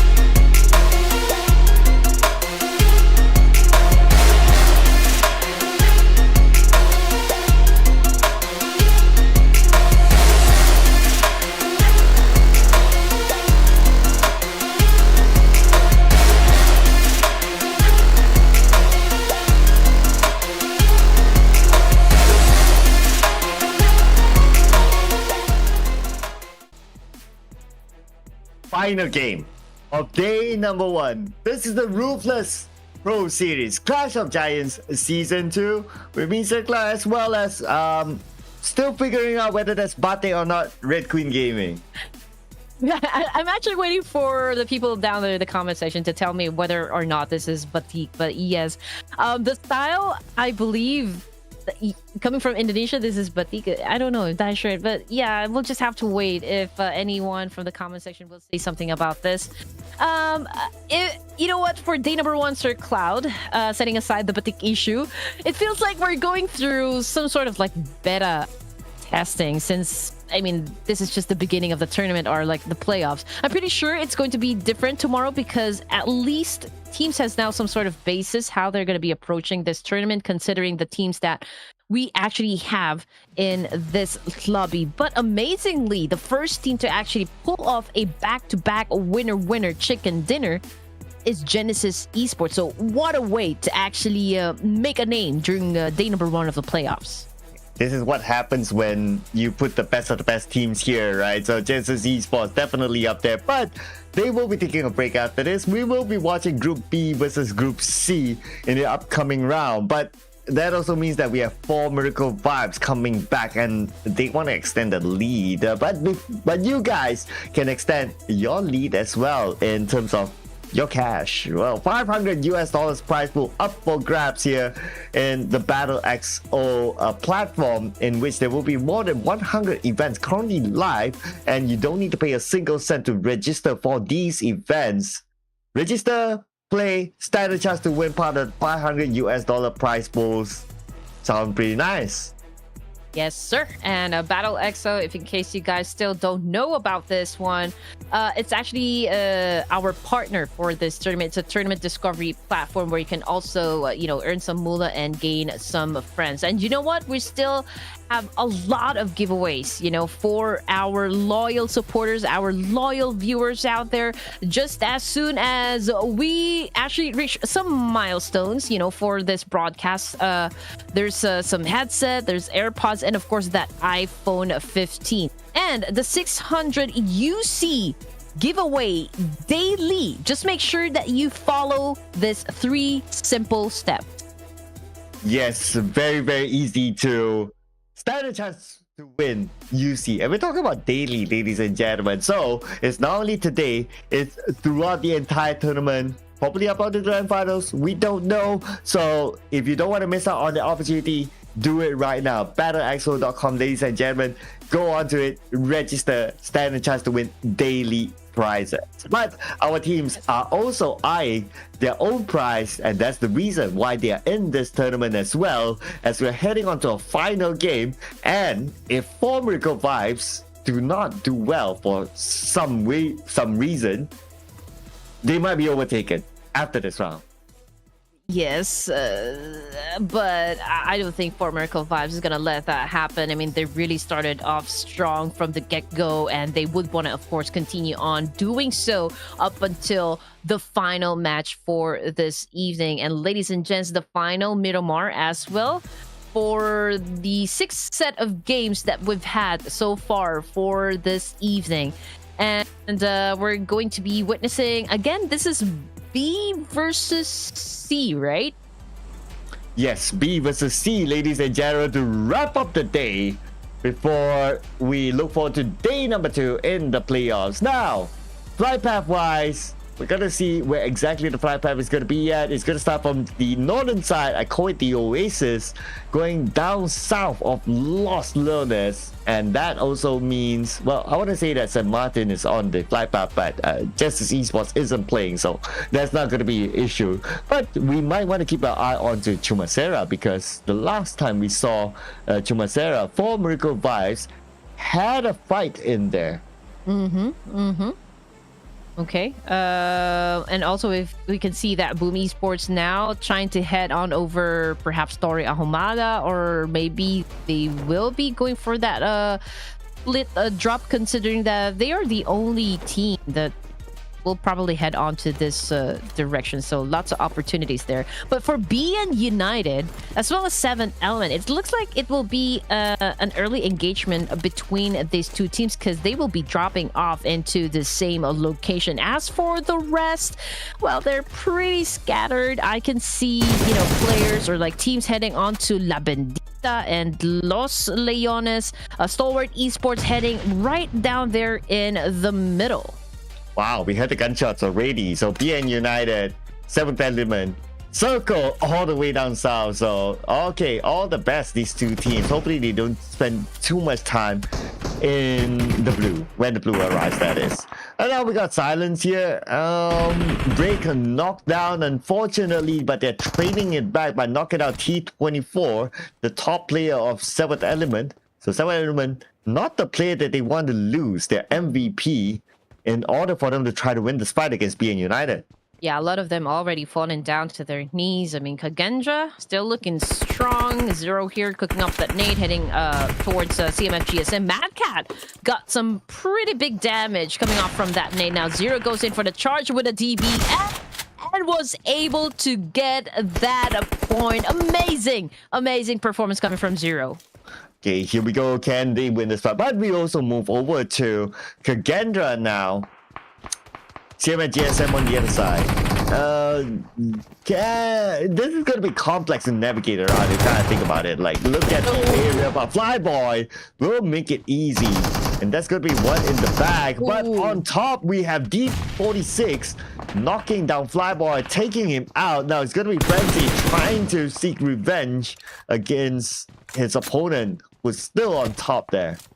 Okay, I believe, you know, Francis is still waiting for the backup, of course, before he goes in and moves in for the charge. And there you go. Leon just finished off D46.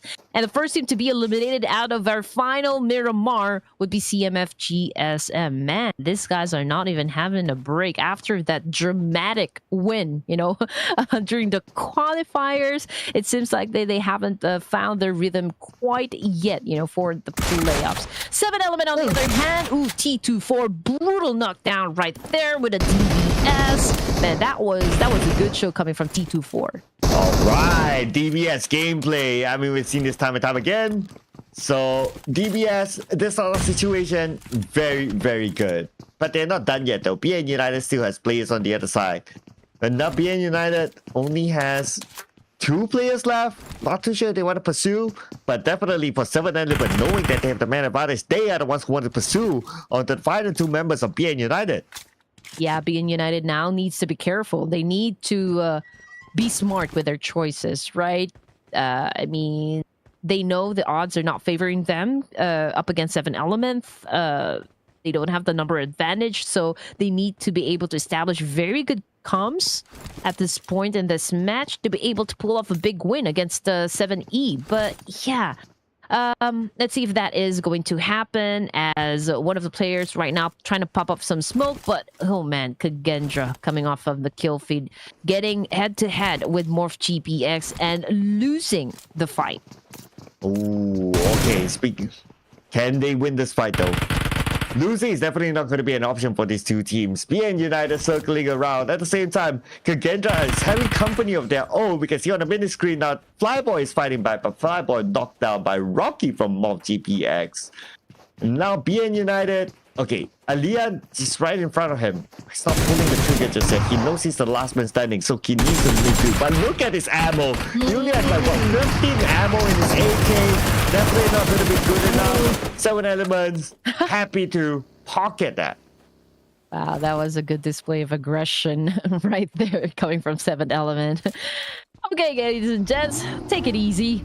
14 teams remaining, 52 players live. MorphGPX seem to have won the fight up against Kagendra, although they also lost Leon right there. So, which brings us down to just 3 players remaining coming to the side of MorphGPX. But this is also one of the teams that have been doing great, you know, since game number 1. I mean, they did finish 1 game with a double-digit score, so they have the consistency, they have the synergy as well. It all matters. It all goes down to just how long are they going to be playing at the kind of pace, because playing at that pace can also be, you know, a little bit exhausting for the teams. And checking out Kagendra, Okay, they are still alive, but they already lost 2 of their members, and it looks like they're not getting any breaks so far because MorphGPX is right on top of Frenzy. Oh yeah, Pepeng has that high ground advantage against Frenzy. I'm pretty sure Frenzy knows, but maybe he's not too sure. But now he is sure because shots onto him. And Rocky's going to join in as well. He's on his vehicle on his way. So it's Pepeng buying time for Rocky to come by. And the moment Rocky comes by, then I guess that's where they will try to find ways to take out the members of Kagendra. Mm-hmm. But all right, here we go. MorphGPX trying to work this elevation to their advantage, of course, but Pepeng needs to be careful as to not slip or like fall down, you know, from where he is currently standing. Ooh, that was a close one. I mean, he was able to inflict some damage, but completely missed, you know, shutting down any of the players coming from Kagendra. So let's see if he can actually do that again. Oh, Pepeng, okay, he has a good sight, but can't pull the trigger because Frenzy gave a warning shot onto Pepeng. So Pepeng now playing this really cautiously though. But anyway, MorphGPX, they have 3 players, so it's wise if they can get enough backup to try to take out the remaining members of Kagendra, even though they have the high ground.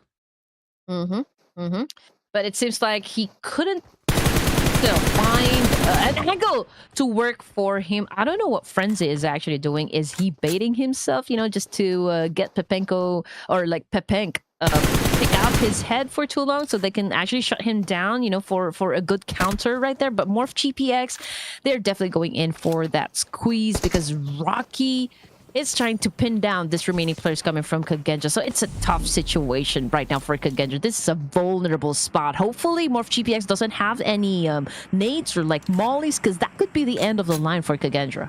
And look at the utility. Pepeng doesn't have any of that. So I guess that's why they're still kind of stuck here on the stalemate.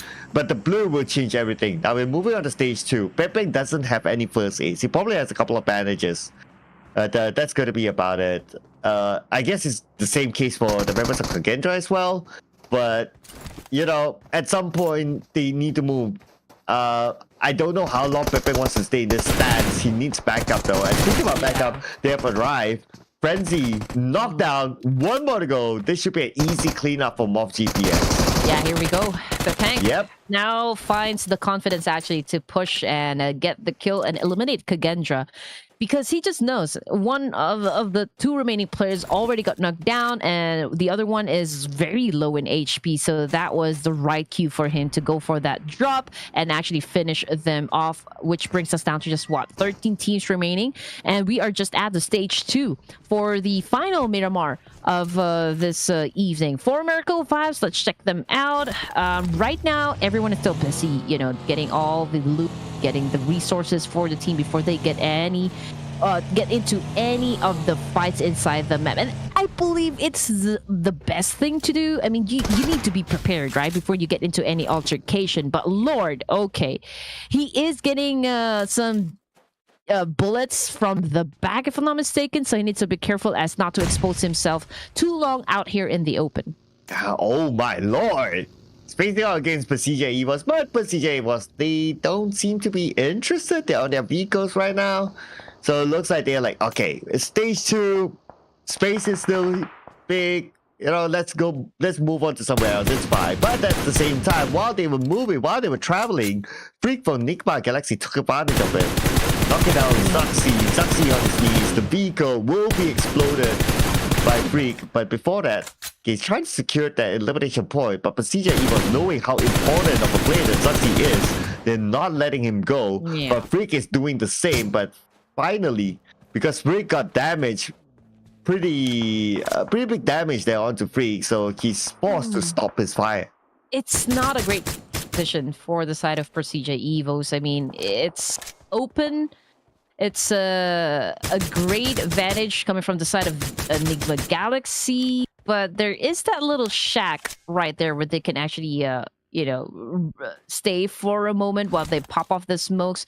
And it looks like they really won't be leaving ZERXIA behind because they are giving everything that they have in order to save that fallen comrade. Yeah, even though it looked like a bait, even though it looked like NIGMA Galaxy could still pin them down, but they still went to save their teammates. So this is like, there's that bromance here. There's that bromance. We're not going to let anyone go. But unfortunately, they still had to let XERXIA go. XERXIA still went out. But it was good effort there by PERSIJA. It was got to give it to them.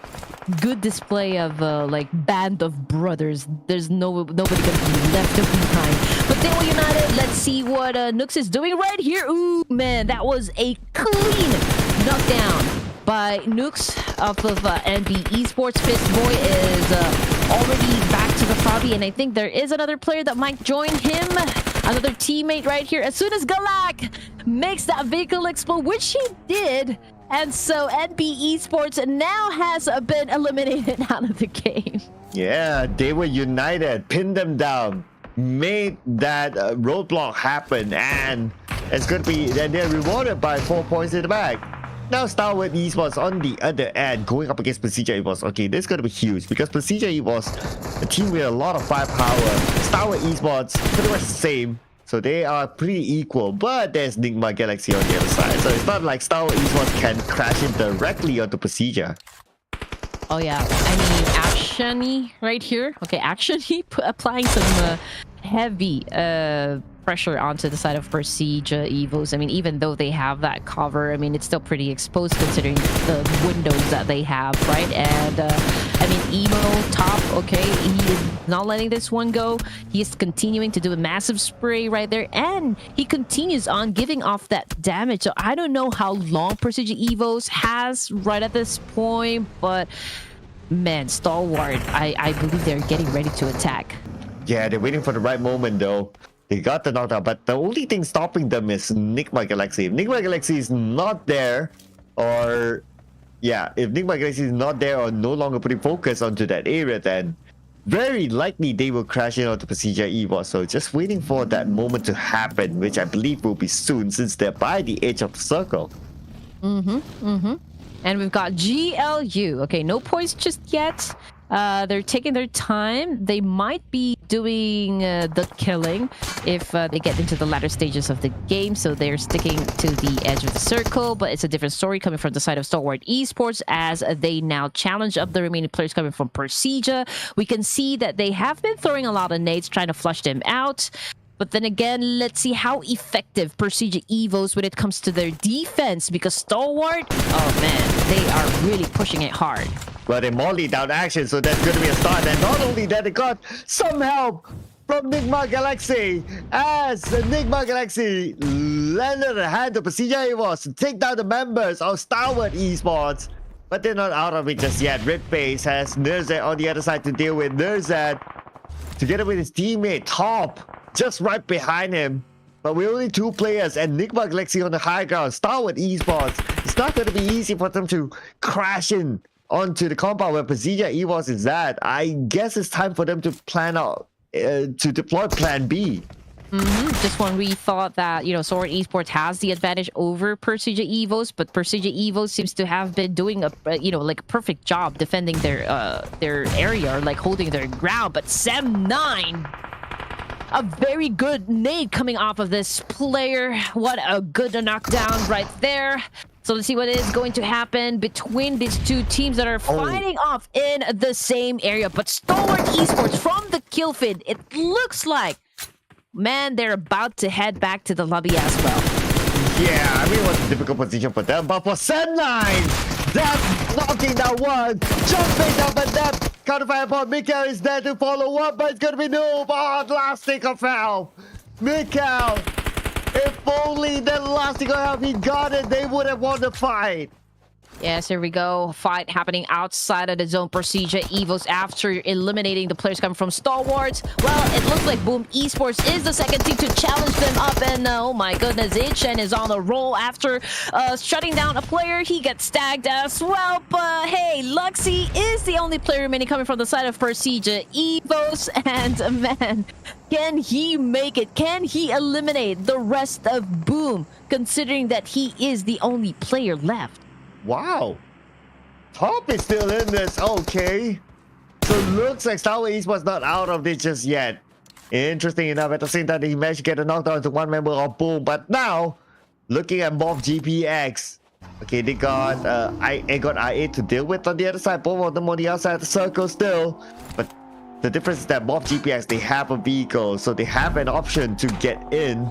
Let's see where they're going to go from here. Rocky, ooh, last deal here there.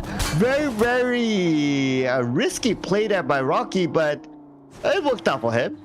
And yeah, I mean, it's a good thing though. He was able to survive that one, and now he has a chance to actually heal himself up. And now Luxy on the other side of town, I mean, he's not stopping just yet. Even though Boomy Esports now tries to get away from this situation, he still was able to, you know, get a point for himself. But is this going to be the end of the line for Luxy, considering that, you know, the area now has been devoured by the blue zone, and just right up in front of him, I mean, we've got players coming from NIGMA.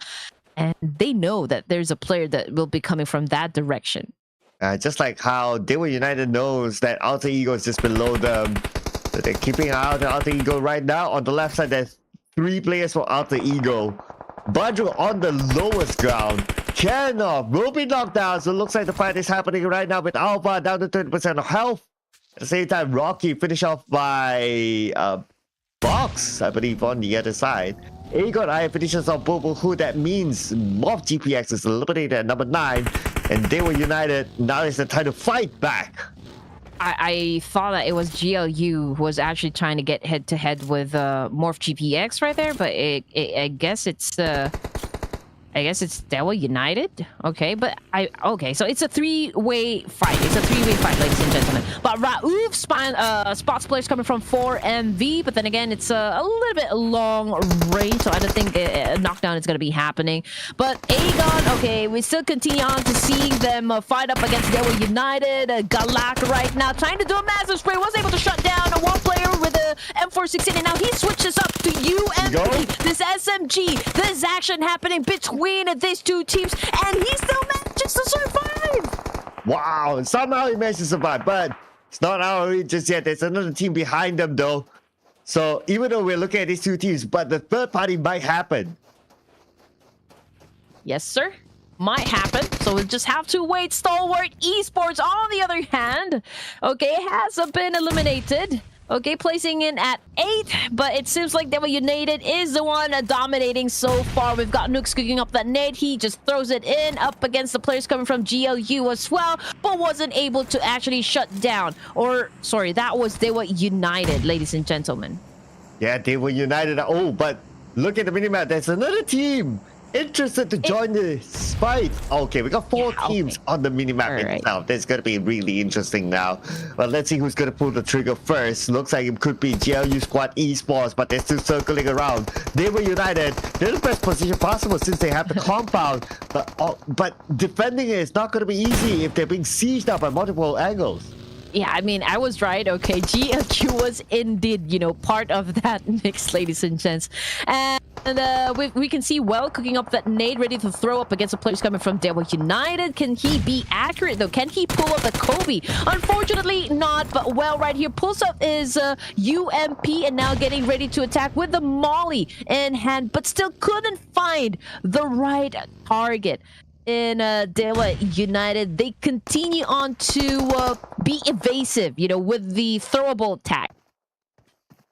Yeah, let's see how much more do they have now. Because if you're defending, ultimately you will be depleted of resources unless you win fights, of course, and you loot out of them. Nook's almost knocked down there by the nade. So that also means that GLU Squad Esports, they know that someone's there. Another nade there by Xbox. Did he land it? Looks like not. So it's still okay. But can't say the same for 4 medical vibes. They're out at number 7. They managed to get 3 elimination points this round. So, ooh. But then again, the next contender is PERSIJA EVOS. The point gap is there. So 4 medical vibes should still be at number 1. Okay, Nooks. I mean, he is inside the smoke, but it'll be difficult, you know, for Dewa United to actually go for that pickup because GLU is really grinding hard into getting those elimination points. 3 elimination points so far. That's the number that GLU squad was able to put up on the scoreboard. But you know what? Nooks was able to crawl back to his teammates. So, man, that was a good patient crawling coming from Nooks right there. And now he has a chance to actually do a counter as soon as he gets revived. Ooh, okay, the revive. Okay, the revive kicked in, so he's all right now. AGONxI8 still keeping an eye on the situation on the other side. So just waiting for the execution for these two teams, right? So they are, I know, at the stalemate now, but I guess the circle will force them to move. Let's see how far the circle will go. But on the other side, we got Potato eliminated by NIGMA Galaxy, leaving us with only 5 teams left. And look at the circle, we still have They Were United with the circle, with the compound, JU Squad Esports as well, somewhat within the circle. So it could continue to be a stalemate between the two. Yeah, because obviously GLU squad wants to take over this compound where Devil United is, but they are having, some hard time because Devil United seems to have a solid defense. They are holding the ground. And if they would want to, take or snatch this compound away from Devil United, they also need to establish very good offense. They need to be able to flush them out one by one, go for the isolation, but they're not doing that. So I believe that GLU would take a little bit of rest and just wait for the next zone to shift. I mean, it's 2 minutes and 20 seconds before we see stage 7. Right, so since there's a stalemate down there, we move over to the north side. We got NIGMA Galaxy here, full squad against Luxy all alone. So the odds not looking good for him to win this fight against NIGMA Galaxy. But NIGMA Galaxy, they kind of know that someone's there. It's just that they don't know exactly where Luxy is at. But I'm not too sure what kind of stunt can Luxy pull off against the entire squad of NIGMA Galaxy. So we just need to wait and see. Maybe the stars would align, for Luxy, we don't know.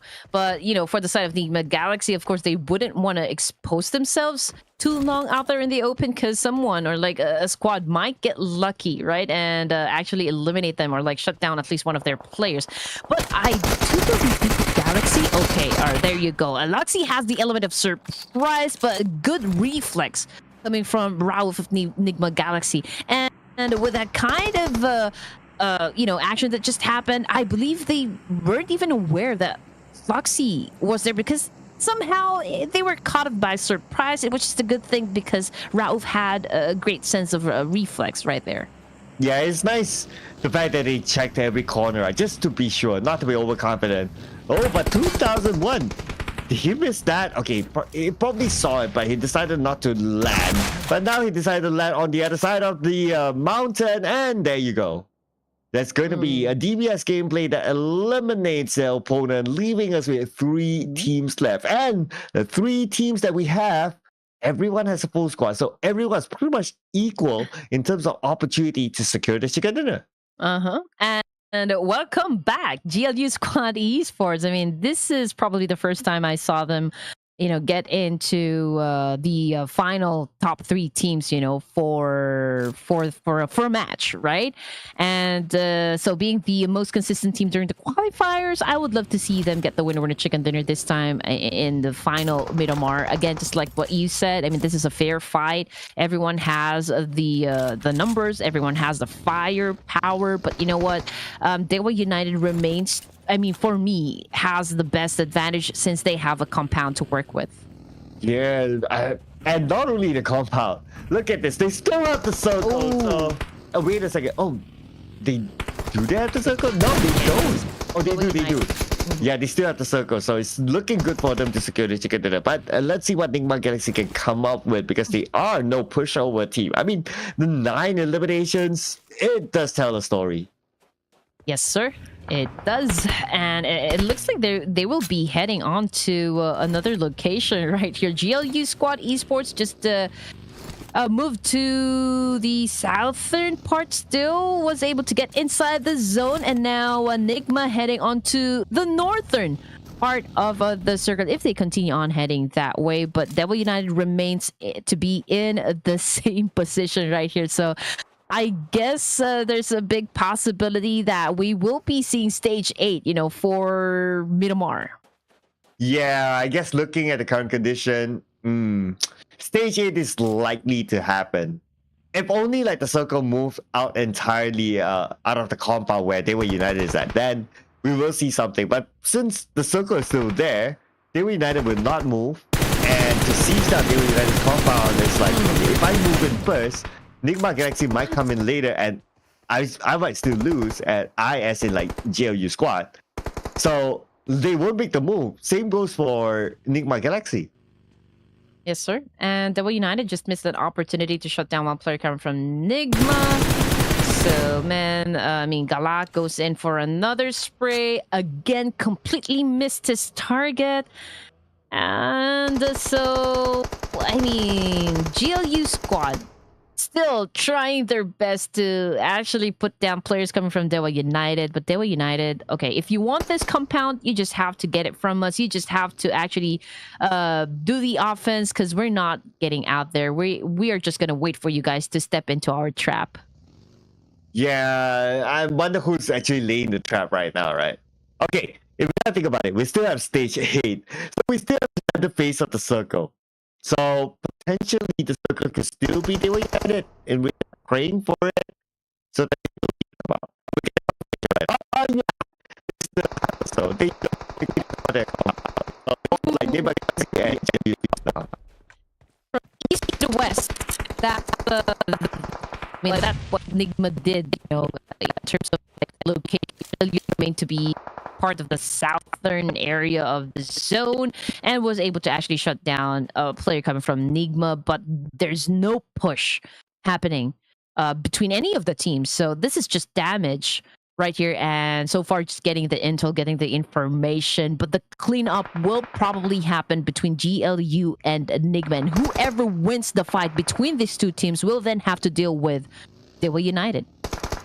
Yeah, Daewoo United is like the big boss right now. And let's see. I'll be interested to see like if two teams can actually crash into Daewoo United's compound together. That will be really interesting to see. But that kind of coordination will need to like indirectly happen, because obviously they can't discuss the strategy. So let's see if they will pull that sort of thing off. They could still potentially do that, because like NIGMA Galaxy is like on the northern side, GLU squad is on the south side. So if they want to squish Daewoo United, so to speak, then I think that will make a really interesting ending. Yeah, I mean, Daewoo United, they're probably saying like, okay guys, we're just here. I mean, you do your thing, we're just gonna stay here. Don't bother us. You know, if you want to eliminate players, you just have to deal with each other first before you get to this compound, because there's really no way that we're giving up this location right here. And just all of the teams waiting for the zone to shift once more, and everyone is just praying that, oh, please continue to support us, or like, please zone continue to favor us. But yeah, we'll just have to wait. Okay, 0 second, stage 9, and the circle has favored. Drum roll, please. Nobody. Nobody. It's in this stage 9 though, so nobody's favored by the circle. Now it's more of like who gets the better position within the circle itself. This will be the grand finale, ladies and gentlemen. Ronka knocked out by the zone. So it looks like not much space for GLU squad to play with now that they've been pinned down by NIGMA Galaxy, and Ronka eliminated by the zone. Okay, so now GLU squad is playing with a handicap. All right, here we go. This is now the crucial situation for the final 3 teams remaining. Daybot goes down as well. Daewoo United just left their compound, and now they are getting punished for it. GLU squad seems to be getting all of the points in this exchange, Sir Cloud. Oh yeah, GLU squad. Can they get more out of this? This will be the big question. Daewoo United, who had the compound for the longest time, now forced to move out, and the moment they step up, 2 teams eyeing them. NIGMA Galaxy wants a piece of elimination for themselves as well, so they will take out a member of Daewoo United. And now we can see that Well has the higher advantage against NIGMA Galaxy, so they need to hike. But Well, UMP not going to be making it easy, but we got Freak opening on the flag, knocking out one member of GLU squad, and now this is their opening to climb up. Yeah, NIGMA Galaxy seems to be winning the fight. 12 elimination points. I mean, are you kidding me? Now Raouf goes in for the charge, trying to finish off the remaining players coming from GLU. And right now they're going in for the pinch, just making sure that GLU Squad Esports has nowhere to hide, nowhere to run, because NIGMA Galaxy is already here, ready to get that winner chicken dinner for our final Miramar this evening, ladies and gentlemen. Wow, okay. I mean that ending, it was hard to predict who will get the chicken dinner. It was like 3 teams, everyone had a full squad, and everyone had a piece of the circle. So towards the end, it was NIGMA Galaxy that takes home this chicken dinner, and we got a different team getting the chicken dinner. Except for the part where GE got the back-to-back chicken dinner, we actually got multiple regions, different regions on the chart.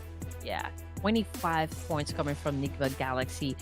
To be honest, when I was trying to check the situation, you know, coming from those 3 teams, NIGMA Galaxy was like the least, you know, team that I thought was gonna get the winner chicken dinner, because GLU squad, they're pretty hot, you know.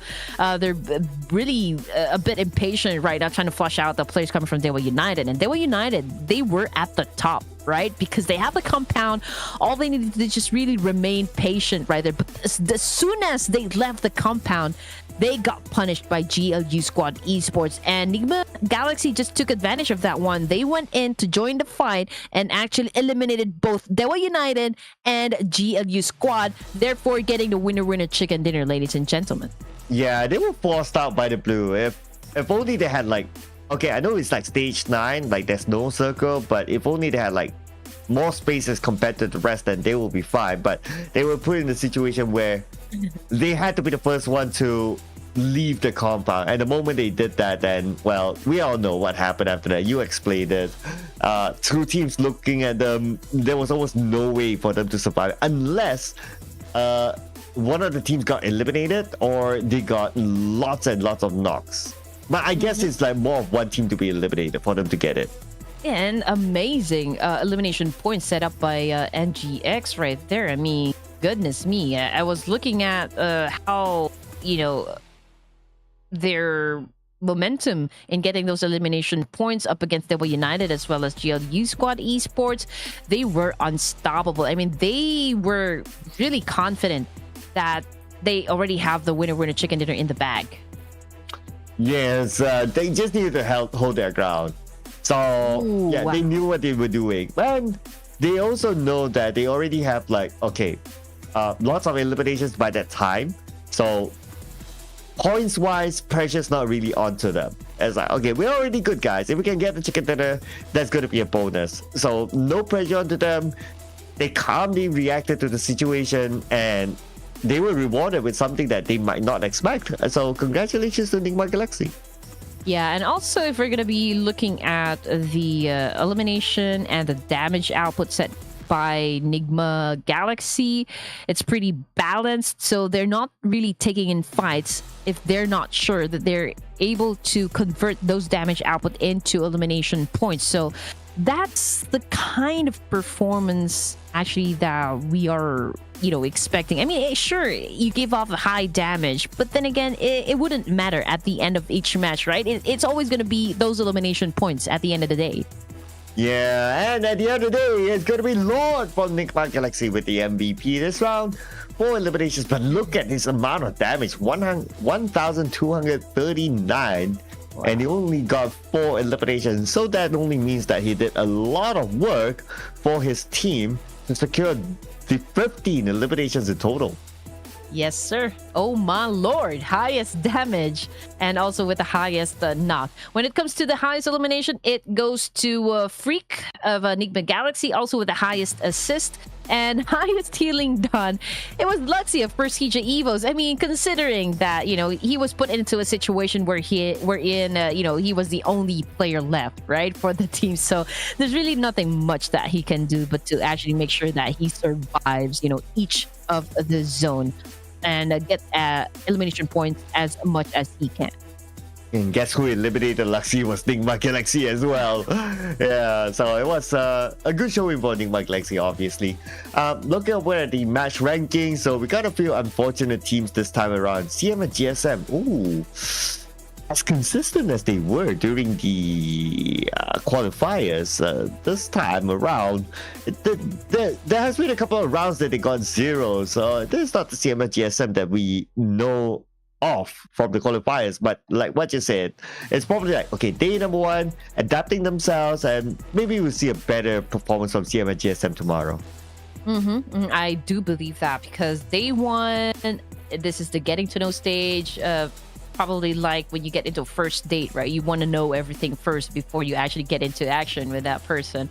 So I believe that's the same concept right here. I mean, day one, they don't want to revealing their secret weapons just yet, or like revealing all of their aces in the deck. And so we're just going to be waiting until the first broadcast ends and they get the information they need, they adjust, and show some versatility in terms of their strategy, as well as how good they adapt in any situation inside the game. And so we are expecting day number 2 to be more aggressive, full of action, and also some pretty awesome moves coming from all of the teams that are participating here inside a Clash of Giants. Yes, I expect that, ladies and gentlemen. In fact, that was the case as well during the qualifiers, that day 1 was like an introductory day. Day 2, you can see like teams starting to get comfortable, and some of them, well, over comfortable, but that's okay. I mean, it is part of the game to try to get as many elimination points as possible, or try to get as many points as possible, however or whatever it takes. So I would expect to see day 2 to be even more insane. Today we got like insane circles. Tomorrow, who knows? Yeah, and also thank you to Ruthless Hype Esports again for a very good show. Again, to all of our viewers, we know that we are experiencing a little bit of technical difficulties, but yes, we're going to be working on that tomorrow, so hopefully it will be a smooth run. But when it comes to the overall MVP, Sir Cloud, it looks like it's T24 that has been dominating the lobby. A player coming from 7 Element, putting up a total of 16 elimination points, 2,541 damage, and a total of 72, almost 73% for team contribution. Yeah, we did talk about like his survivability. Like that one round, he carried his team to a 2nd place finish, and then the other round, he got an MVP. This guy is an individual. He's been showing a good level of consistency, and because of that, he's rewarded as the number 1 as of now. Because we will still continue to monitor where will this go, or who will overtake him. We got a good spread here of individual players from different teams. East from Formrico 5, Smart from GE, Luxy from PERSIJA EVOS, as well as Lord from NIGMA Galaxy. So any of these players could overtake each other.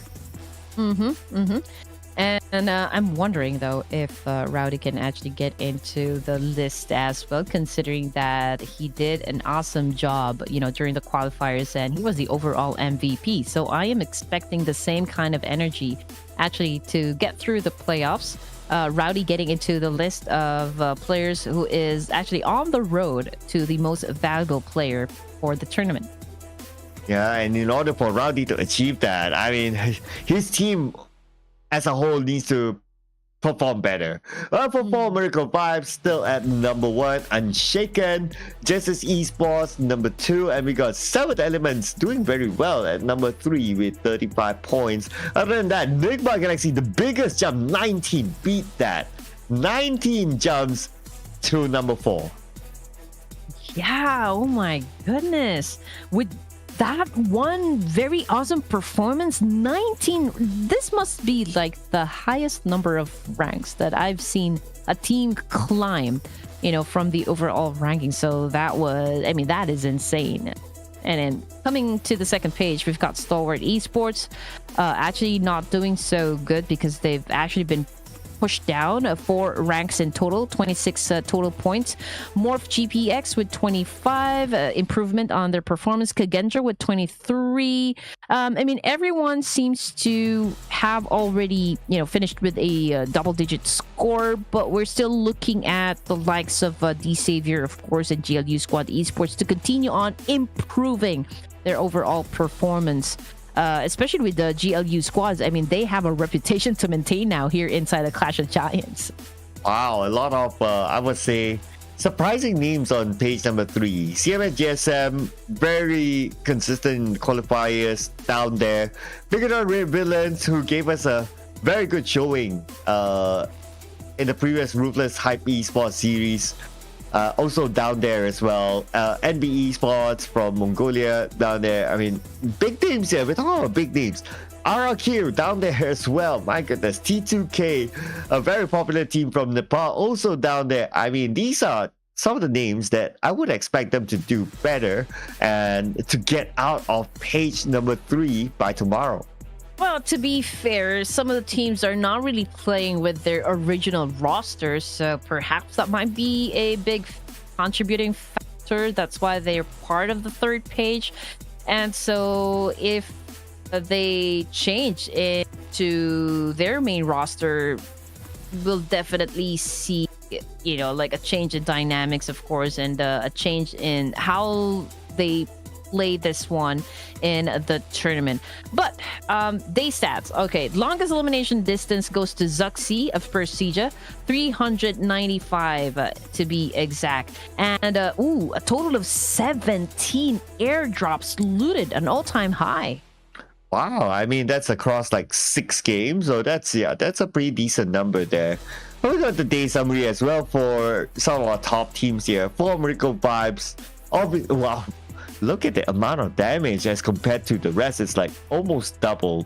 The only team that's able to match up to them is NIGMA Galaxy, and they're like and they did it like in the last game. So this is based on like every map and the teams that have gotten the chicken dinner. So looking over at numbers, 4 Miracle Vibes and NIGMA Galaxy, the 2 teams that dished out the most damage, heavy hitters in other words. Yeah, and not to mention that NIGMA Galaxy was able to do this one to match up the numbers, so to speak, compared to 4 Miracle Vibes with just 1 game.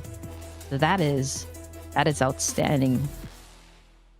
And let's not forget as well, the utilities used by NIGMA Galaxy, 49, a lot higher than the rest.